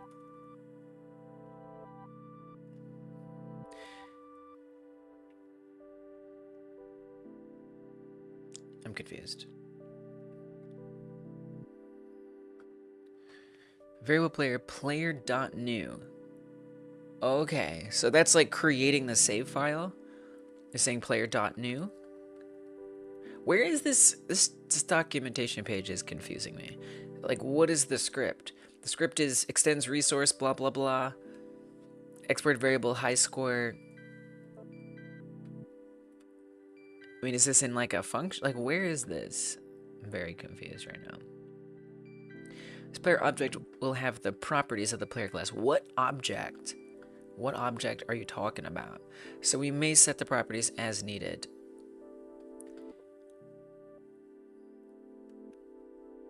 Player name, player high score. So this is just somewhere else in the code. This is like anywhere else. Like if I'm updating my skin level in my global script, I could say, I don't know, data. I could say like, I could call this data.gd, class name data, put all these in here, and then create variable data equals data.new, and then we can say data.player name, whatever, high score and stuff like that. In the globals, we put this in globals. Saving, let's Godot engine take care of correctly saving data. A variable result.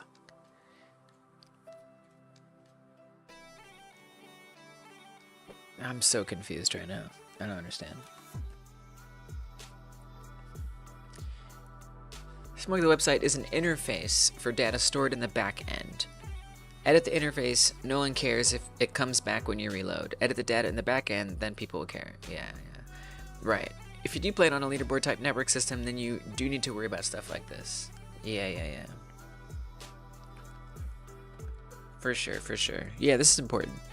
Resource saver class. Let's look at Godot engine. Take care of correctly saving data. To save as text file, we use the .tres file extension. And use .res to save in a more compact and non-human readable format. So which one is it? Also save the file to user file name .res, for example, to save in the operating system specific user data folder for our Godot game. What?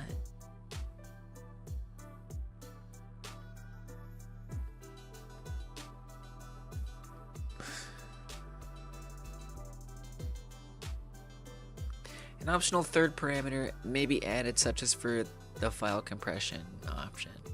We may use an assert statement to alert us to any error code during debugging and otherwise avoid a message about ignoring the return value. What? Dude, I am not happy with this documentation page. I find this really confusing. Loading using a resource loader. So where does this go? To load the player data after first checking if the file exists. Function load data if resource loader exists.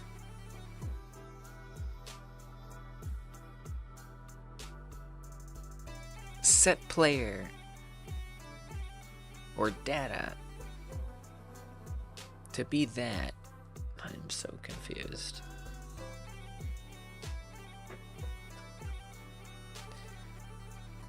Isn't the Godot docs? What? GDScript.com?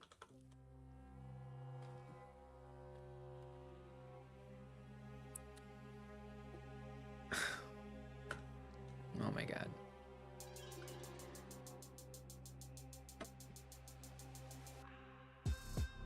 I didn't know that this wasn't the Godot docs. Did you know that I didn't know? I mean, now that you say it, I clearly see that it is not the Godot docs. That is so obvious to me now. But I missed it. I missed that that's not what this is. Okie dokie. Cool. So let's go back. Oh my god. Alright, saving games. Oh my gosh. Oh my gosh. Oh my gosh. Alright. What the heck are we doing here? Tell me what the deal is. Is this even talking about resource loader? Where is it? I don't know.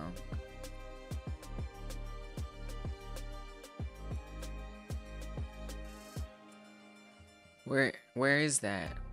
I'm trying to search this and it doesn't appear. Okay, there it is. Okay, so somebody actually thinks that this isn't giving good ways. Whoever this person is. According to GDQuest, resource shouldn't be used for saving games since it allows code execution.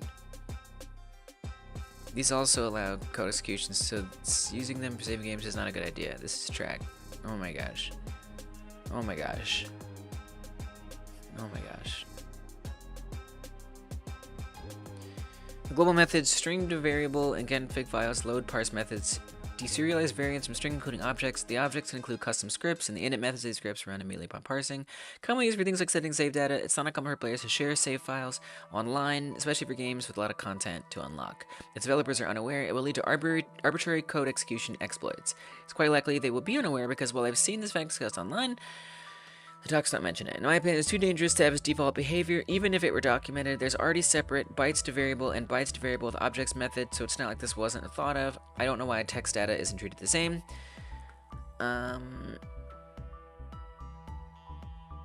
Needs clarification of the docs. Okay. Implement secure config and config with file sync. So, I mean, this seems important. I don't know if it got blocked. Yeah, this is all I've seen from you so far. Press to fire. You might have thought you were typing a link or something. Oh, I guess I could do live chat. Nope. I don't know if it got blocked, but with JSON, you can use the file access open encrypted with pass to write encrypted files. Okay. I can't just be writing encrypted files to people's computer. Aren't I gonna get flagged as a virus, like real bad? I don't know, man.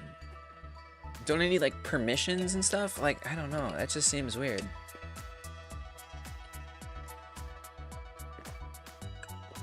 Well, this is complex.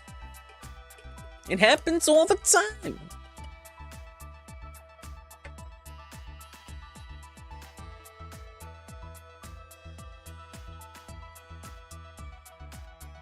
So Pressy, are you saying your vote, if you had a vote and there was a vote being held, would be to use JSON and encrypt it and not try to learn either what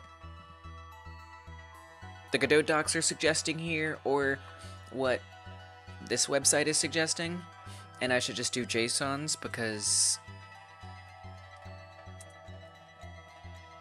this be like easier or something.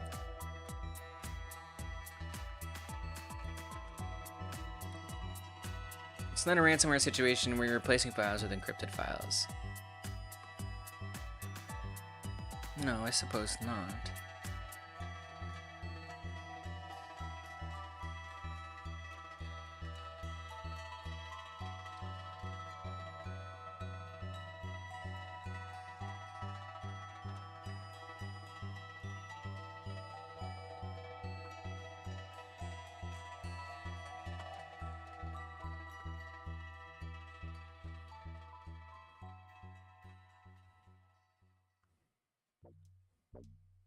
Resources, config files. Arguably, so whoever this person is, someone's not so sure that they agree. Significantly easier to save and load one line of code and provide easy storage of Godot's more complex data types, which I don't need. Resources provide extra type safety and allow for storage of sub-resources. So, I mean, it sounds like I don't need this. Perhaps that arguably better, you would not argue in my case that this is necessary. And all we do is just encrypt the JSON. And that's gonna be fine. Be using my code with a bit of a function change and a super secret password. It seems very complicated. Wait, what seems very complicated? All this other stuff? Yeah, maybe.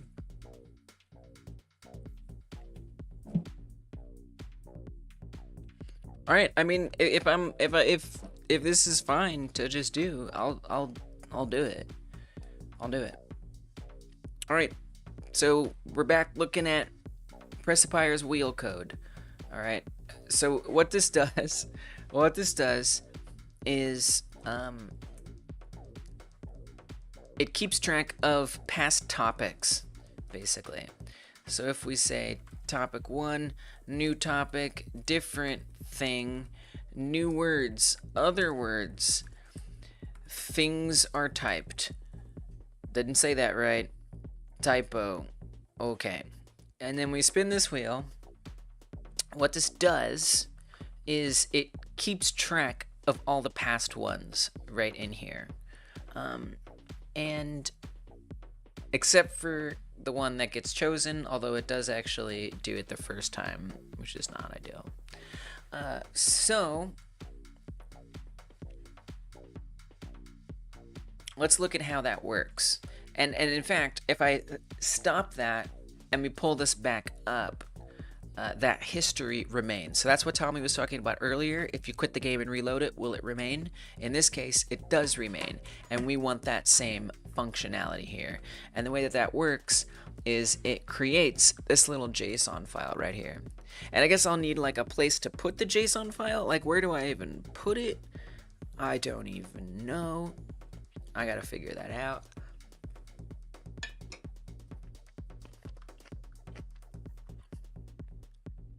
Blah, blah, blah.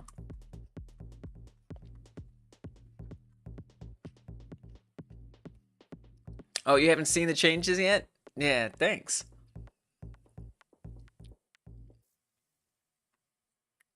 Yeah, the resource stuff, for sure. Swap out res for user. Thank you. Thank you. Yeah, so I also, Pressipier, I didn't know you hadn't seen it yet. I also added in here. New entry. JSON is cool. Money is good.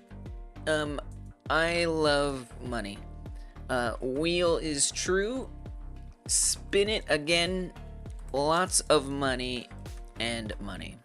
That says mommy. We're gonna say money. So spin it. Okay, so here's another feature I added in Pressipier. By the way, you can click on these now. So whichever one is the active slice, if we click on it, it replaces it. Nice, right? Bam. Bam.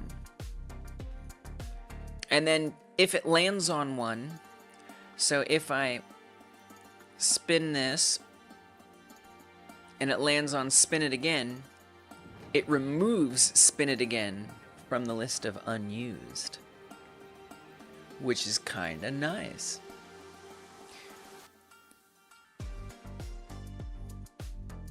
Hey. Yeah. Alright. We use that again for our game jam on Fridays for picking topics and now keeping track of topics.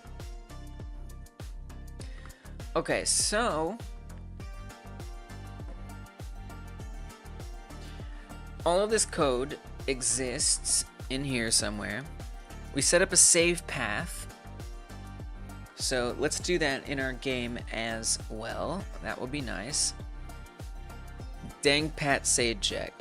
Oh, yeah, because that's a person who is on TV sometimes for the TV show Wheel of Fortune with a spinning wheel. Yes! That, yeah. Alright, so I'm gonna pull up my game. Let's come over here. So where do we want to save this data, and what data do we want to save? Well, we want to basically skin level. I don't think there's anything at this point that needs to be kept track of besides that. For now. You know, maybe we'll do score stuff, I don't know. But the main thing that we want to save right now is skins level. So we know what level they were at, the player was at. Skin level, that's what we want to save right here. Now we do need a save path, so we're going to create a variable called save path. And we're going to say, apparently, user data.json. Alright, so there's our new save path. Now, when it actually gets saved from the wheel itself, welcome, Jean-Michel. If the game has some sort of settings, this also needs to be saved. That's right. You're right. I actually haven't set up any settings yet. I'll set up a setting for resetting all of the save data. That'll be my first setting. Yes, the game will have settings, but for now, I haven't made any yet. Now, welcome, Jean-Michel. I'm not doing member songs today. My mood is not such that I am amenable to doing member songs. It has nothing to do with you guys. Everything is fine. It's just a personal thing. 99% of the days, I will sing member songs, but today, no member songs. However, I will recognize you, Jean-Michel, for being a member. Thank you for being engaged enough that you will get gifted a membership, or if you're a recurring member, thank you. I appreciate it. Alright, so I want to find out how this all works. So when it saves it on that wheel that we spin,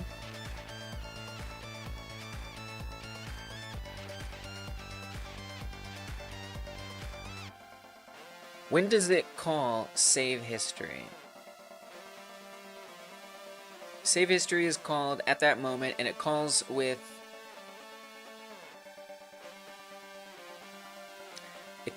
the save path, which we already have the save path.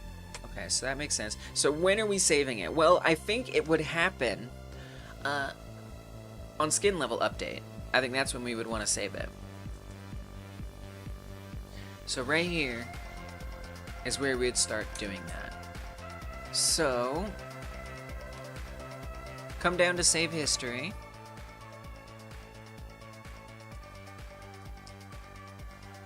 And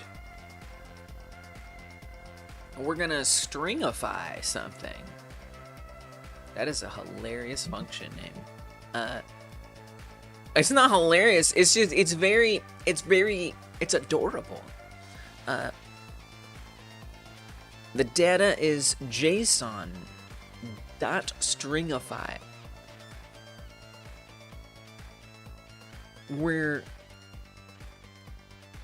So that's a dictionary?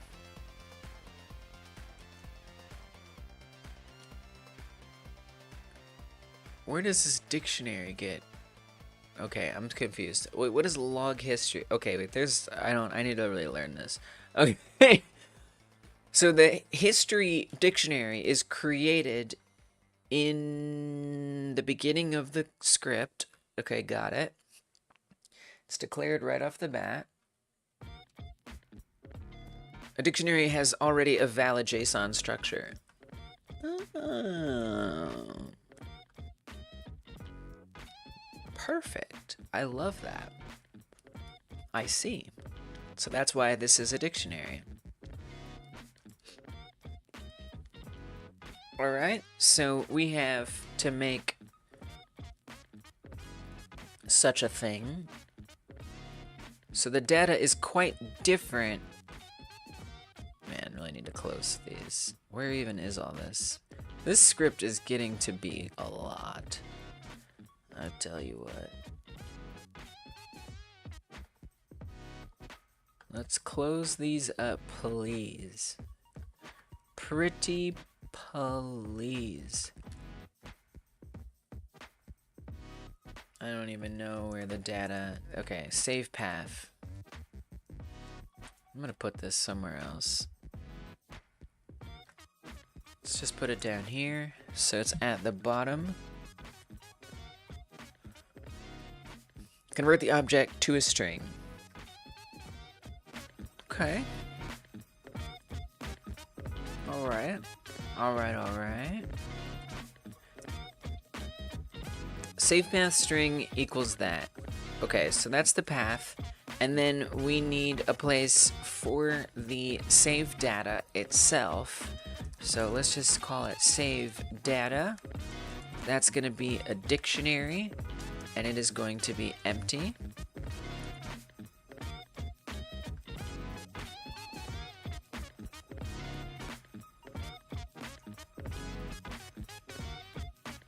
Okay, log history happens when that spin button is pressed.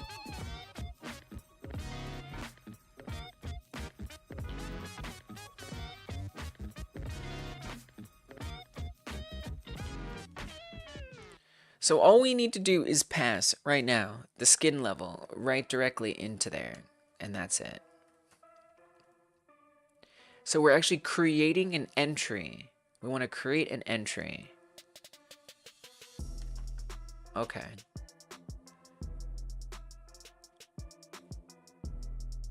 I mean, we could even have that entry there already. It wouldn't really matter.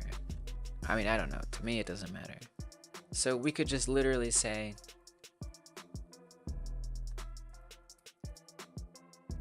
skin level, right?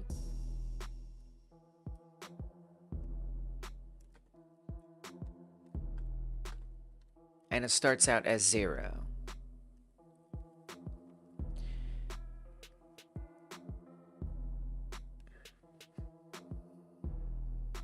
And we just say that when the skin level updates,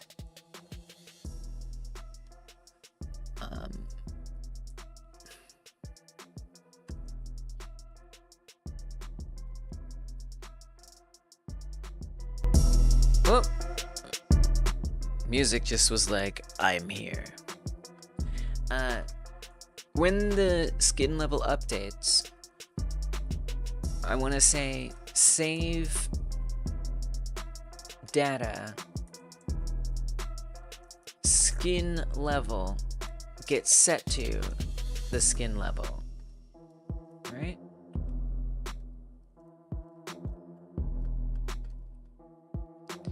And that's that. Now, if I want to save that, we have to like do stuff, right? Now we actually have here a special function that's run that makes sure to write to it. So that we very much need to do.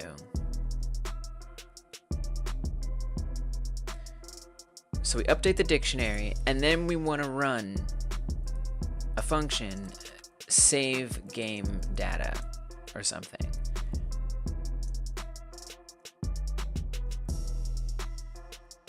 that can, I mean, I don't really see why it needs to call with anything at all. But, you know, that's very possibly my own ignorance. Function save data.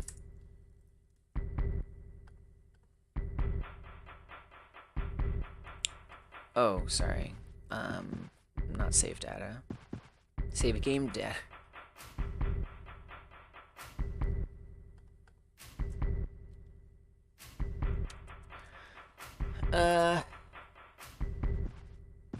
Fine, I'll call, and I hate to do that. I usually do that for signals. On save data.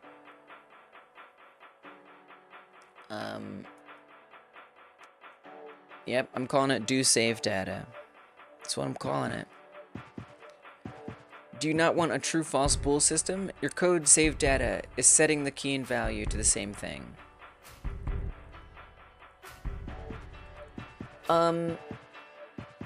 Right. Sorry. So this should actually be that. That's what I meant to say. Sorry. Good catch. Nice catch. Nice catch. That's eagle eyes right there, if I've ever seen it. That is such eagle eyes. Thank you for catching that one.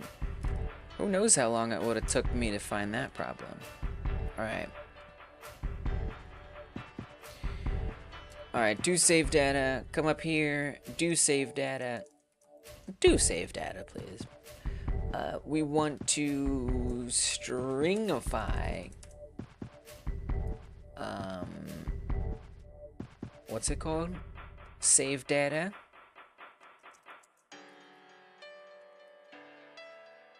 And then for the file, we want that to be save path.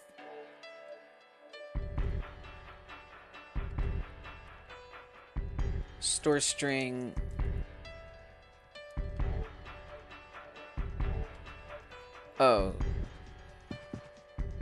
Oh, I see. We define data. Okay, got it. So maybe we'll just call this, I'm gonna call this data to save.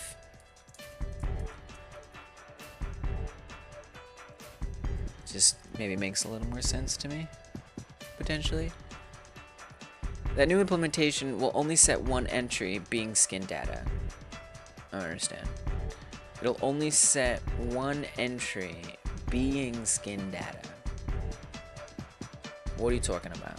So I set up a dictionary called save data, and I have one entry in it, and that is skin underscore level, and it's currently set to 0. Right? The save path is right here. And then so what I'm saying is, when we get our skin level updated, look to the save data dictionary, find the entry called skin level, and then change that to be the skin level number. And then run do save data, which is then going to assign the save data dictionary, which has now been updated to the JSON as a variable, or it's going to assign the data to save as that JSONable, understandable dictionary. We then have the file that we're going and we're finding the save path, and we're writing to it with that string data to save.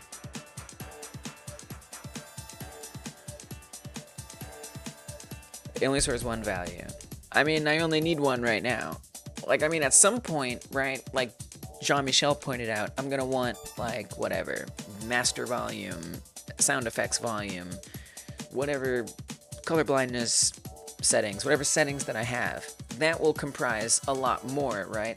And then maybe we could have a function that says add a new entry, or maybe I come in here and we say master volume, right?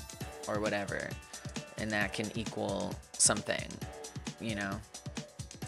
And then that can be set. That's the way I'm thinking about it. Maybe I'm wrong to think of it that way. But for now, I only have one thing that I need to track, so I'm only adding one thing in there. And in my mind, we just, like, you know, save the data at different times for different reasons. I don't know, like, you know, and basically I would just, the way I would, in my mind, do this. So in this case, it's only on skin level update, right? We update the save data dictionary and then run the do save data function.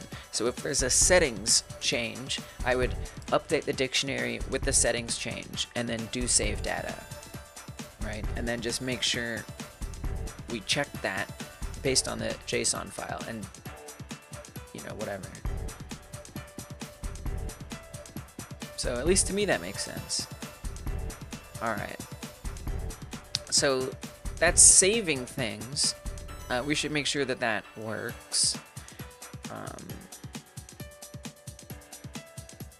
We do need to load that data now. So I would kind of want that to happen right away. I would even want it to like save the game right off the bat.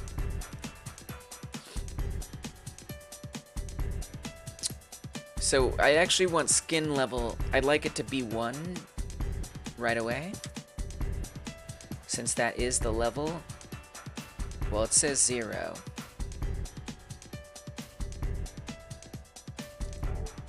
Where are we up? Are we running on skin level update right away?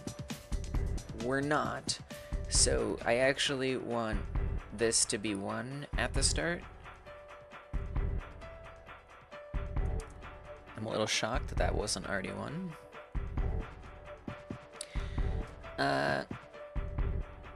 Okay. Let's just make sure that works. I think because I changed the alien back to green from blue, this isn't actually going to be much of a good test. So the other thing that I'd like to change, we need to add loading in, and we need to choose when it loads and set all that up accordingly. Yeah, this test is pretty pointless right now, but whatever. Yeah, they're all gonna be green. I'm gonna go back and change this to a debug color. It's just a debug color. It's not actually what the alien color is.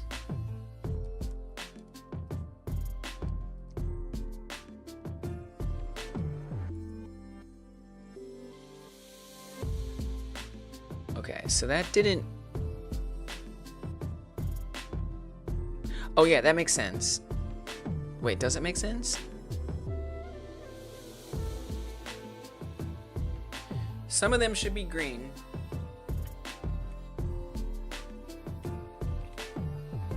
Yeah, because I think you overwrote. Yeah, so that makes sense. That does make sense.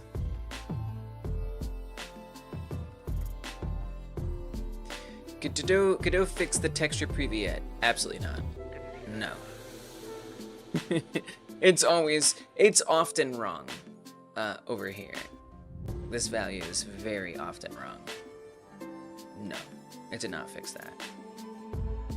I wish. But like this one is teeth, and you can see it's black. But no, it is not black. So if I pop open this, you can see that's white. But it's showing up as black on there. Nah. It seems like a pretty important one, doesn't it? Okay, so there's green ones. Okay, good, everything's fine. That's what I wanted to check real fast. Alright, put this back to green. And then I would like to do the loading of the data. So let's go learn how Precipier did that. Precipier did that by having the file be accessed and opened. If the file exists, then assign a variable called content to the JSON file parsed as a string gotten as text, and then update a history label with that content variable. It's also returning it, and it's returning... There's a lot going on here. Okay, Wow. So where is load history being called? In two places. In the ready function, history becomes that. Whoa. Okay. That makes sense. Alright. So, in the ready function, I would want...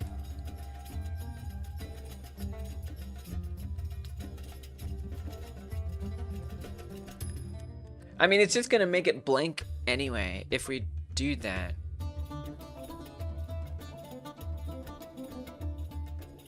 History runs load history.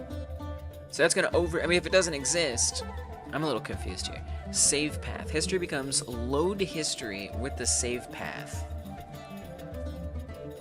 So this will basically be false, right? This will be false.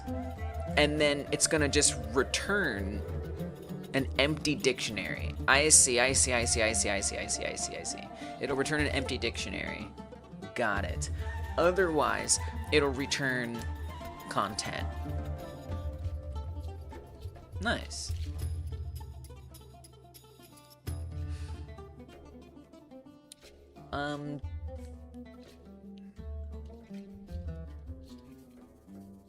I mean, I think we can just say in the ready function that we say that save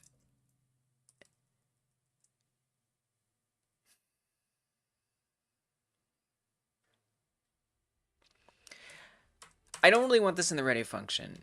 Instead, we're gonna say func load save data.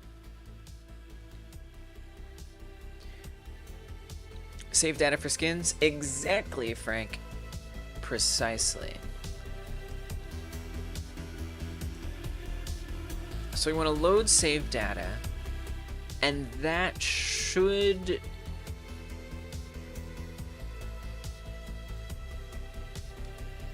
come with a path. I think that makes sense. So that comes with a path. And we want to say, let's just grab this for now. Opens the path. If the file exists, that is to say it's been created at all, it's going to assign content. Oh right, then there's update history label. Yes. So really all I'd want, I mean this is going to be different depending on whatever. In this case, I would want it to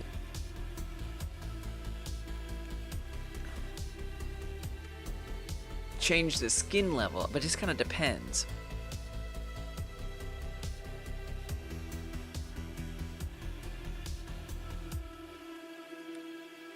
I don't necessarily want to run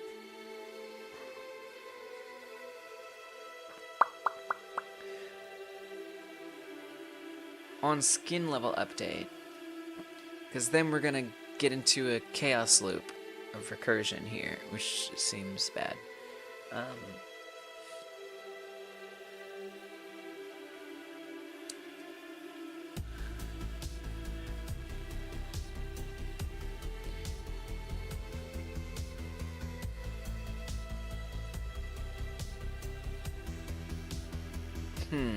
And how does it parse content? History as a dictionary. So this becomes the history.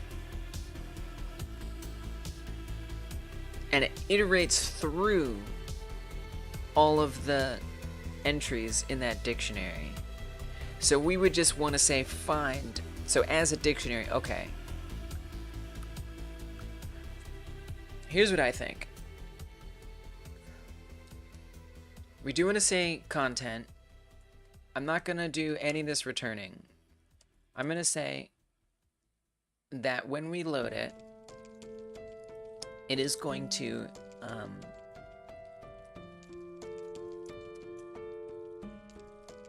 look at the save data dictionary. It's gonna find skin level.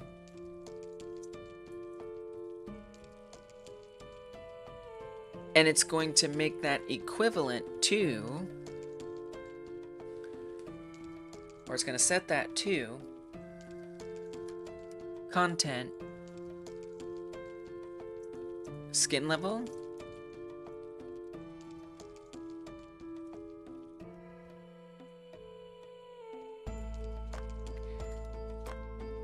We also have to, yeah, I mean, if that file exists, then it should be there.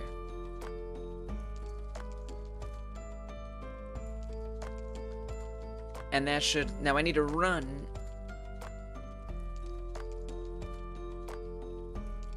I mean, really, I'd want to save it as soon as the game starts. Yes, we are dictionarying, Frank. Precisely. When the game begins, we definitely want to save right away. So do save data.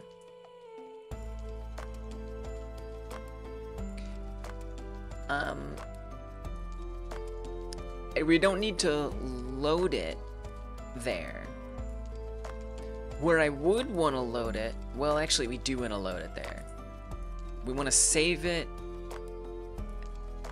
That's kind of weird to save it as soon as it starts. I don't think we want to save, well, we need to say if it exists or not, right? Because it needs to create it the first time. Well, it already checks that. Well, it checks if it exists.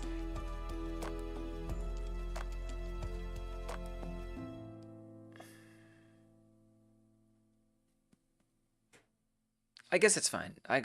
Just save it and load it. Just try it. It'll be fine. All right, add it in there. Do save data. And then we want to load save data.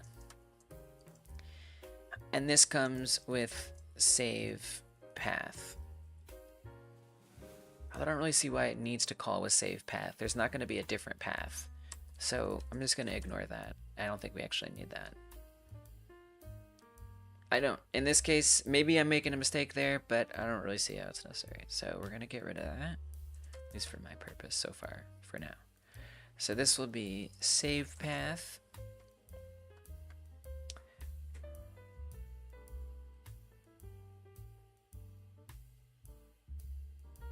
And then we need to say, every time restart the game, run load save data. So if any changes happened, that's applied.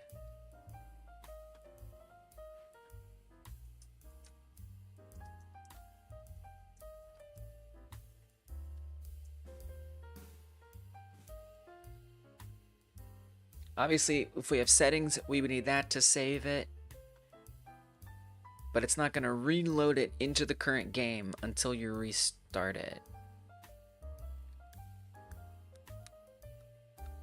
Alright. So let's see if that works. Again, this is only doing it for skin stuff. Now, we still haven't encrypted anything. I gotta go find how Pressapire suggested doing that.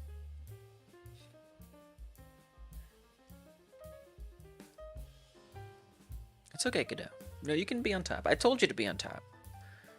Alright, JSON, you can use the file access open encrypted with pass to write encrypted files.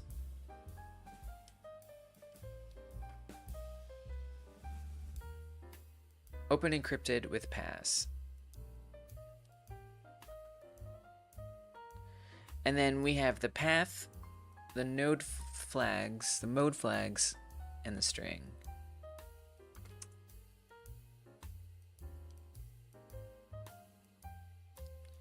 Okay, so let's go get some skins. Or at least one skin. That's something else I haven't tried, is unlocking multiple. I'm sure it works, but technically I haven't tried it. Would be a nice thing to actually try.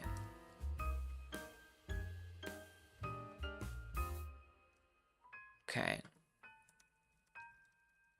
Update, update, update, update, update, update, update. We still got to encrypt it. Let's just go ahead and get a couple skins. Be careful, don't break it. Alright. And then let's get deaded so it saves a new version of it and stuff.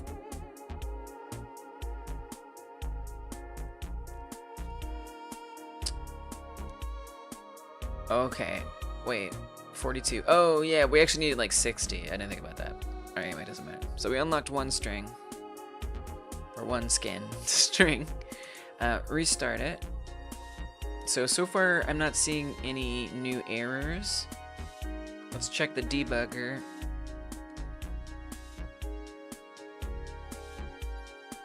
Yeah, nothing that is an issue here for this situation. So we've got the one gray skin now. So I guess let's try quitting and starting it up and see if we still have the gray skin.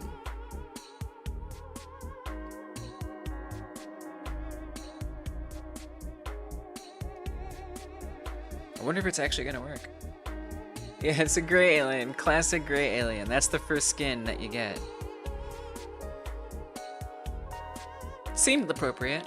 No skins? Or that might be because we haven't unlocked them. Yeah, exactly. Okay, so the data definitely did not load. I don't see a gray alien.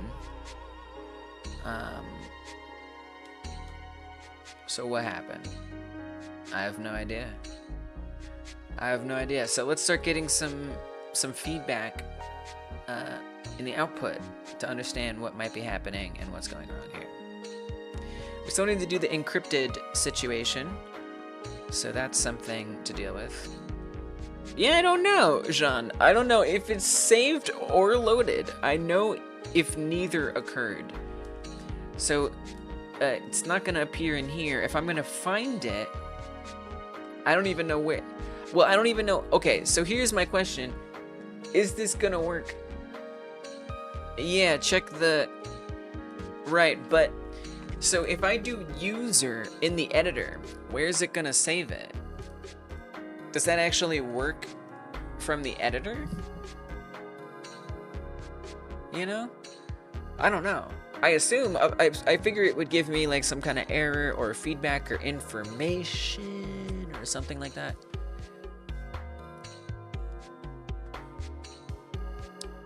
But I actually have no idea. Like, I guess in like app data and roaming or something. Like, I don't know where it saves it.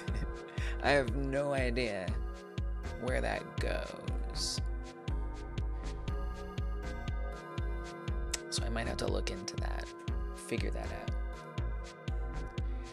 I don't know for Godot, but GameMaker, when I do a save file, it has a default path the engine uses. Alright.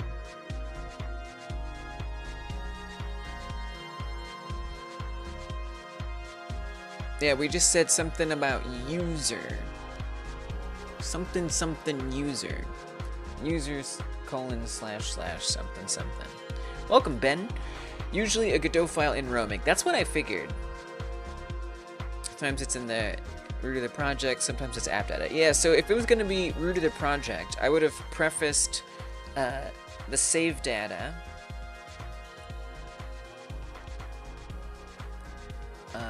up here with res. RES, then it would have been right in the root here. But we're doing user, so that way it's, you know, good for people playing games and stuff. So I'm digging around through my app data. Alright, I'm in roaming.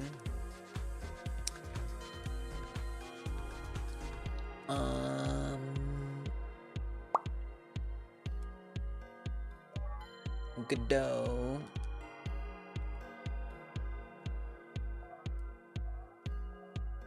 I mean, nothing is in there, but I'm really not sure where I'm supposed to be looking for it. That's the problem. I mean, I could just do res for now, just for the sake of being able to find it. But let's look it up. Godot user, what is it? User colon slash save file.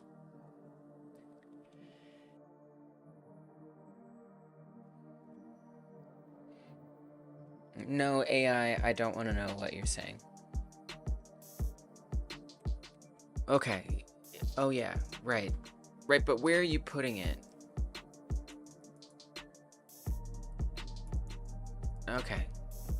Yeah, I see that you found that. In the Godot docs? App data / name.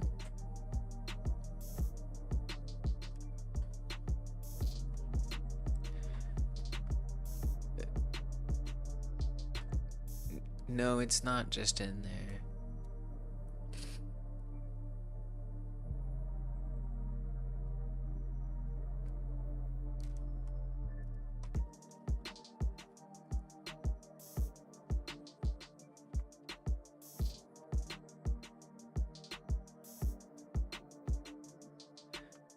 Roaming Godot, app user data, Godot project name. See, I don't see a project name in here.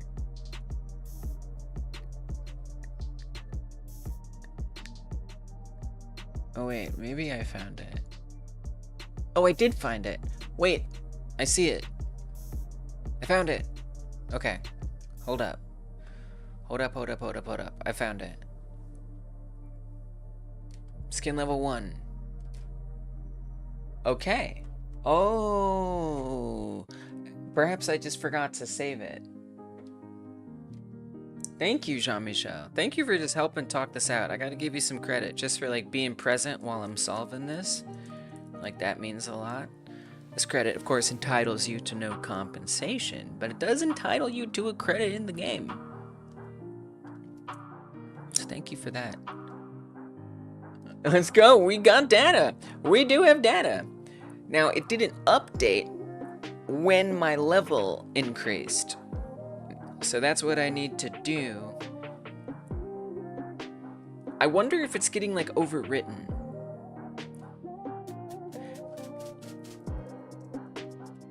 And maybe that's why I needed to do it a little differently. I don't know, we'll see. Skin level update.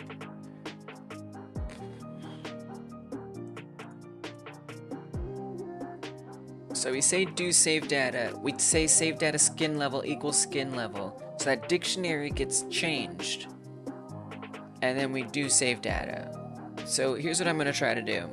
We're gonna keep an eye on it all along the way, right? So once I level up, what does this change to? Basically, is what we're gonna do there. So I'm gonna close the JSON file, although I'm pretty sure it would just update on its own.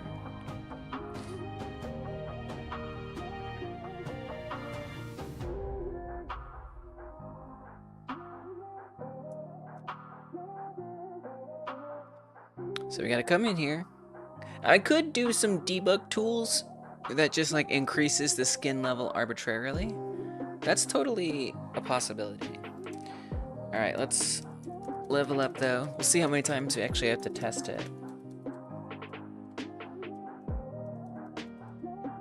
Technically, I'd want to go up to about 60 if I want to unlock 2 skins, just for the sake of testing that. Alright, now we're going to get killed.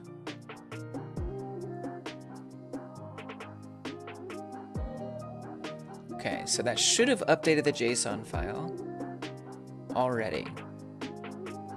That right there should have updated the JSON file. It does not look like it updated.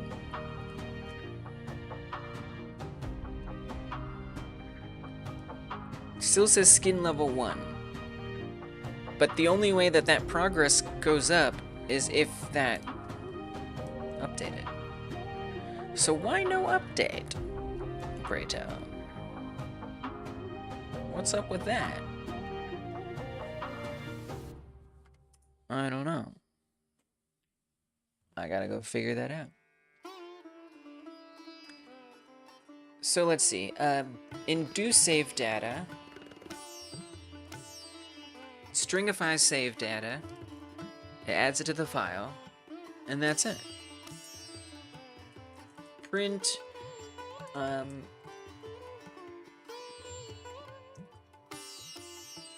saved, and then just tell me what you saved.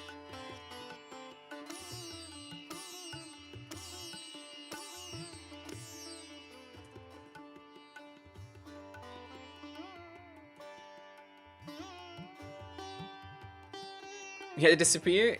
That's okay. It's going good. We do have a JSON file that got created. However, it doesn't seem to be updating as frequently as it's supposed to for some reason. And I don't know why. So I'm going to try to figure that out. I'm going to try to puzzle that out right now.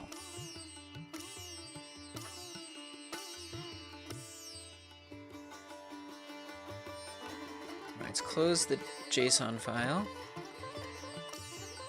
We need to, let's see, if we're at 60, we need to get up to 80. So as long as I do 20, we should be safe to level up, skin level wise.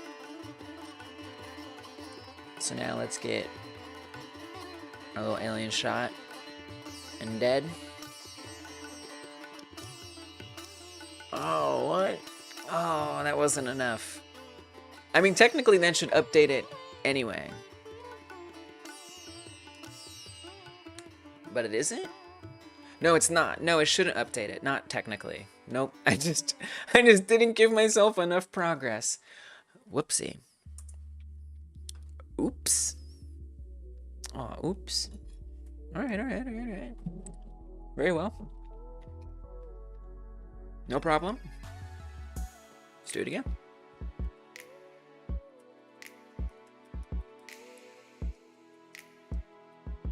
I don't count good when I can't see the numbers right in front of me.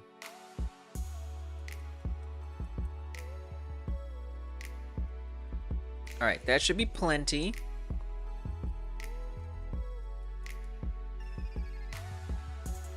Let's get shot. We got our level up. Okay, so it says that it saved skin level 4. That's what it says it did. But the JSON file has not actually gotten written to. No update. It still says skin level 1. So that's getting created, but it's not getting updated for some reason. You perhaps want to store that point progress as well, right? Oh yeah! I forgot. Oh yeah, I'm closing and opening it. 100%. And I mean, look, I can see right here in my folder that its date modified hasn't changed. So that's how I also know that it's not updating, basically. So yeah, closing it, opening it, it is not changing. It is staying the same. Errors. Not seeing any errors related to this particular situation, no. It's other stuff. But I don't see anything related to this here. So, it is running the save function. I don't even know what's happening, to be honest.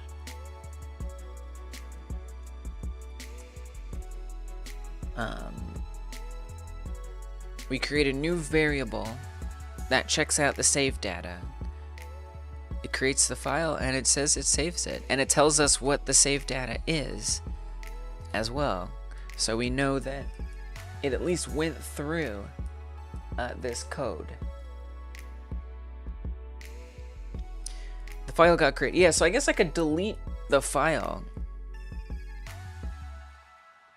Or I'll delete the JSON entirely, which I just did. And Now I'm gonna reload the game.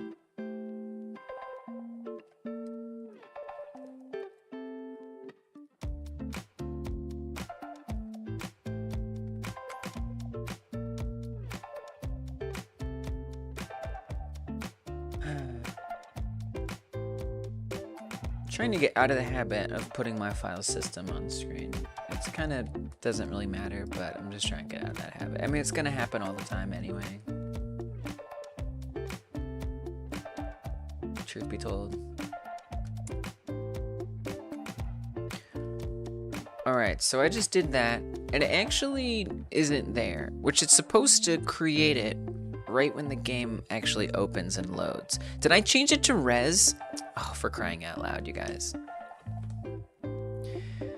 I changed it to res as an explanation example, and I forgot to change it back.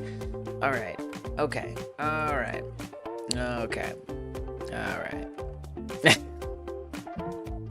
That will do it. If anything will do it, it's that.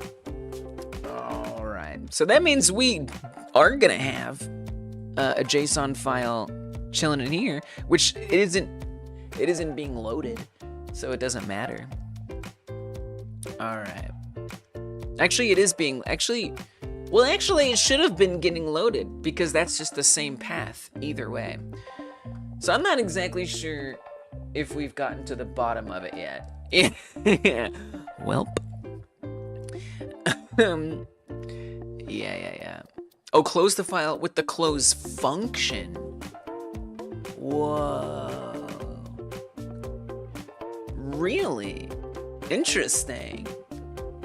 Interesting.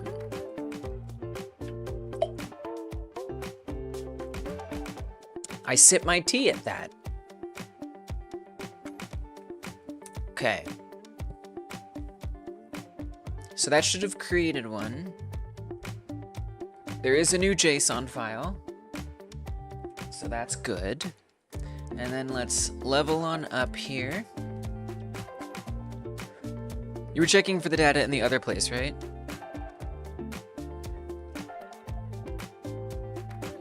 I'm not sure what you mean, but everything is good now. In terms of saving, I've got the right file.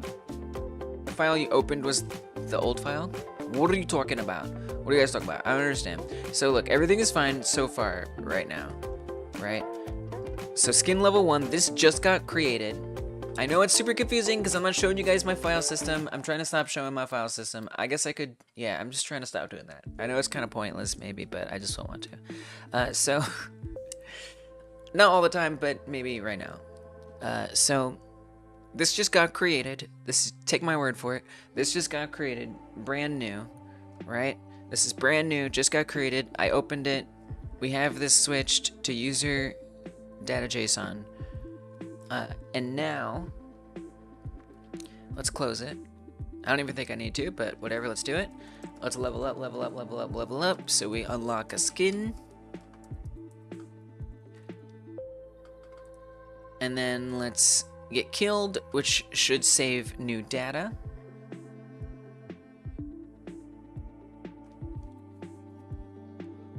And indeed, in the output, it confirms that it saved new data. Now let's check the JSON file to see if it says 2. It does. Nice. Alright. Good. Now, let's just quit the game. Stop it and open it.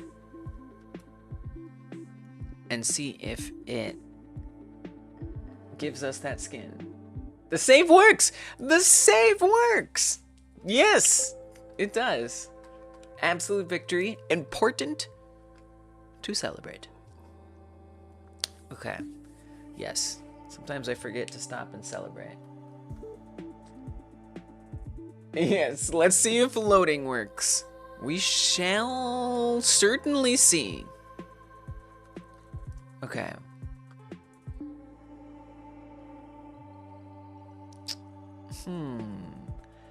I don't think so, because if it did, first of all, look at that. You can see it saves it. Okay, I see what the problem is there. We are overwriting the data. Not good. Please do not do that. So I think, okay, I know what we need to do here. We need to say if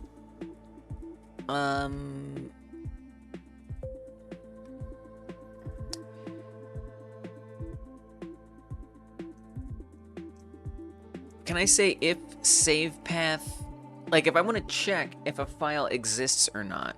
Well, I guess we just do it just like the loading says. I guess we should, oh, maybe we should do a return. Okay, I think I might know what is a good idea here. So, come to load save data.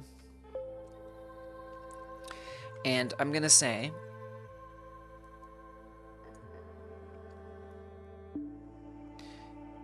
set, really just do that. If it doesn't exist, if file is not there, then can you please return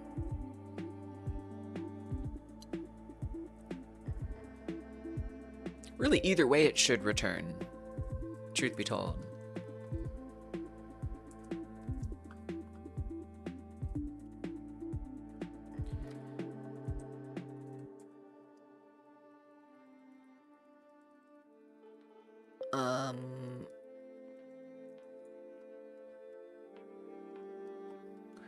Ben says, if file exists. Oh, I like that.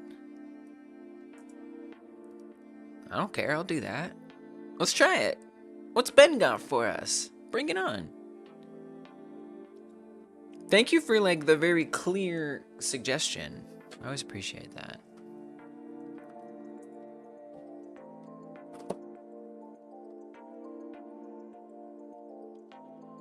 If file exists, save path.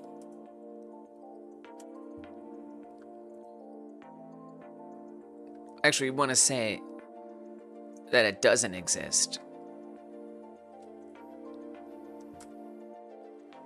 Right? So if that is not true, then save it for the first time. Well, I guess, you know, no, let's not do it that way. Let's say that if it exists, load the save data from it. Otherwise, it's more readable. Otherwise, do save. That kind of makes sense, right? All right, let's see if that works. Ben, we gotta get you a credit. Oh my goodness. And actually, I'm gonna delete the save file here. So there is no save file. Hopefully I've timed that okay. Hopefully I didn't delete it after it got freshly created. We will certainly find out here.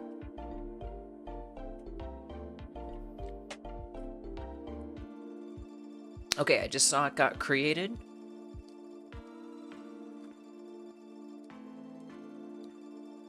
There it is.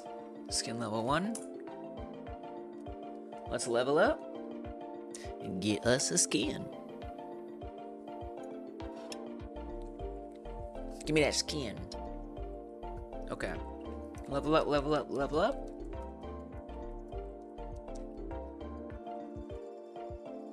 That'll be enough for 1 level. Let's take some damage, which will save the data. I'm kind of curious if it'll just update right here.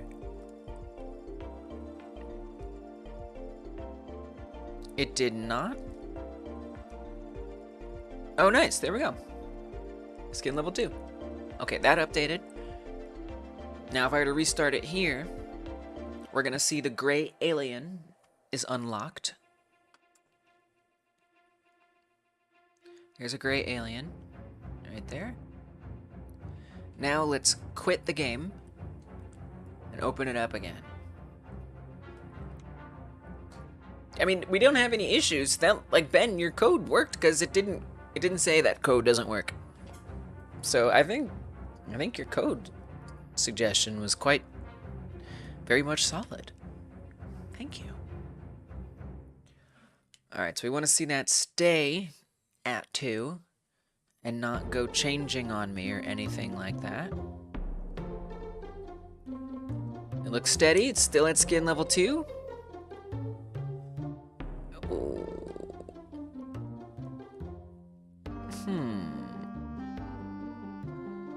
But no gray alien. Let me try opening it again. Maybe I needed to. It still says 2. Oh, well, that's interesting.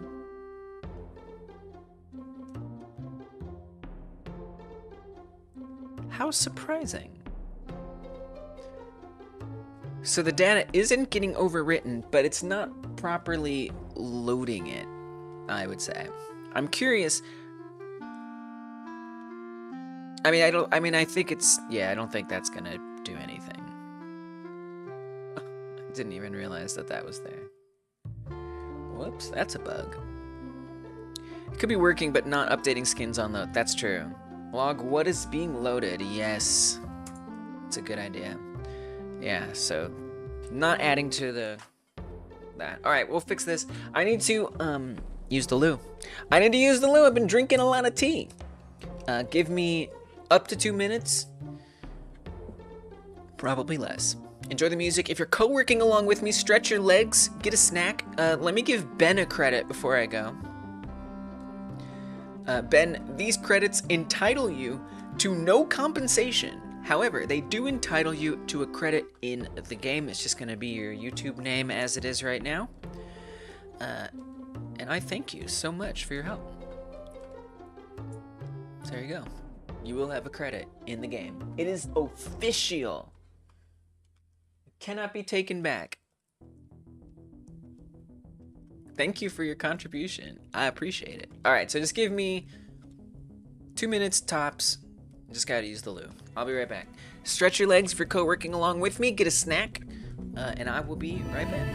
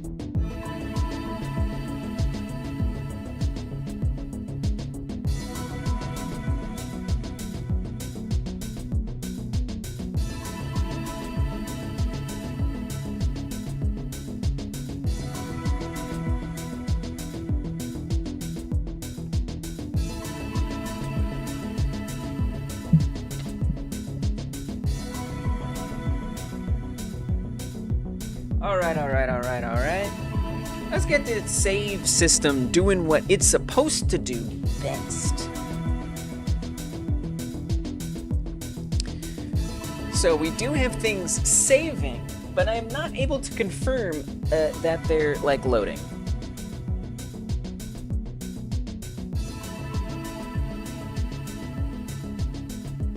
Frankly, I think that would be nice if it could load. So let's do it. Let's load it. Great. So we need to track some of the info that's going on here. That would be important. So let's go to load save data. And we are going to print loaded.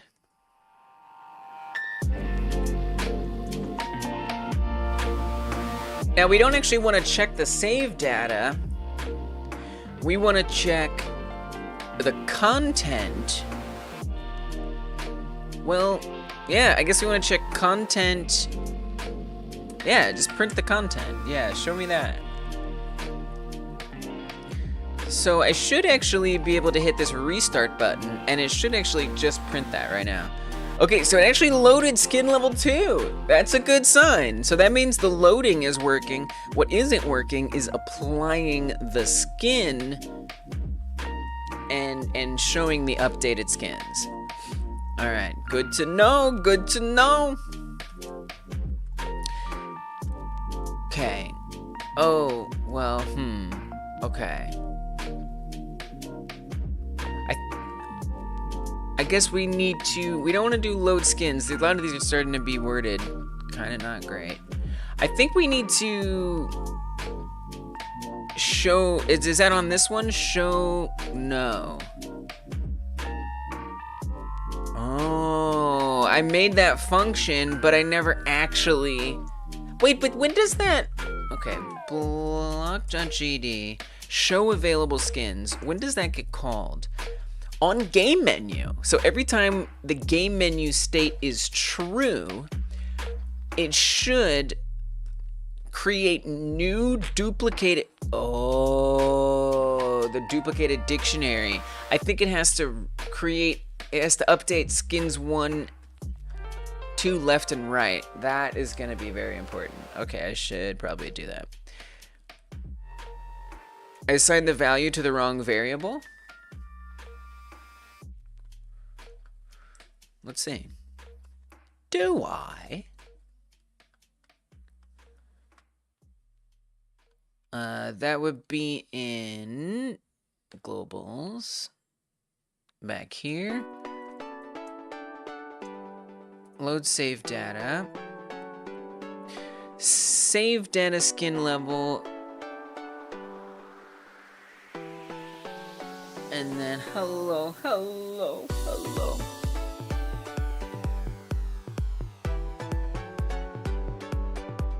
I mean, you know, if I also think about it, is it... I mean, this is correct. I think what might be... I mean, I'm not saying what you're saying is wrong, but I'm not sure what you mean. I think what's happening is we're not splitting the dictionary again, we're not updating the split dictionary. I think that's the problem. We're only running split dictionary one time, right?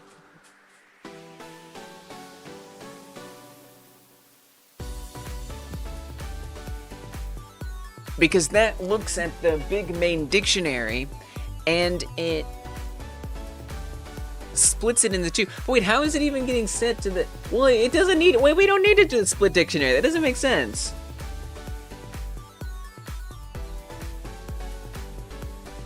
Because it shows the skins.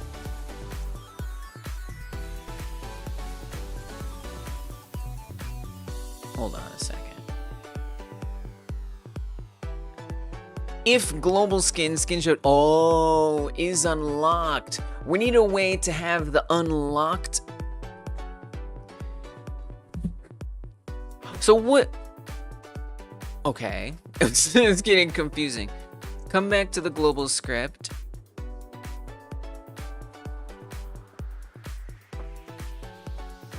unlocked becomes true on skin level update. Okay, so that would be on skin level update, runs do save data. So it saves the data and then it refreshes. So if we quit the game and load it again, it's not doing this. So this needs to actually be in its own function. Okay. Alright. Okay, I see. Update unlocked skins. That's what we need to say here. Alright, so pull this out. Create a new function. Update unlocked skins. Then put this in here. And then we can actually, we don't even have to put this in here. This could exist in, when we save. So when we save, oh, I guess we'd want that on load. I mean, it's a little weird. Yeah, I guess we only want that on load. We don't need it on save. Because if you could only come back, the only way you can get back to the menu is if it tries loading.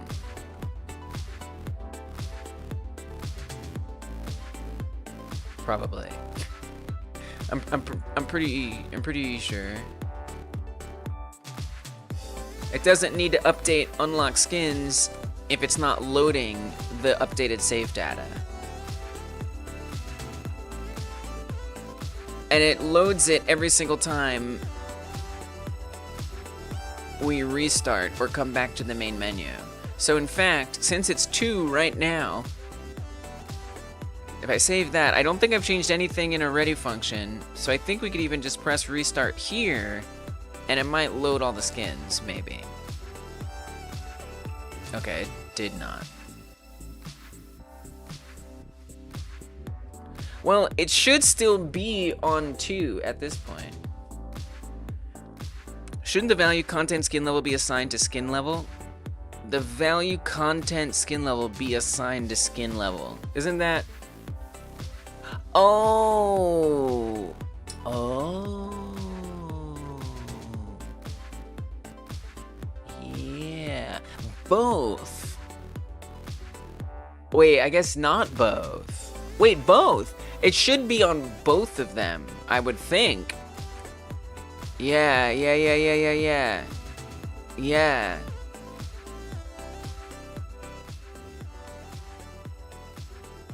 Wow. Actually, that kind of makes sense. That actually makes a lot of sense.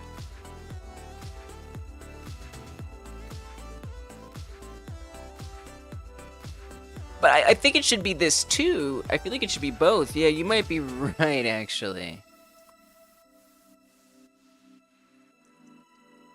Maybe it doesn't need to be both? Yeah, that's an excellent point. I did not. You're not wrong to think that. You're not wrong to think that. Right, because the skin level isn't checking anything. Yeah. Yeah, you know what? Yeah. Yes. Yep.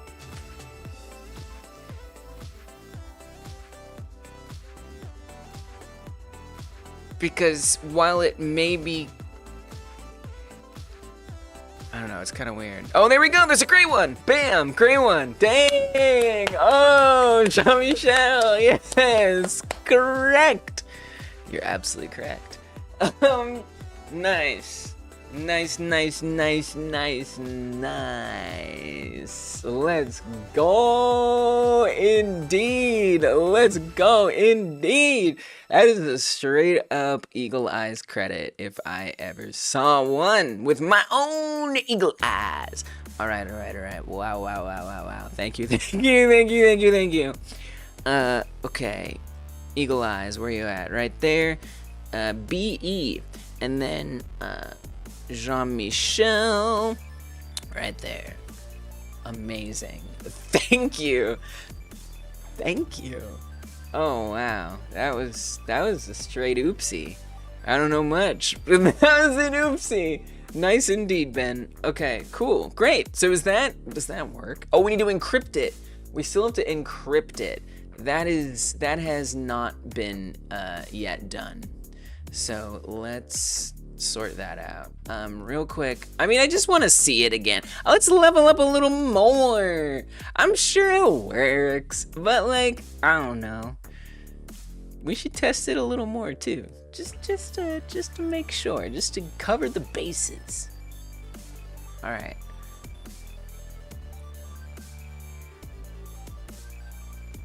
I like how you don't look gray when you're in that orb. All right, and then I don't really need to eat up. I don't know why I did that. Let's get some skins. We're gonna need a bunch of points in order for that to go up high. So let's just. I actually did set up a debug tool to type in the number. Dude, type it in. Do it. But it adds on top. So like, make sure you got your math sorted out. I'm gonna make it 70 because my brain. Oh, that's 71. That's okay. I can math that. So we can say this goes up to level. We don't want to go more than. Let's do 39. Let's just add 39 on there. Oh, we're pressing other keys too that do things. All right, helicopter will come through. We'll end our life, and then we can see. Oh yeah, level me up. Oh, so that's another thing too, is saying you leveled up, right? That would be nice to like show that something happened. Who wouldn't want to see that? So that would also be a good thing to add in for sure. Boo, you're back again, just to disappear again. All right, gamer, thanks for stopping in. I appreciate it. I'm feeling better. You know, it's nice to see the features come together. You guys coming through and helping. You know, I started out the stream in a pretty low mood, but you guys helped me feel a little better. I almost felt like I could sing a member song, but at this point, I can't be singing a member song halfway through, and I haven't sung a member song to everybody else. But I knew coming here and working on this game would make me feel better. Appreciation. I don't know why punching myself in the heart is what communicates that. Really, it was stimming. I was stimming. Frank says, looks great as a gray alien. Aliens are often seen as green or gray. Exactly. It wasn't, like, when I first set up the gray one, I was just like, what are colors? Blue, green, yellow, gray. And then, like, I realized, wait a minute. Gray alien, that should be the second one you unlock. It's like classic alien. Why are they mostly green now? So I've been setting it up so that way when you start the game for the first time, you don't have any aliens unlocked, any alien skins unlocked. And then as you progress in the game, you start unlocking them one by one. So the reason why most of them are green is because you haven't unlocked them becoming something other than green. So I might at some point look into, whoops, punch in my heart. I might at some point look into changing it so that way there are more that appear in the different colors. But for now, I'm just gonna let it rock the way it is because it's simpler to keep it this way. And if I start realizing, you know, it's kind of annoying that you don't see more. For example, if we've unlocked gray, purple, and orange, right? Maybe it would be nice. I think it's supposed to be blue. I don't actually know what color that is. If you've unlocked those three colors, then I love skin. Yes, it's quite useful. Then maybe it shows more of them. If you unlock other ones, it replaces it. So I'm not sure exactly how I want to do that. I know, so many possibilities. But yeah, that's why it's mostly green now. We're actually trying to make it so it's mostly green again, unless you've unlocked the relevant skins. Jean-Michel says, I think you can remove the save data skin level, content skin level. The JSON structure gets created when saving it, and it should use a value contained by there. Right. Yeah, that makes, you know, that makes a lot of sense. Like, what you're saying makes tons of sense. All right, I'll do it, but I have to test it. I must test it. And I'm even just gonna delete the save file again. I just like to see it all kind of work. So all right, let's remove that line. Let's get it out of there. We're gonna save this. I'm just testing. I'm just making double, triple, quadruple sure that we're good. Other things I could work on. I mean, I'm kind of nearing, maybe soon. No, I still want to do a little bit. So different things to work on, lots of different things. Either how when you click on just your skin choice, I would love if it was like, are you sure? You know? Because sometimes you click on the wrong one and it's kind of annoying if like you just have to commit to it. So I'd love if it like stopped you for a second and asked if you were sure that that's the one you want to use. And then, okay, so the JSON file did just get created, which is perfect. That's what we want. And it's at skin level 1. And then the other thing too is like when you level up, it would be nice if it told you that you unlocked a skin, and which one you unlocked. So those are some things I would like to get added up in there. Testing is always a good idea, right? Clicks the right one. Yay! Yes, it's nice when I do click the right one. I agree. Okay, so let's level up. Just add it on. Add it on. Even though it's got some problems. Oh. Okay. 20 plus. I'm just gonna add 100 on there. Oh. Okay. Here we go. Oh, no, can't press the enter key. Oh dear God. Okay, continue. All right, there we go. Let's just bring on the helicopters. Get ourselves destroyed. So that's gonna go up a bunch. Doop doop doop. We got some levels. We unlock some skins. All right, now we're gonna hit restart. That has updated to skin level 4, which is perfect. And now we've got these skins. Let's quit the game. And let's load it up again. Make sure everything looks good. 100. That's how many I added in. Game developer struggles playing her own game. Part, yeah, that. Yeah. Part quadrillion, billion, million, trillion. Cleaner, simpler code to maintain is always good. Yeah, I agree. I agree. Thanks. Yeah, I should give you some credit for that. You know, I'm gonna say a Godot consultant there on that one. You did help make sure that I'm not making some mistakes here. Jean-Michel, where are you at on here somewhere? Oh, right there. I guess technically that'd be like a coding consultant, wouldn't it? Here, let's be technical. We'll say that's a coding consultant credit. Go for cleaner, simpler. All right, and there it is. It loads them, yay! Love it, love it, love it, love it. All right, I still didn't implement those suggestions you made earlier, Jean-Michel, because I was like, oh, this might be more complicated than I realized for my situation. But I'm still considering it for certain other places. All right, so that's good, that works. We now have saved unlockable skins. So one of two things I have time today to work on. I gotta end a little earlier today, but I still have time. I could do one more thing. Either we confirm when you click on these, or it tells you when you unlock one. I feel like I would rather do confirm on click, because that's gonna help me even test all this stuff and enjoy this stuff and I'm gonna continue to be doing tests with trying different skins. And this is gonna help me make sure I'm picking the right one, instead of having to just hope I clicked on it right. So let's do that. Let's do that. I also would at some point like to have more of the unlocked ones appear in here. I do. But for right now, we're just gonna be okay with it. All right, so what happens on click? Let's do a GitHub, first of all.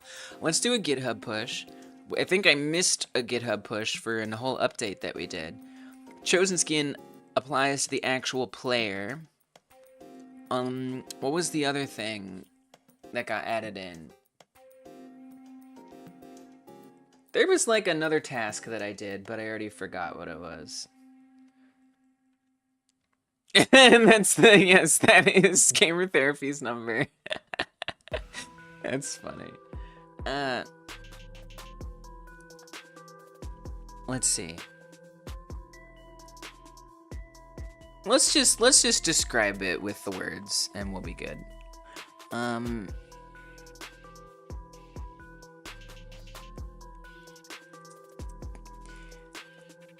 Man, what was it that I did earlier? Okay, I actually need to rewind. I really want to put this in here correctly. Ensure textures are UV mapped. Yeah, there was that. Applying skins to the player. That was like the whole thing we did for the stream. Was that it? Was that all? Was just the textures thing? Was that the other task? Skins can be unlocked one by... Oh, that was the other thing. Yes. Okay. Skins... Menu... Skins unlockable one by one. Skins save to a file. Oh, I forgot about encrypting. We gotta encrypt, baby. We still gotta encrypt. Skins save to skins save to a currently unencrypted JSON. There's a lot of stuff that I'm not clarifying in here. I just don't have the mental capacity to do it right now. So we're just gonna say that's good enough. If you have a skin catalog, double skin unlocks. If you first play with blue, have 20 abductees. To unlock different skins, have different requirements. Abduct and suit, time and suit, or suits plus abducts. You can drive people nuts with this. I do not want to drive people nuts. I hear what you're saying. No. But I always love that you've got creative ideas, Tommy. I do. Not the system that I want. We're going for simple.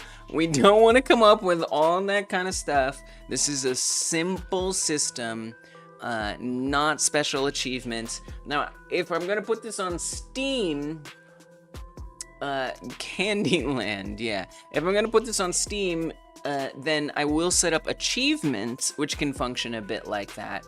But I am not gonna set it up like that for actual unlocking things. It's just not necessary, and it's the kind of thing that extends development time completely unnecessarily. But I like your creative mind. I always do, Tommy. Yeah. Originally, I wasn't gonna put it on Steam, but I am now gonna put it on Steam eventually, when the time is right. Yeah. All right. So I'm putting too much work into it not to. Great. So, things I need to do. We need to encrypt this. Before we do anything else, we need to encrypt some stuff. So, open encrypted with pass. Creates a new file access object and opens an encrypted file in write or read mode. You need a password to encrypt or decrypt it. Returns null if opening the file failed. You can use get open error to check the error that occurred. What's mode flags? What is a mode flag? What does that mean? Read or write? Oh, cool. All right. Oh, file access.read. I see. So when we do file access.open, there's the path and then there's the mode flag. For the encrypted, open encrypted with pass, there's the path, the mode flag, and then so it's basically the exact same thing, except we add a password onto it. I see. Okay. Open encrypted with pass. Okay. Open encrypted with pass. And then we want to add something extra on here. And we want to give it a password. Do I need to be sneaky about this right now? Does it matter? Wait a minute, how am I gonna code this in and live stream my progress and the password's right there and anyone can cheat? Do we need to generate a password and pop it in there and save that in its own JSON file? But then we gotta encrypt that and then we gotta encrypt the one that's encrypted? Wait a minute, how's this gonna make no sense right now? Okay, alright.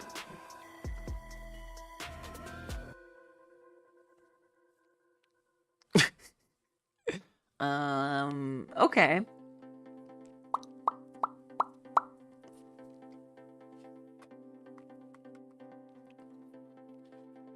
You know, it's something I might just have to change later.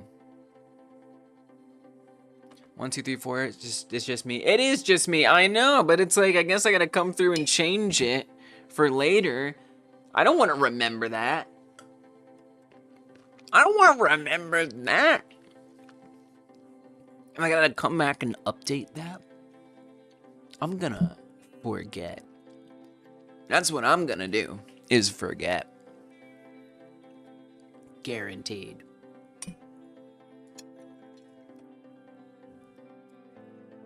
So, like, how am I gonna remind myself of that?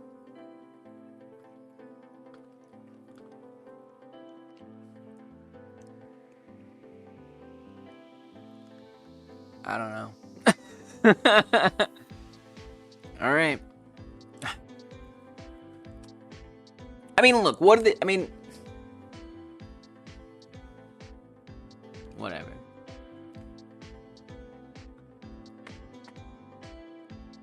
It is what it is.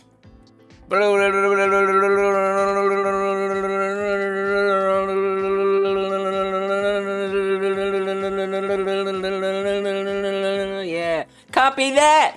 Copy that! Screenshot that and copy it! I'll make it so long you can't screenshot it all at once! What are you gonna do? What are you gonna do? You can screenshot that? Good luck! Good luck screenshotting that! Have fun! Oh wait, I actually have a better idea. Wait, I have a better idea. I have a better idea.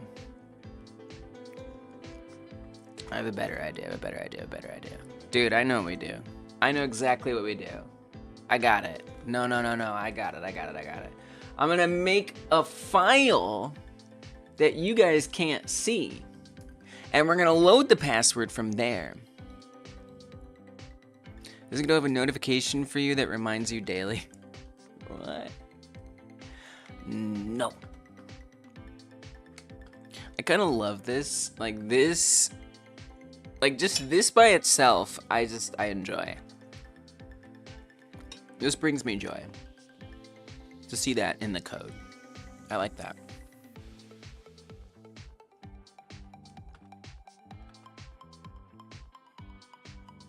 But no, what I could do is set up a file that exists somewhere, but I don't tell you where it exists.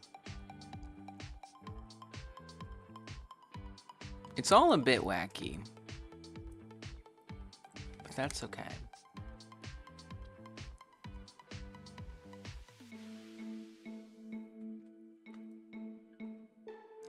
You don't know where it is. I don't know where it is. Nobody knows where it is.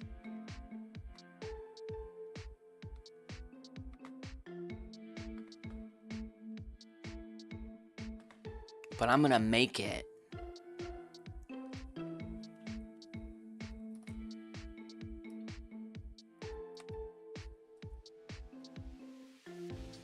I mean, I guess on some level, you'll still know how to find it. It's not perfect, but it reduces the friction, and it's fun. And it's fun. It's much more fun.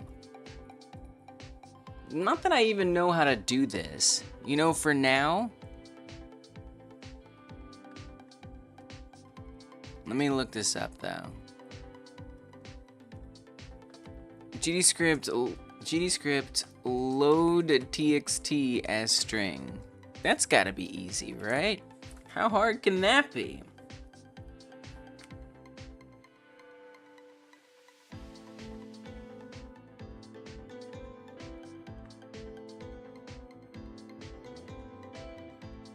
Godot has a resource type named text file. It's extra, I know it.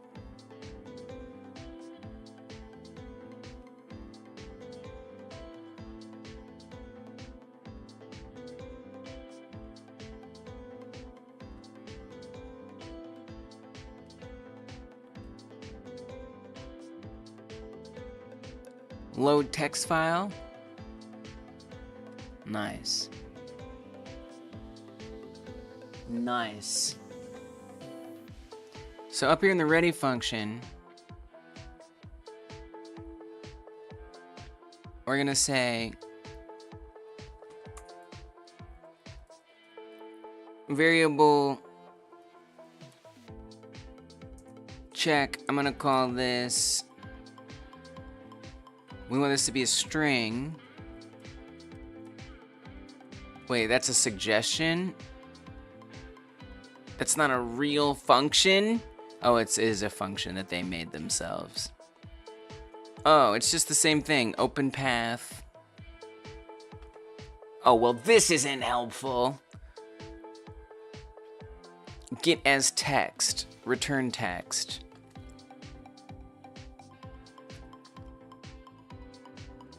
Well, we can make sure that it's actually there. Oh, and then there's the closing. Yeah, that's an important thing, right? I know, this is kind of extra. I might just not do this right now because I don't feel like it, actually, guys. I'm really bored by this task. So I'm actually just going to keep the password to be this. That's what the password's going to be.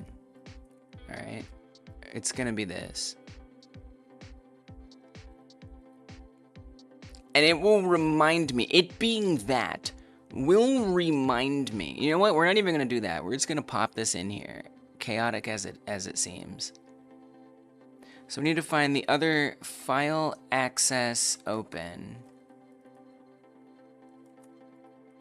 Right here. And this time we want to say encrypted with password. And I'm going to spam all that in there just like that. All right. That's how that's going to go.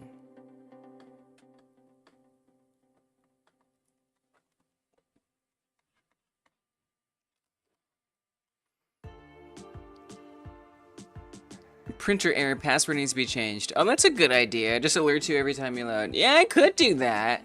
That's a good idea. Maybe I will. It's a little annoying, but you know what? You know what, Tommy? Screw it, let's do it.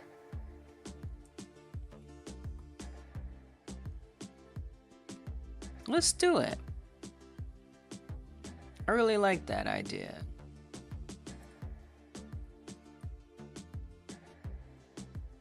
Print, update, file password. I like that idea a lot. That's a good one.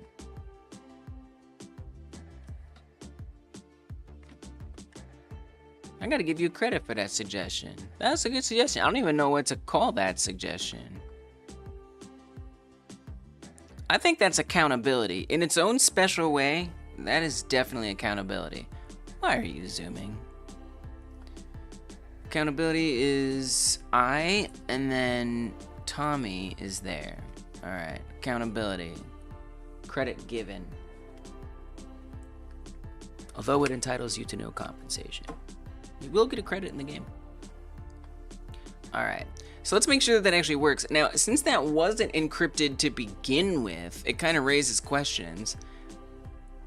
I think what you need to do is just delete it and re-add it. I think that makes the most sense. So I'm gonna delete that JSON file. And let's just make sure that the encrypting thing works. That was very simple and very straightforward. But let's just make sure. I'm sure it is fine. It probably works. But it would be good to double check. And then what? All right. Yeah, I think I should do the click to confirm when you pick a skin. I think that is, I don't know, hopefully it'll be easy. I mean, we do have to have like a message pop up and things like that. So it comes with some issues. All right, so we're not getting any errors. So it seems like it was able to save it and create it. Actually, if I open up that file, what is it like? If I try to edit it with Notepad. Whoa! So that's what it looks like. Oh, it encrypts it. Wow, I see. So if I wanted, I would have to like go to like the properties or something of that file. And then like add something at the end of the path probably to open it the normal way. I see. Oh, that's good. Oh, okay. This kind of I get it now. Now I get what encryption means. I see. Okay, we're fine. This is literally gonna be fine. I was under the impression it was like setting up password in a way that I didn't understand. I get it now. Everything is gonna be fine, guys. Everything is gonna be okay. Alright, let's just unlock a couple skins. Bring on the helicopters. Make sure it updates it. So yeah, so then the other thing would be to say right here, it alerts you that you got a skin. I'm not going to worry about that right now. I do want to do that, but I think what's going to be more immediately helpful to me, okay, we got the skins, is if I make these clickable in a nice, easy to confirm way. Alright, so let's close the game. Start it back up. Make sure it's reading that encrypted file correctly. Wow, I had no idea the encryption was that awesome. That is super good. I love it. Works for me.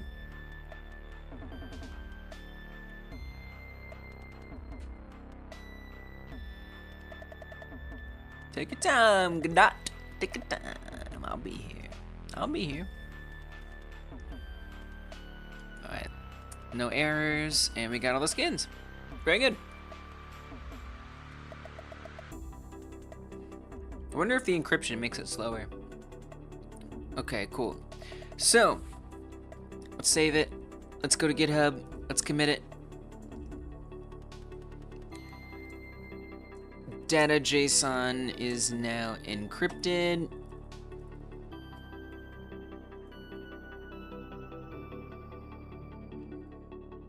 Commit it. Push it. And now, let's work on that other thing. So when you click the things on the menu, we actually were looking at that pretty recently here.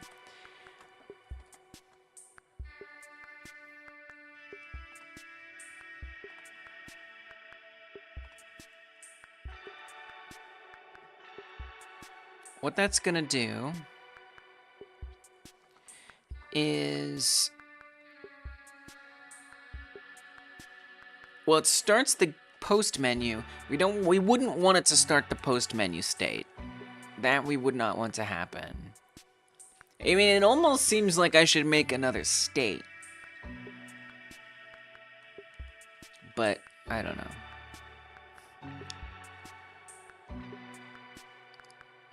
That would be kind of convenient, actually, is if we made another state. So when you click it, it just sets was chosen to true.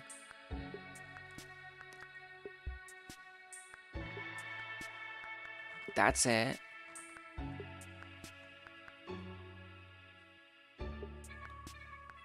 Wait, it has to do more than that. I already forgot what it does. If was chosen is set to true, on game post menu. Wait, there's still something else missing here.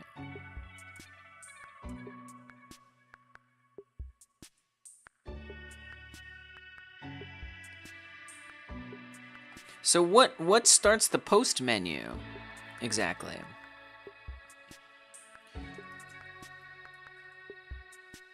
There is a special signal for state changing.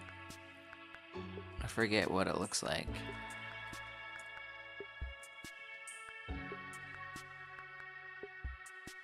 Swap game state. Search up swap. Oh, I should put the task up there. That would be nice.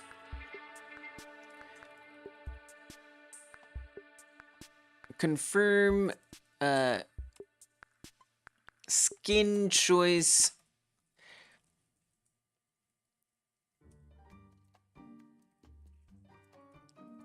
Making a confirmation menu when a skin is chosen. Let's just say confirmation menu when a skin is chosen. Confirmation menu appears when a skin is chosen. Let's call it that. You once again vanished. The skin loading work. It did! And we have it encrypted and everything. It works. We can We already got some skins right now. I got skins right now. I boot this up. I'm gonna have some skins. It works. It works, and it's encrypted. I did realize that I'm gonna have to change that password since all of y'all who are watching the stream will know the password. But, whatever. Whatever.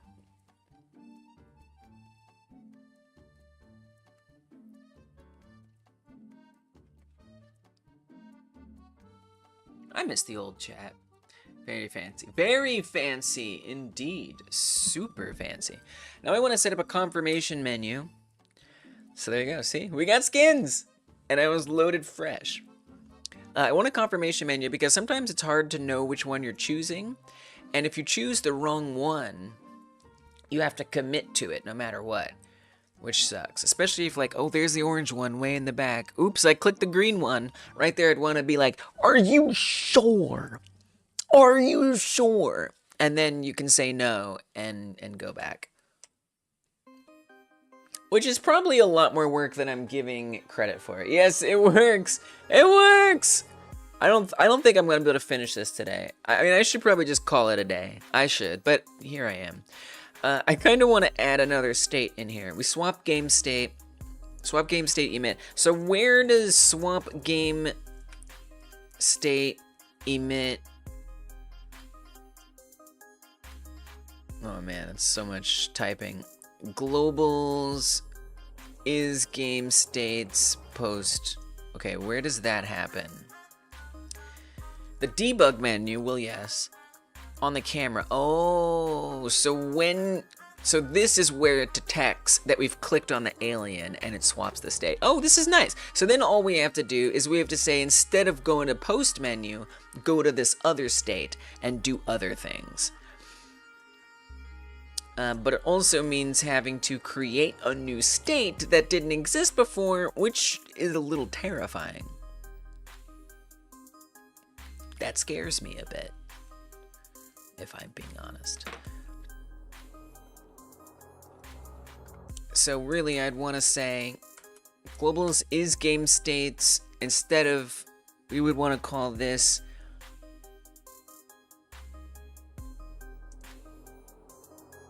maybe start confirm. I'm just gonna call it confirm. I don't love that state name, but it's what we're gonna do. If exclamation bar equals true, dialog box confirm appears. Yeah, so I don't like that because I don't actually want the exclamation points to appear yet. I hear what you're saying, but you know, that's gonna lead to kind of like a hacky thing. I really want to be a little more organized with the code, but yeah, that could work. It's not really the desired result though, and I feel like it makes things a little messier than I really want them to be. Okay, so we need to do a lot of things here. We need to create the confirm function before post menu for sanity purposes. On game state confirm. Right now we're just passing. And then we need to go to globals and we need to create that state.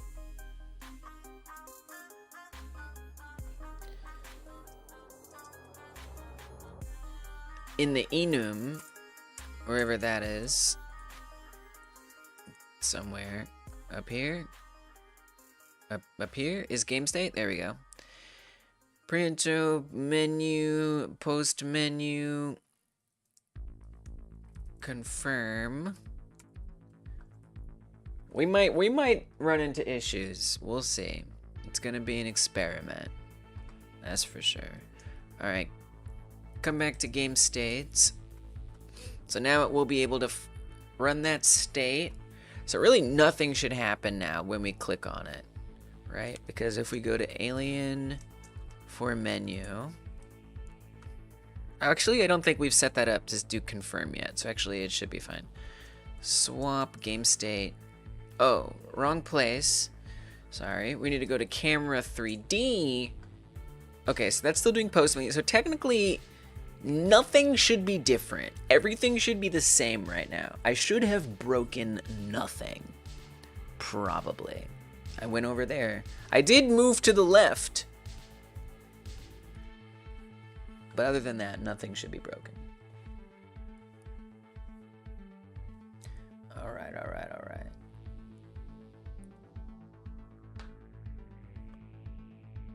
Take your time, Godot. Take your time. Take your time. It's fine. No problem. I will wait. It's cool. Alright, there we go.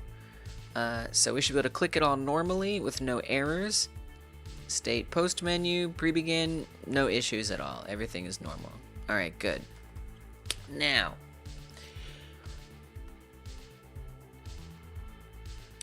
if I switch this to confirm, things will get a little weird. So let's go back to game states. Normally, when post menu happens,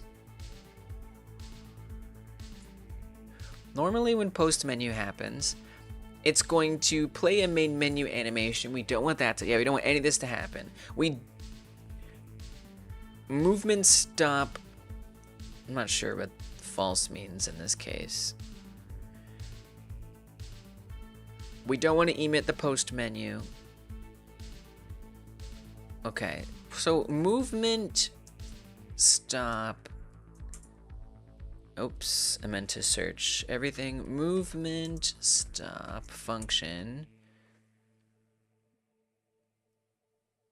exists nowhere. Horrifying. What about this spell wrong? Movement stop connect. On movement stop. Okay, whatever. So I probably just did something weird wrong. I don't know. On movement stop lock. Oh, because I see. I didn't put the function call in there. Lock controls. False. You're right. We don't. I mean, technically the controls should already be locked, but whatever. So we're saying false at this point. Understood. Okay. So we do want that. We definitely want that to happen when we confirm. That'll stop the terrain from moving. They'll all keep bouncing up and down, which is fine for now. Let's make sure that much works. Basically, nothing's gonna happen other than the aliens are gonna stop moving forward. So they'll be like, I'll click on one, they'll just go boop, and that's it. That's the only thing that's gonna happen. Now, it would be nice for it to be somehow clear which one did you click on, right? Because I don't think that's going to be super obvious. Just because we say, are you sure you want to stop? It doesn't mean we know which one is clicked on.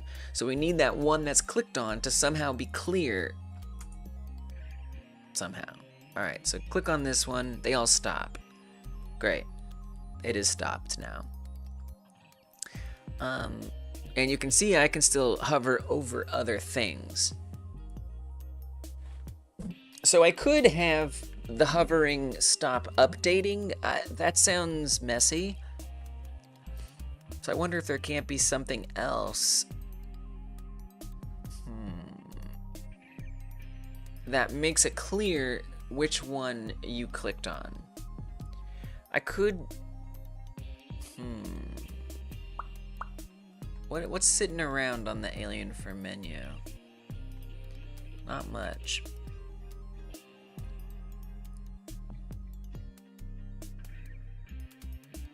You know, we could make all the other ones like disappear or something, but I kind of don't like that. Make a PNG of each skin and have the PNG of it appear in the confirm box. Yeah, I don't know about that. I don't think that's necessary. That's too much extra work. See that make a PNG for each skin? That's too much work. And I don't, aesthetically, I'm not sure I like that. I don't know if that makes the most sense. I want it to be embedded. But yeah, that's the idea, is to find a way to do that, for sure. I appreciate the spitball. It's actually helpful, for sure. but I don't think that's how I want to go about it. I would like to say something that's built in here. And I'm not just thinking about what would look good, but what is easily doable and not like a lot of effort.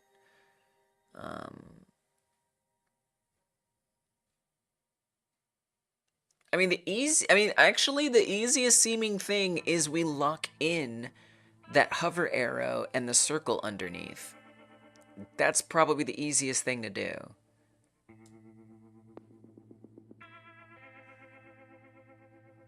I almost wish, I could also hide every other alien. Something about that I don't like. We could, like, lift it up in the air or something. I don't really like that either. I hear what you're saying, Tommy, and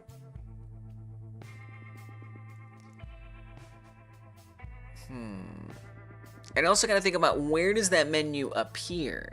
What does it look like?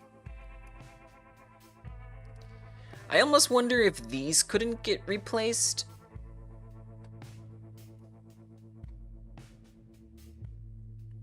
Because up here, you know, we kind of want like a scene going on.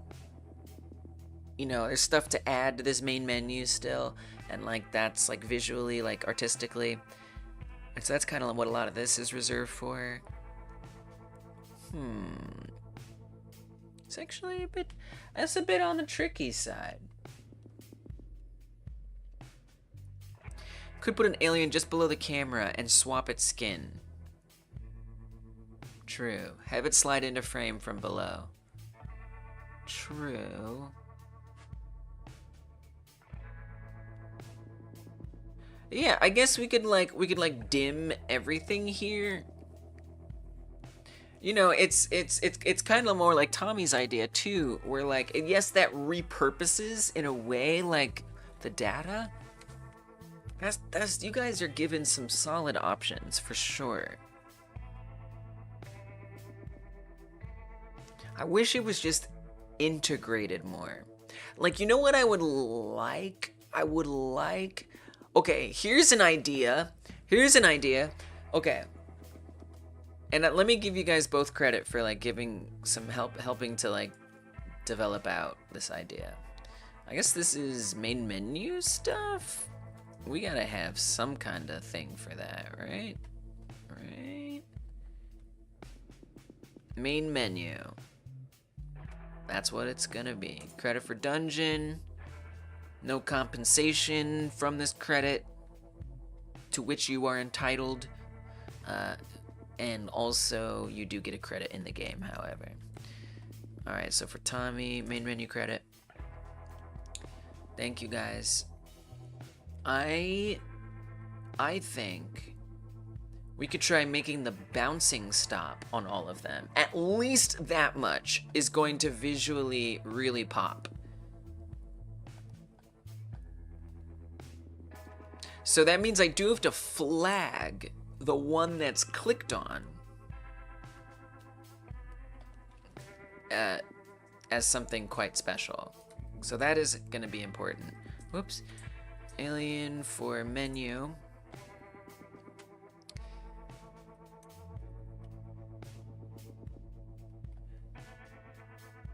If it's hovered and we press grab, so we want to say, yes, it was chosen. That's true. I'm gonna make a new one. Was considered.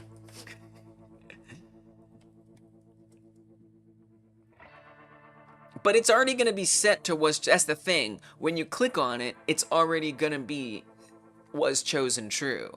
So we could also say was chosen false. So that's okay. No, you can do was chosen true. You just have to make sure we make it false again if it's no. So that's important. So maybe what would be good is we come back over here to states and, well, we have to iterate through all of the aliens for menu, which has to be, okay, all right. So on game state confirmed. So let's go back to the terrain script, which is where all the aliens exist. I need to connect a new thing, messenger, game Oh, I never made that signal. Game confirm, on game confirm. We actually gotta come to the messenger script. Look for all the game states, which I think are up here. We need to add a new one before the post menu.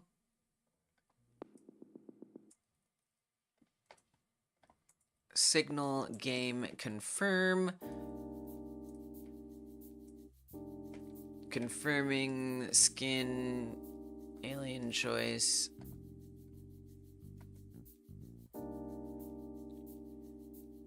Arrow above alien turns into question mark and then disappears, yes or no. Then hotkey, yes or no. That's a good idea.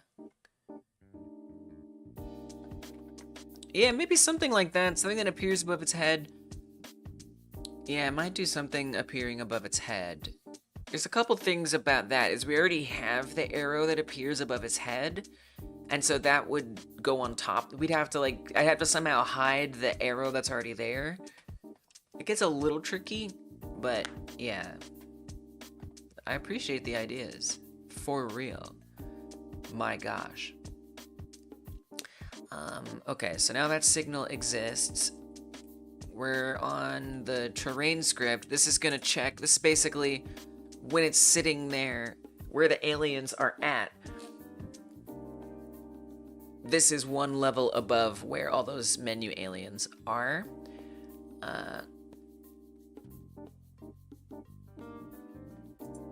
We want to say func on game confirm.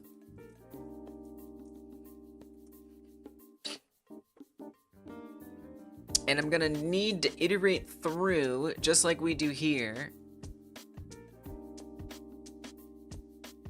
It's gonna get all the children, and it's gonna check for the ones that are aliens.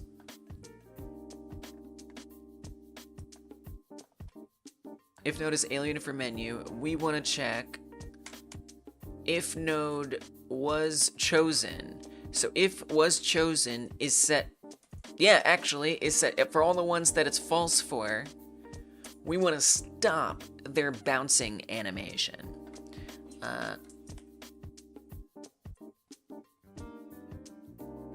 Which is this. So the one that you've chosen will remain bouncing.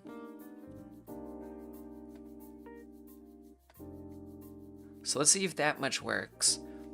And just see visibility wise, how clear is it? I think that isn't enough, but I think it's a good step in sort of keeping, that way I'm not adding a new thing that slides in front of the camera. I'm not making a PNG file for every skin. It's like, how can I make it integrated with the existing system to reduce the amount of effort, and so I don't have to spend more time working on this, and it still be just as good. Plus, I think it's nice to have functions or have things built in. All right, so I'm gonna click on one. They all did not stop at all. So why not? Why not? Is this function, first of all, is the on-game confirm function running? Confirm function. Wait, I'm not emitting this signal. That's why that didn't happen. I'm not emitting that signal. So actually, let's comment this out for now. Let's get rid of that. That signal needs to get emitted back on the game states.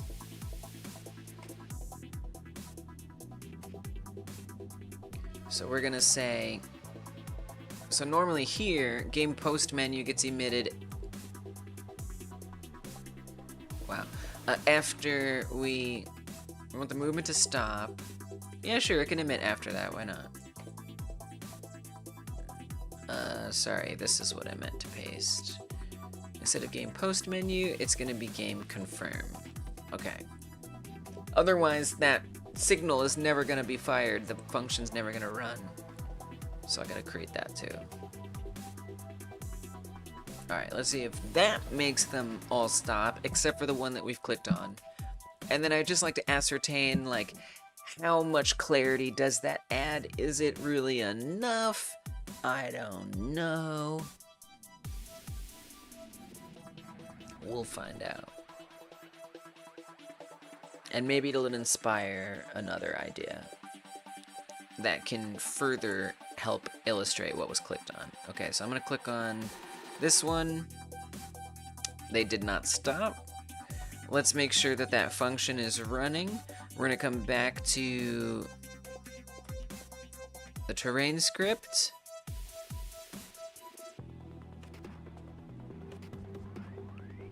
And let's put this print function back in there.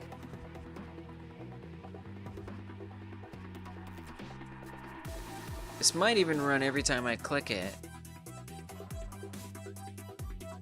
Let it finish saving. Okay, so there you can see that ran 40 times, which kind of makes sense.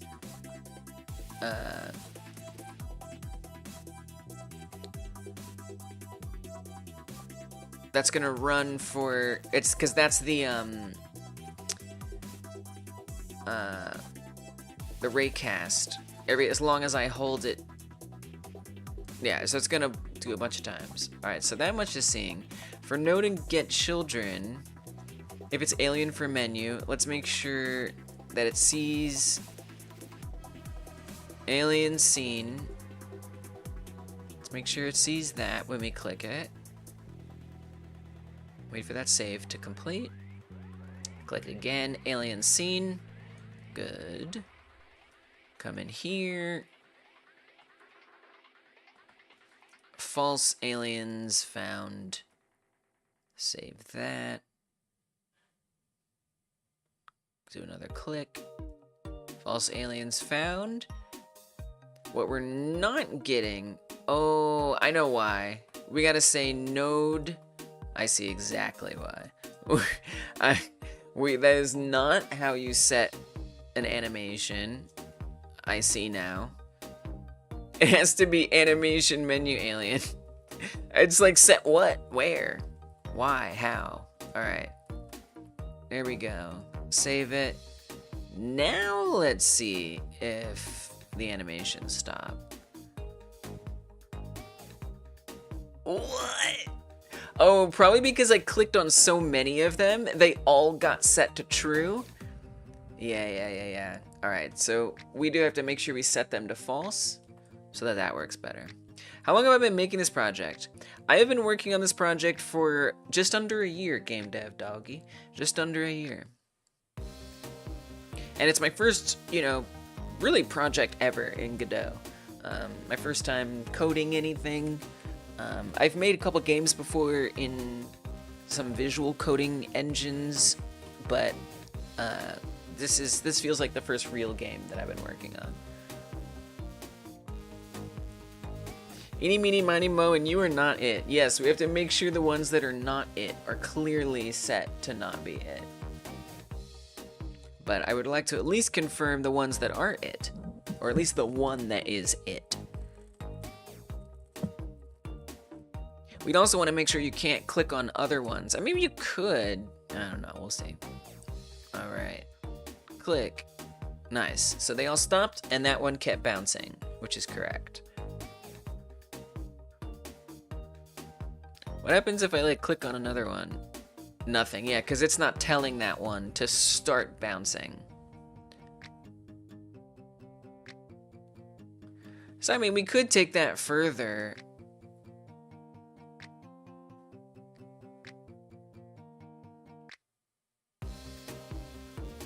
Yeah, this does raise a lot of questions, like, logically speaking. There's a lot of logic that kind of needs to go into making this function the best that it can.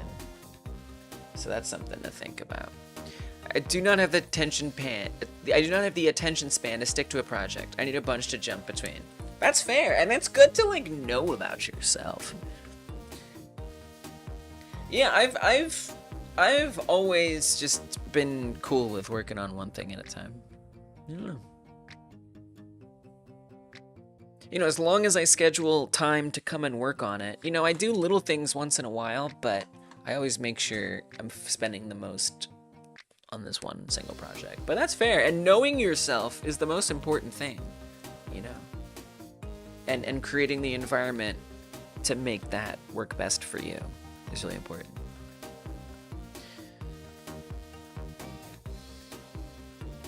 So I think what's gonna be nice is, I mean, it's tough. It would be nice if you could click on multiple of them, you know, like, because then you could like kind of pause it by clicking on one, and then you can like grab the one you meant to grab. I think the bouncing up and down is kind of enough for right now.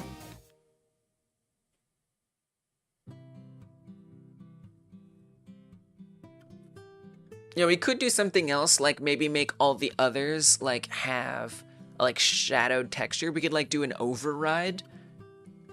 That could be kind of nice, but then you don't, then if you want to go click on them, and that's like some transparency stuff, so like obviously embedding the game in a is not gonna ever work, but who cares?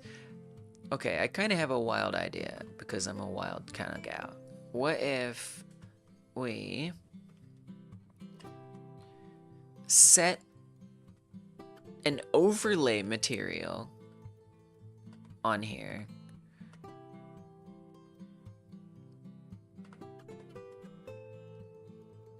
This, all their teeth will still be there. That's silly. So that comes with a little more effort than... Why is their teeth... I'm a little confused why the teeth... Do the teeth... Is there something...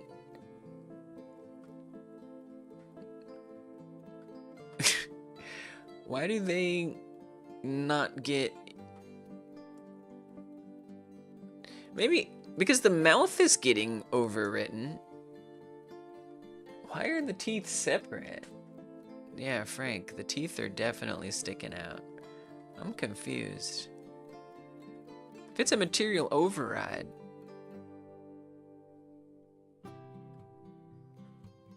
or an overlay, why would it skip out? Well, anyway, I was gonna... What the frick?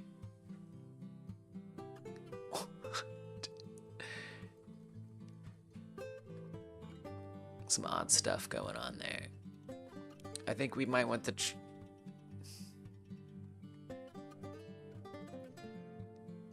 The teeth are pretty bright. Or it's a bright black. It's a bright black. It's so weird. What? Oh, whoa! I mean, it actually looks pretty awesome from a certain angle. It's actually much more what I want, if truth be told.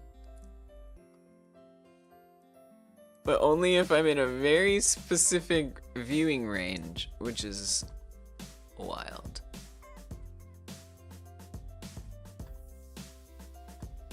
Let's see if I can experiment with some of these settings. How weird.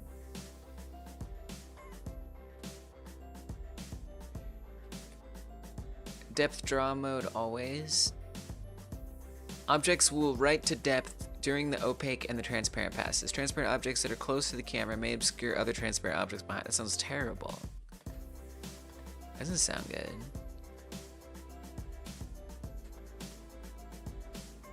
Maybe it's okay. We'll experiment with it. We'll see how that turns out. And then if I do multiply, will it be the nice, like, kind of shadowy? Yeah, it's shadowy. Okay. Oh, but wait. But not everywhere. Not everywhere. Wait, but kinda? It's so weird. Like, only if I click on it here? What? Wait, okay, so what does this just look like right now? What does this look like right now? As it is. But it'd just be kind of cool if they could just be like shadowed a bit, you know, just like shaded darker. So it's like clear the one that you didn't click on. But I kind of would like them to still be a little visible, so you could, in theory, it'd actually be kind of nice as if you hovered over them, the override went away. That would actually be awesome. If you had selected it, or you hover over it. Yeah, we'll get there. That would be my ideal.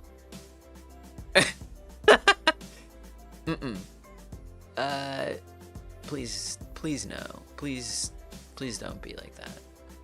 If we do mix, then they look so scary. Oh my goodness. Then they all show up a bit like that.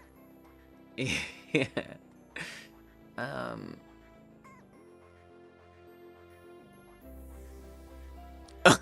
Oh. it's like a bit of a horror game now. Am I chasing after you with that appearance? It's a little upsetting. What if we set on a little... Oh, okay. Okay. I'm very confused why it looks that way. Okay, what if I set the render priority to be high? Oh, there we go. It's the render priority. That'll do it. Let's go. All right, we got there. We just had to click some buttons. It's gonna be annoying. Changing skins too fast. Yeah, need a shader that takes RGB down by an increment of -50, -50, -50. That's a good idea too. That's good. Yeah, we're getting there, doggy. I kind of want it to like still be a little visible. So like if I could adjust like the transparency level of it, that would be nice. But I don't think that's gonna work the way I particularly want it to. What if I go back to mix? Nice. I mean, I liked the way multiply was looking, but whatever. All right, there you go. So it's shadowed. Nice. That's what I want. All right, so now I gotta save this, right? And I have to load this every time, which is a lot. But I do have to do that. So let's save this. Shadowed alien. And then we actually don't want, well, yeah, I mean, I could code it as a shader and put like a Boolean on it or something, which would be kind of nice, but let's just do this. So what we're actually gonna wanna do is say, well, we have to also set up this material somehow. Let's go to the block script. I'm even just gonna set it up on here, which is kind of wild. At onReady variable alien shadowed. This is gonna be standard material 3D. But you gotta make sure you load it that way from the path, right? So can I do that in an assignment? That would be sweet. I don't think you can. I think that won't work. Maybe it will, but what if I do like preload or something? Is that what something could be? I don't know. And just say as a standard material. I don't know if this is actually gonna work. It may well not. But I'm trying it anyway.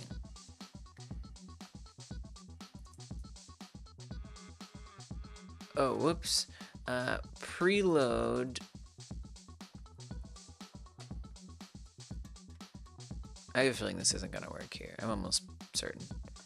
As standard material 3D. Okay, well, it didn't give me an error yet, which is nice. Seems like render priority would be something I'd keep forgetting about and waste time on. Yeah, it's kind of annoying. But it's been the problem so many times that I'm kind of used to checking it once in a while. The render priority is meant for faraway objects, kind of like LOD. Actually, it's not. What it's saying is, so like some things are higher priority than others. That is to say, you know, if I've got,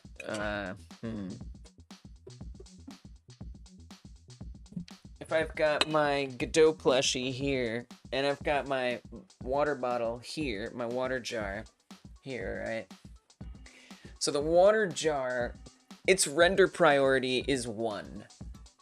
the Godot plushie's render priority is 0, right? So if I make the Godot plushie's render priority 2, then it's gonna appear on top of the jar. If I make the jar's render priority 3, it appears on top of that. So that's kind of more, if that helps, what the render priority is.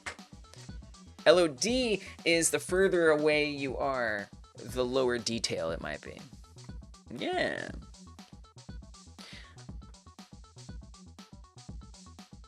All right, so I don't know how well this might give me some heck, but we're gonna attempt that. And then down here, for all of these that weren't chosen, not only do I want them to stop, but I want their material override, which I need to go find. Oh, wow, there's one right there. Well, that was friggin' easy. Love when it's easy. Material override equals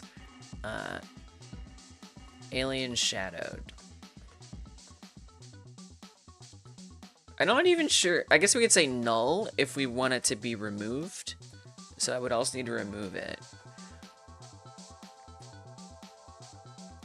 We could say, so then I could also say over here in the camera script that whenever you're hovering over one of them, this is gonna be a little wild. No, or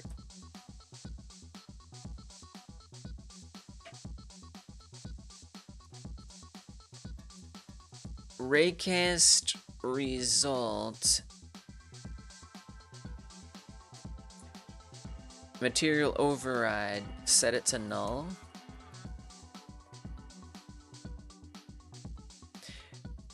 We'd want it to go back though as soon as you stop hovering it, however, which is where that gets a little complicated. So actually, I'd rather do that back on the alien for menu, where it says, am I hovered?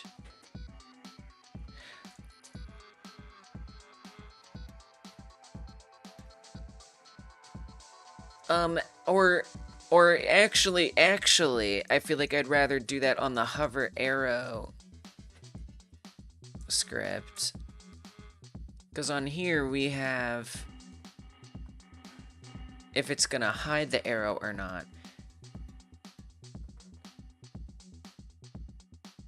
If it's if it is, which one is the one? Is abductee. What about a menu alien? Do we have one for that? I think that's, if not abductee, is NPC. I don't even know if we have an alien for menu. Last menu alien null. It's not even used anywhere in here. Oh my goodness. It's a bit messy. It's a bit messy in here. I'm gonna be honest with you. This is not my favorite script to look at. Shadowed alien, that stuff where many aliens were dark was pretty cool and scary. That would be scary to have glowing red eyes. Whoa. Oh, that's a really cool idea. I like that. We should even, you know what, Frank? We should set that for the black alien. I was trying to find a good color for the black alien. And now I know what it is. That's a really good suggestion. Okay, let me give you a skin. You don't even realize you totally helped me. Skin design direction. AT. Frank. Go find AT. Give you a credit there. Because there is... Oh, man. I thought I opened that somewhere. I really thought I did. You know if you're improving when you can tell if your old code is bad. I love that. I love that. Yes. I'm gonna have to agree with that.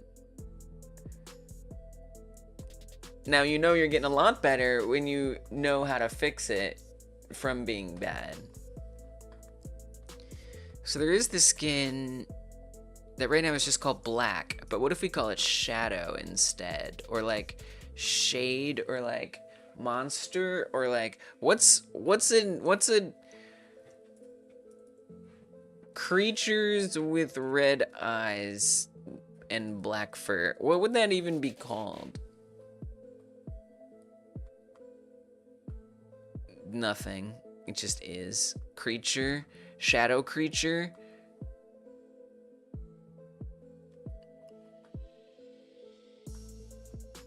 Because there's a white one with red eyes, and that's called albino. A small creature the size of a dog with black fur, large red eyes. North American folklore.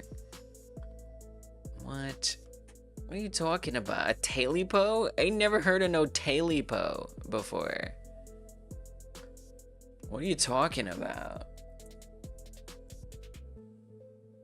What is North American folklore? Do you mean like First Peoples stuff, or?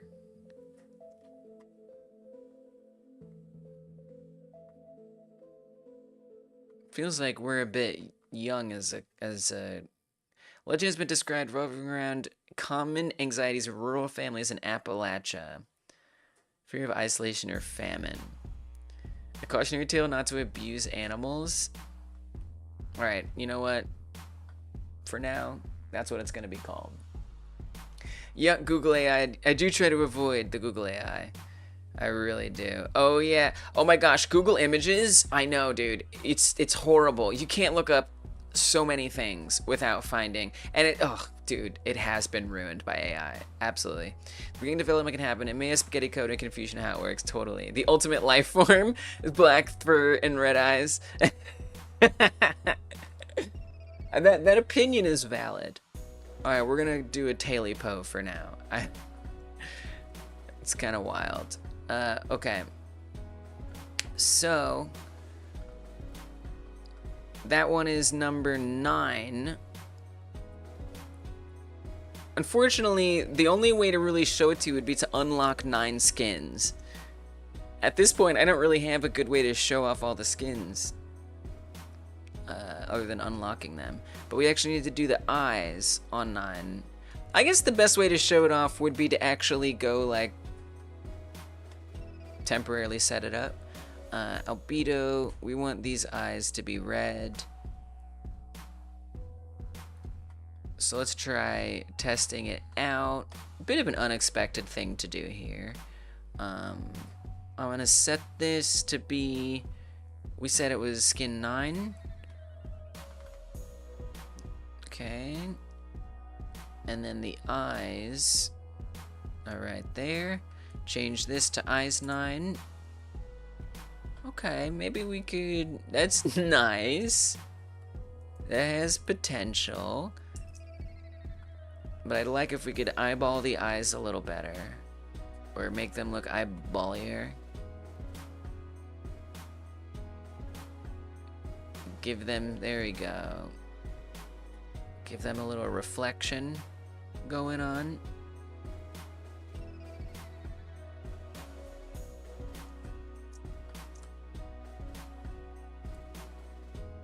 Alright, there we go. Unencrypt that JSON file. Set it there. What? Oh, just like to cheat unlock. Oh, that's a good idea. Add little fly wings? What? Oh, wow, it does kind of have red eyes. Interesting. Do flies have red eyes?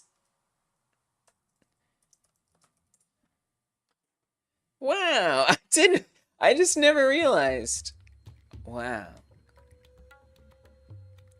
Interesting. Wow, it kind of does look like a housefly with a mouth. Intriguing. Maybe it gets refactored to that.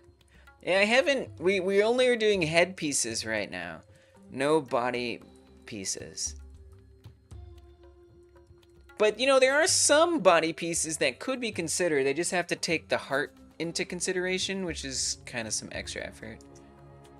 But you know, there's some potential there. Don't I have like, do I have like a notes? I don't have a notes. Notes. Okay, here's a notes section just for you, Pressipier. We'll say, and wings make it a fly. All right. So that's been considered. Pressipier, we'll give you a skin design credit, since that is being considered, potentially. But I don't know. That's a new thing. Alien fly. I could see it happening. Alright, so there we go. We added the red eyes. That was kind of a tangent, but I like it. Let's set these back to the normal skin. Or I guess this is eyes. Set this back to the normal skin.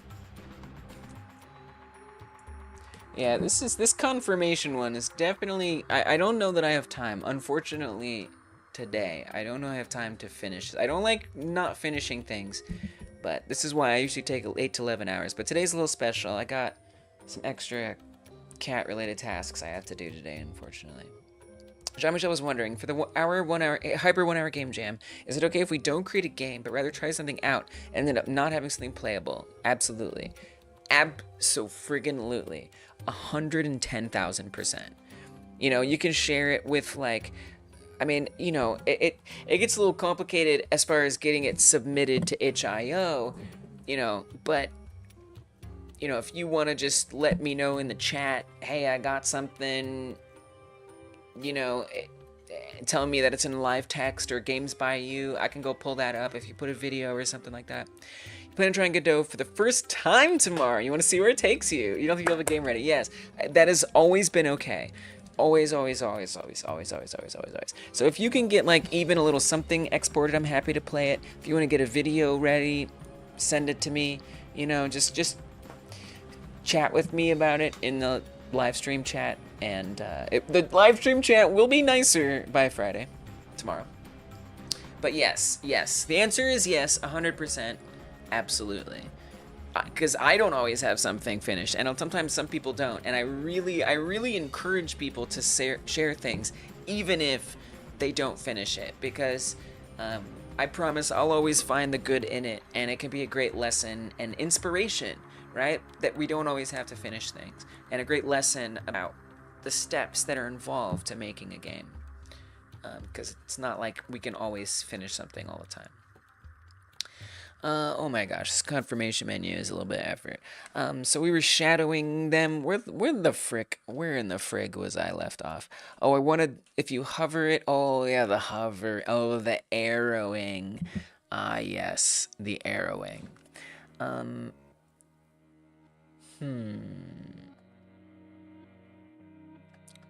The alien for menu has the marker in the area 3D. Target, get owner, get node. So which one is it? I mean, I'm pretty sure it's a non-abductee. It would just be kind of nice if I could set that override right here. That would be sweet. It's those little experiments that can turn into something larger. Yeah, absolutely. And to me, the game jam, to me, it's important that you use it as an opportunity for whatever you want. You know, if you want to explore a feature, you know, like I explored setting up templates and arraycast last week, and I didn't get a game in at all. But you know what? I actually realized what mistake I made, and I'm still gonna do it. So I'm actually right now currently gonna use the jams as a way to experiment setting up templates, and that's my purpose. That's my main thing. Okay, so yes, these are seen as non-abductees. Got it. And then, oops. What I'd like to do is say, if target,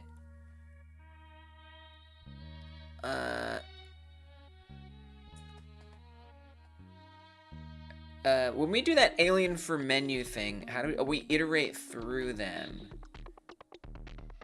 So if we say if target is alien for menu, I think that would work, potentially. Templating seems to be a good idea. It's like you're building your toolbox. Yeah, exactly. And I had a template that I made, like, instead of doing one of these devlog streams, I made templates for the game jam, but I don't like the template and I want to remake it from scratch. So I don't really want to not work on this game. So I'm using the game jam as a way to build that toolbox. Is my plan right now.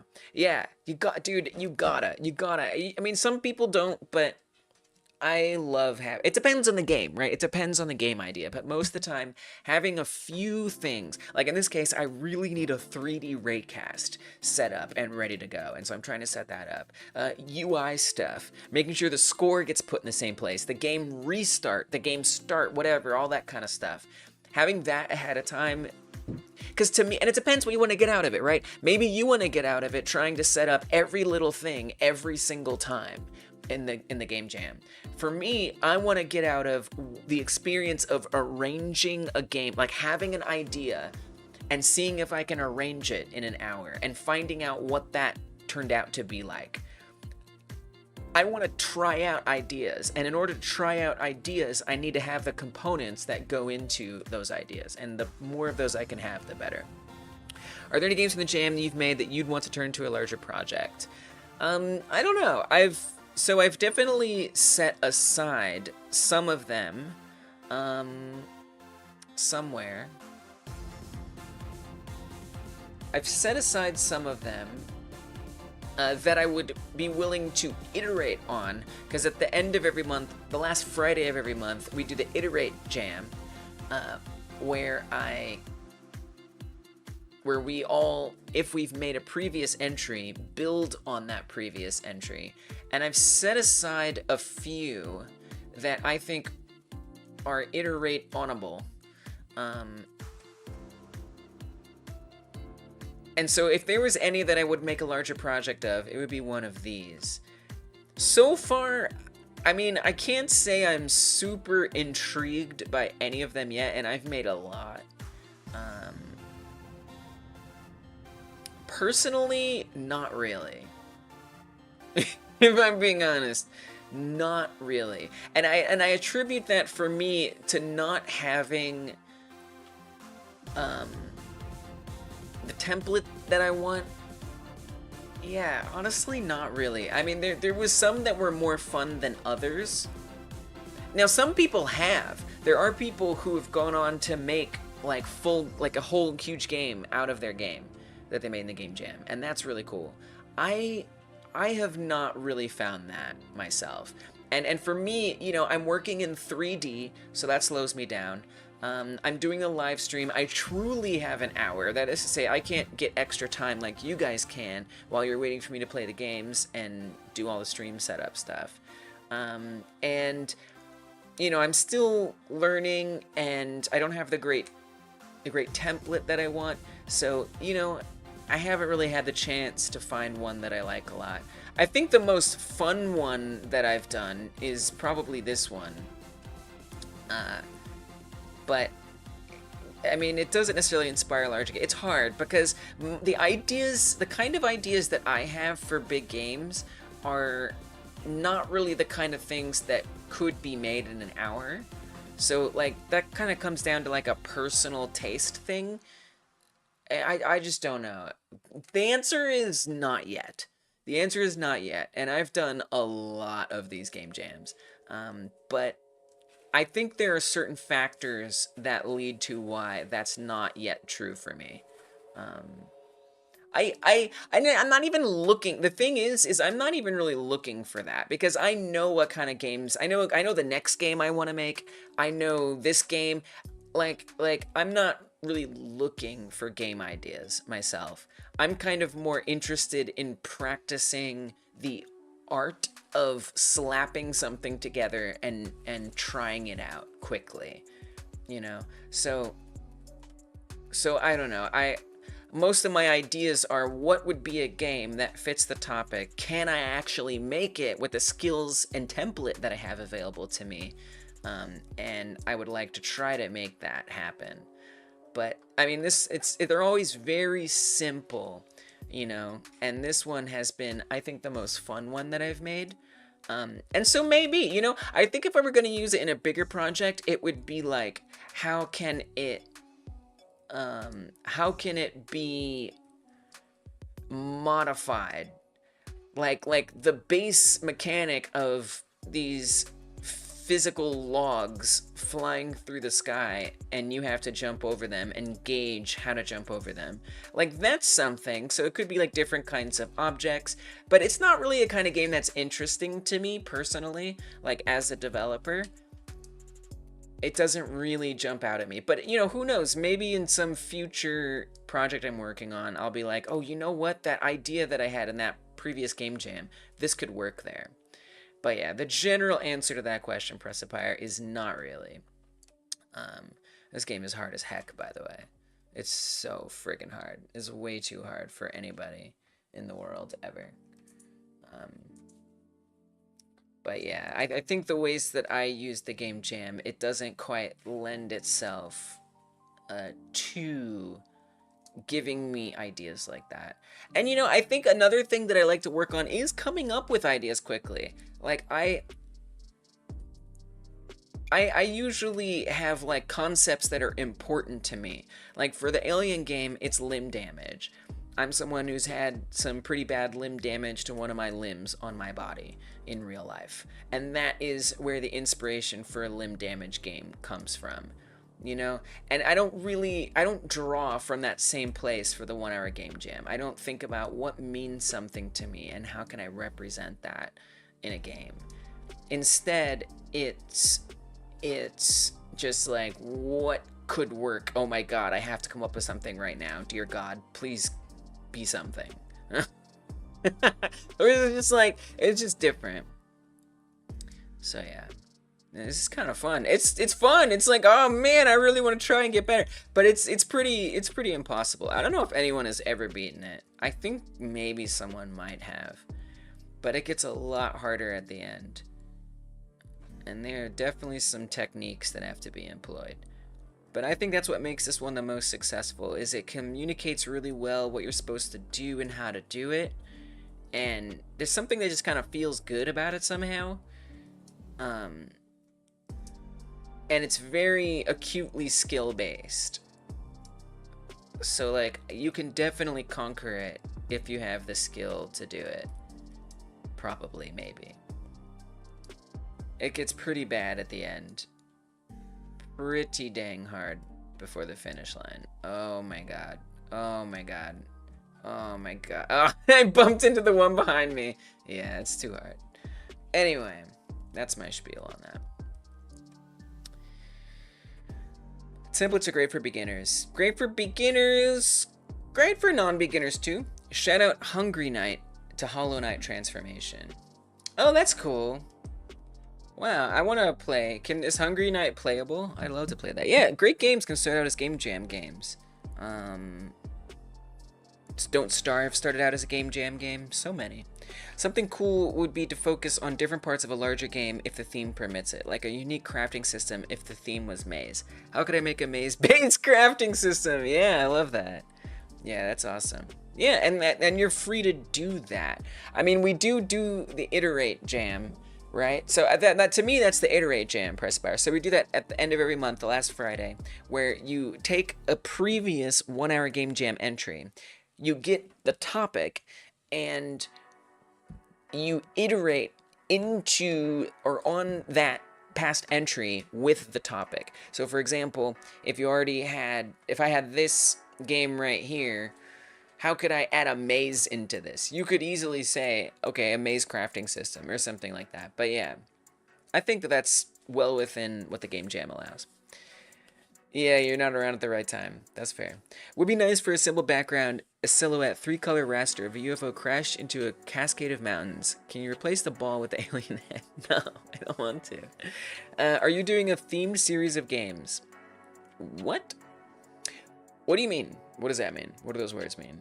You talking about the game jam? The 1 hour game jam? So we do this every Friday at 6 p.m. Eastern time. The way the 1 hour game jam works is people will suggest topics, and we spin a wheel at the beginning of the jam, and whatever that wheel lands on, that's the topic that we work on for that particular jam entry. Aliens is a theme.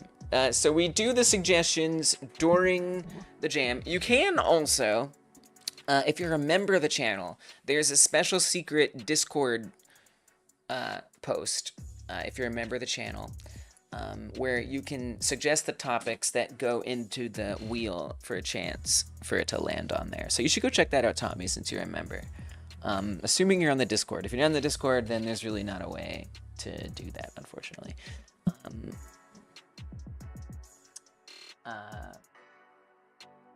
Yeah, so no UFO things in the mountains. Alright, so here's what am I working on here? Right, so I want to, so we know that we're hovering over these, and then I wanted to go to the block script. If node is, oh, okay, yeah, okay, gotcha. So if target is alien for menu, then we say target material override equals, and then I actually need to go set that up.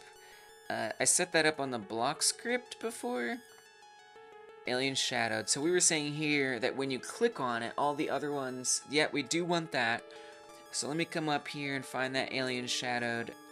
We're gonna copy that. I'm gonna put that over here on the arrow hover script, which is a wacky place to put it, but who cares? That's what we're doing. So then up here, we're gonna add that as an on ready. Set this to alien shadowed, but that's when you hover it. So actually we want it to be null when you hover it. And when you unhover it, it becomes shadowed, unless it was chosen.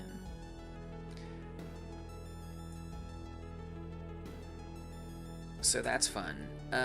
If visible false, so that's applying to the arrow. Oh, this is gonna be a little trickier. If it's not the target collider, so I guess we'd want to say arrow target. This might not work. Alien target, arrow target. Oh, also you have to find the mesh in there. That's the other hard part. It has to be, which I don't think it's called mesh. It would be called, we have to actually do get node alien, and then set that material override to null is what we'd have to do. I think. No, because you'd have to get the owner first, because it's gonna see the area 3D. So you have to say target get owner. On that, get the node alien, material override null. If we go, I don't know if this is gonna work. If we go off of it, have that target,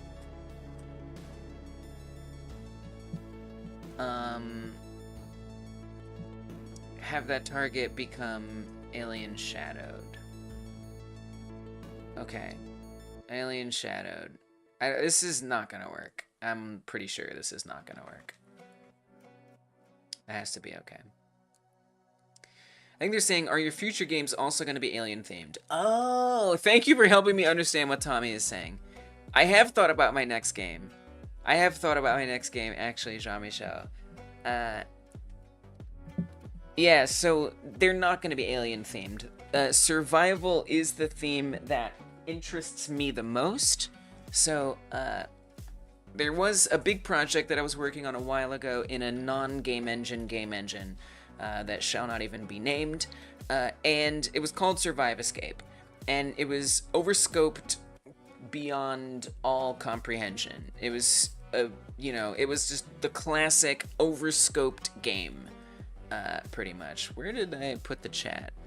Where did I put the chat at? Where did you go, chat?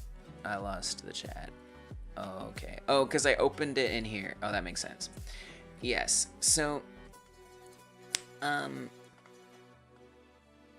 yeah. So this was this huge game that I made. It was overscoped tremendously, massively, and it was based on when I mentioned that I had some limb damage that I experienced in real life. I was out hiking when I was a little younger, and I fully dislocated my shoulder in a really horrendous way. It sucked. It was mangled. It sucked. It was bad. My arm is better now, but at the time I didn't know if I was going to escape from that survival situation, and so the idea for Survive Escape was born from that. And it took many forms, but a game was the biggest idea I had.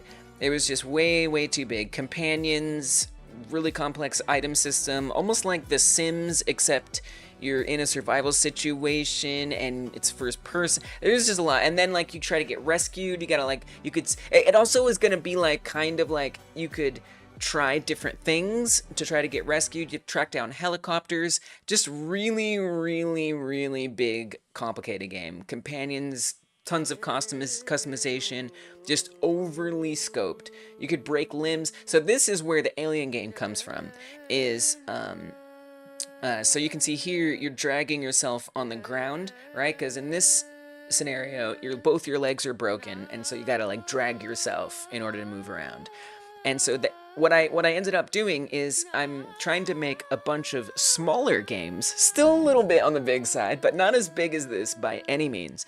I'm trying to make smaller games that incorporate features from this game. So one of those features being limb damage, and that's what where this whole Alien game came from. Is like, well, why would something's limbs need to be healed or whatever? So I thought of this alien species that doesn't have limbs and wants limbs, but they're fragile and they break really easily.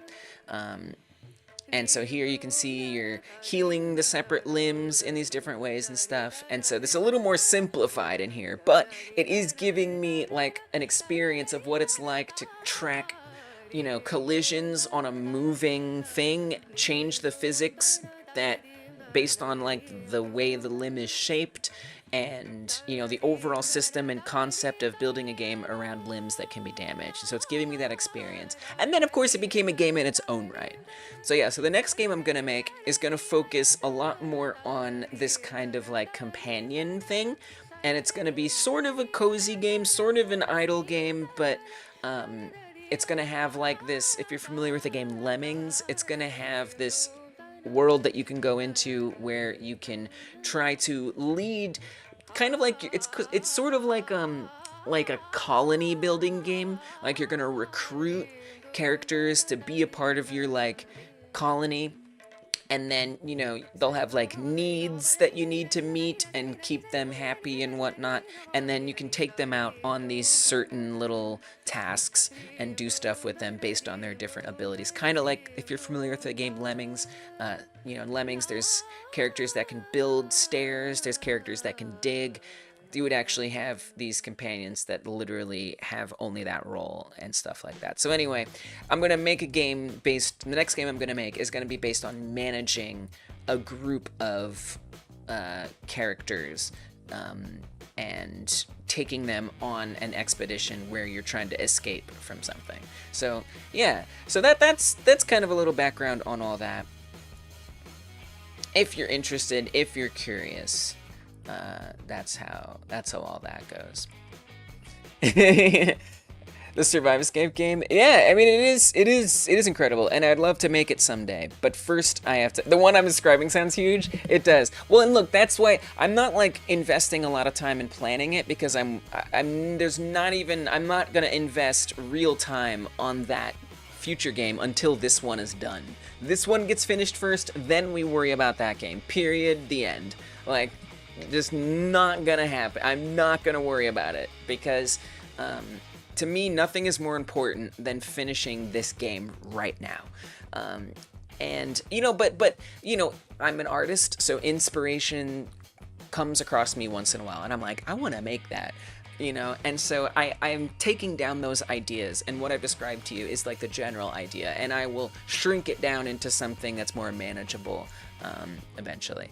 And It shouldn't be huge. Maybe what I'm describing sounds bigger, but it shouldn't really be that huge in theory. So we'll see. Now that the alien can't eat cows, how will it gain the calcium for strong bones? Exactly. It actually makes perfect sense. Alright, so let's see if this thing that's probably not gonna work, works. I'm pretty sure it's not gonna work. Do I have it all set up correct? We say that if we unhover it, it sets it back to shadowed. Oh, but we also would want to say, if arrow target get owner, and we have to say was chosen, but it actually has to be not. If it's not been chosen, then do that. It's kind of a lot what's happening right now. I have a feeling this isn't gonna work. But what I'd want is that they all become shadowed, except for the one that was chosen, which I don't even know if that's gonna work right. And then if you hover over other ones while you've gotten them all, while they're all shadowed, that one will appear, but then when you go away from it, it becomes unshadowed again. Or gets shadowed again. I don't think it's gonna work. I've wedged this in too quickly, gotten too distracted by other things, for it to probably actually work. But out of curiosity, let's just see. Let's see what problems arise with what I have sloppily put together. A problem. Non-existent function get owner on base nil. What? If the target is not set to the... What are you talking about? What are you even talking about?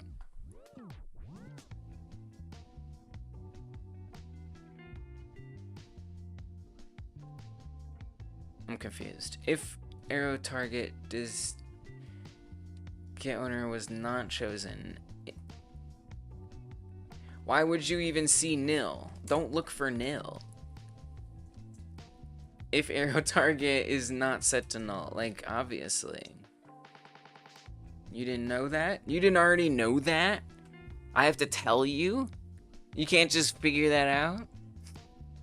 You mean coding is telling you what to do? Every step of the way? Alright, no, I guess that's an important lesson to learn. No, I don't know, but you know, gotta learn somehow. Gotta learn these things somehow. Alright, where's the game? You're acting like you loaded. I don't see you loading. Don't lie to me, Godot.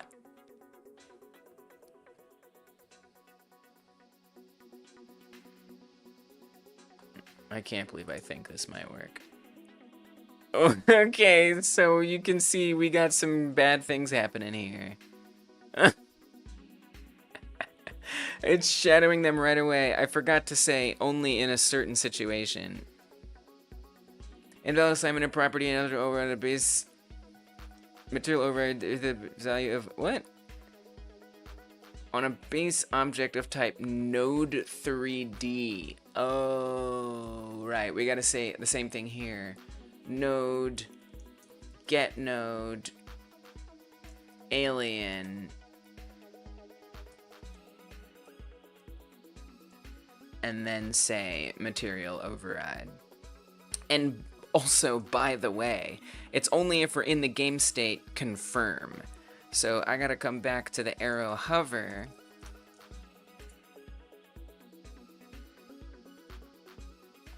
And it only does that a whole nother if statement if globals is game state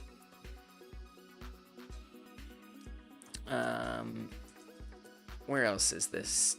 Where can I just check this? Yes, right here. This right here. Give me that. That's what I need. I don't want to have to remember to type that out. And this time it's confirm. then bother doing all of this. My God. My God. I know this was such a mistake. Especially because I gotta go. Orange alien. There is an orange alien. I know, I thought about that, Frank. Like, maybe putting, like, a headpiece that's just, like, a little, like, green top of the orange. Top of the orange to you. But I don't know. I don't know if we'll actually do that. Probably not. Okay. Go ahead. Do your loading. Take your time. Do what you gotta do. I'm not in a hurry.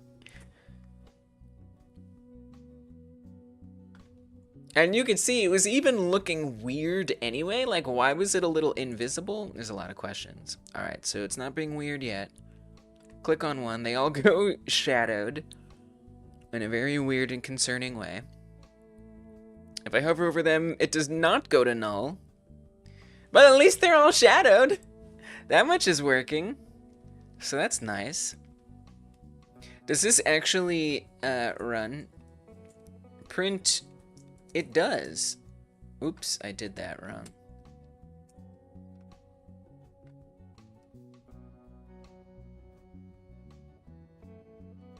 Yeah, it does. So it is, but it's what it's not doing is setting it to null. Get node, alien, material override null. Print. It is.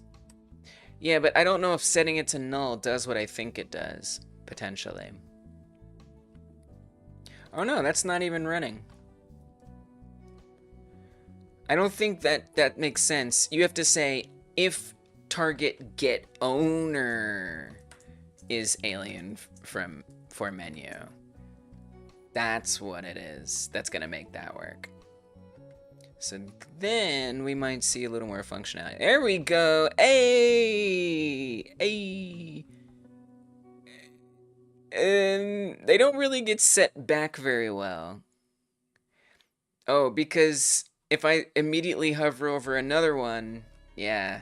So there's that wonderful classic problem. You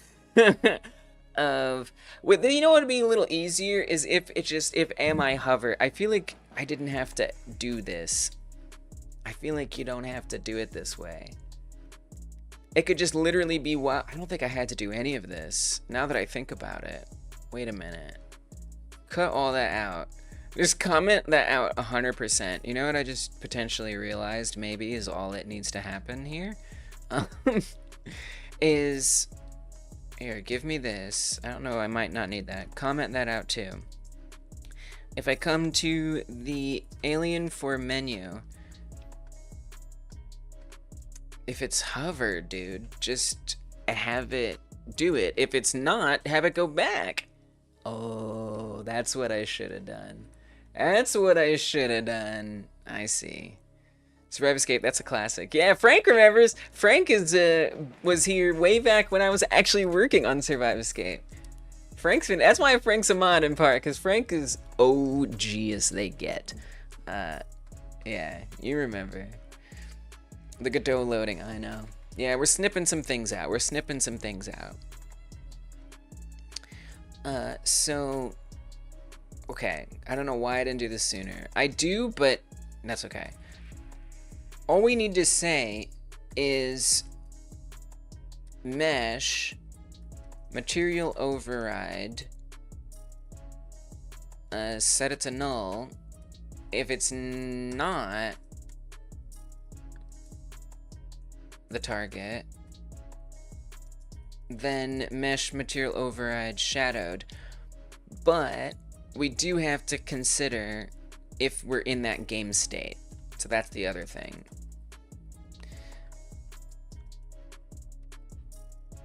Alien. Oh, that's not set up here? Alright. That's why we got it on here. Paste it. On ready. Alien shadowed material. Got it.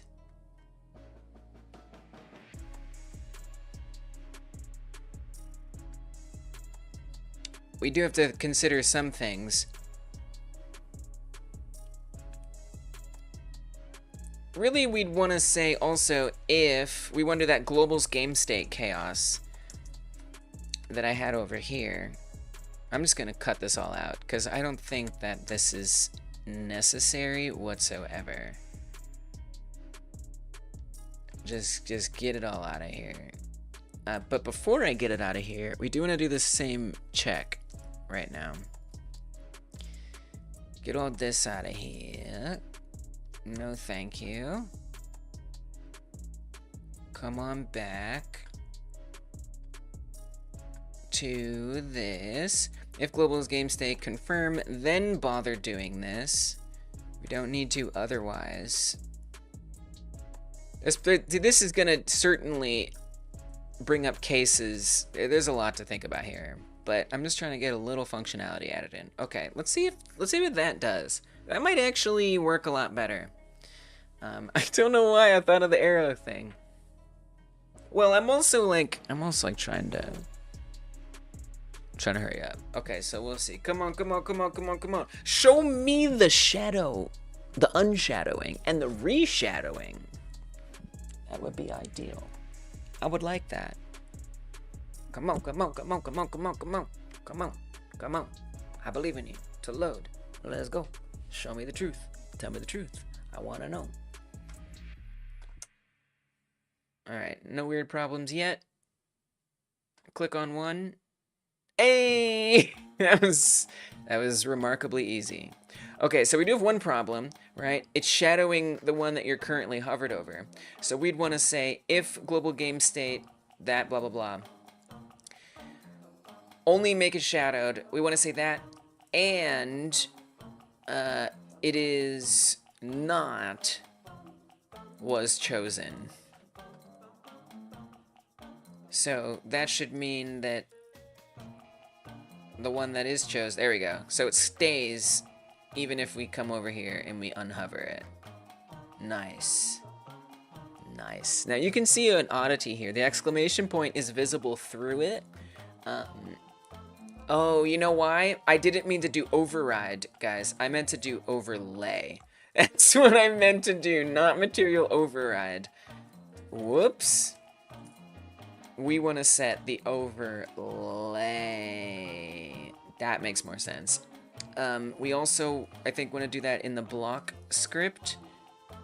Yeah, right there. We want this to be overlay. So there's a lot more to think about here. For sure. For sure, there's a lot more to think about here. Unfortunately today, because of things related to the health of my cat, my dear cat, who is referenced by the emote that we have here in chat, that cat is having some health problems right now. I need to go help deal with those health problems a little bit. And I will, but I'm proud of what I was able to get done. I'm still gonna wanna work on that confirmation menu. So the next time I'm gonna work on this project is next Wednesday. That's the plan, is to do it next Wednesday again. And, you know, we've got a lot of good added in today. Let's check out this shadowed thing. Nice, there we go. So clear which one you chose. So I want this to be a whole confirmation menu. That when you know, you can back out of it and pick another one, you know, and that would work as well. I can click on them and I can light them up if I want, which is pretty awesome. So, you know, there's some things to work on here, but it's pretty great. It's a pretty great situation, and I'm really, really proud of that progress, and I couldn't have done it without you all, at least not as quickly. So we've got, what have we got? We can click on, okay, well, actually right now we can't do it because I've broken the game with this new game state that I wedged in. So if I want to test it right now, we're gonna have to make sure that when we do the click, which is actually over here on the camera 3D, let's comment this out and let's add an extra one in here that basically makes sure that we can do the game like normal. So we set up that nice shadowing thing, which is super awesome. It's half of getting the confirmation menu set up.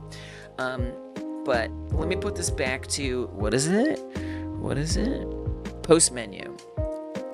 And so if everything makes sense, this should make it all come together quite nicely.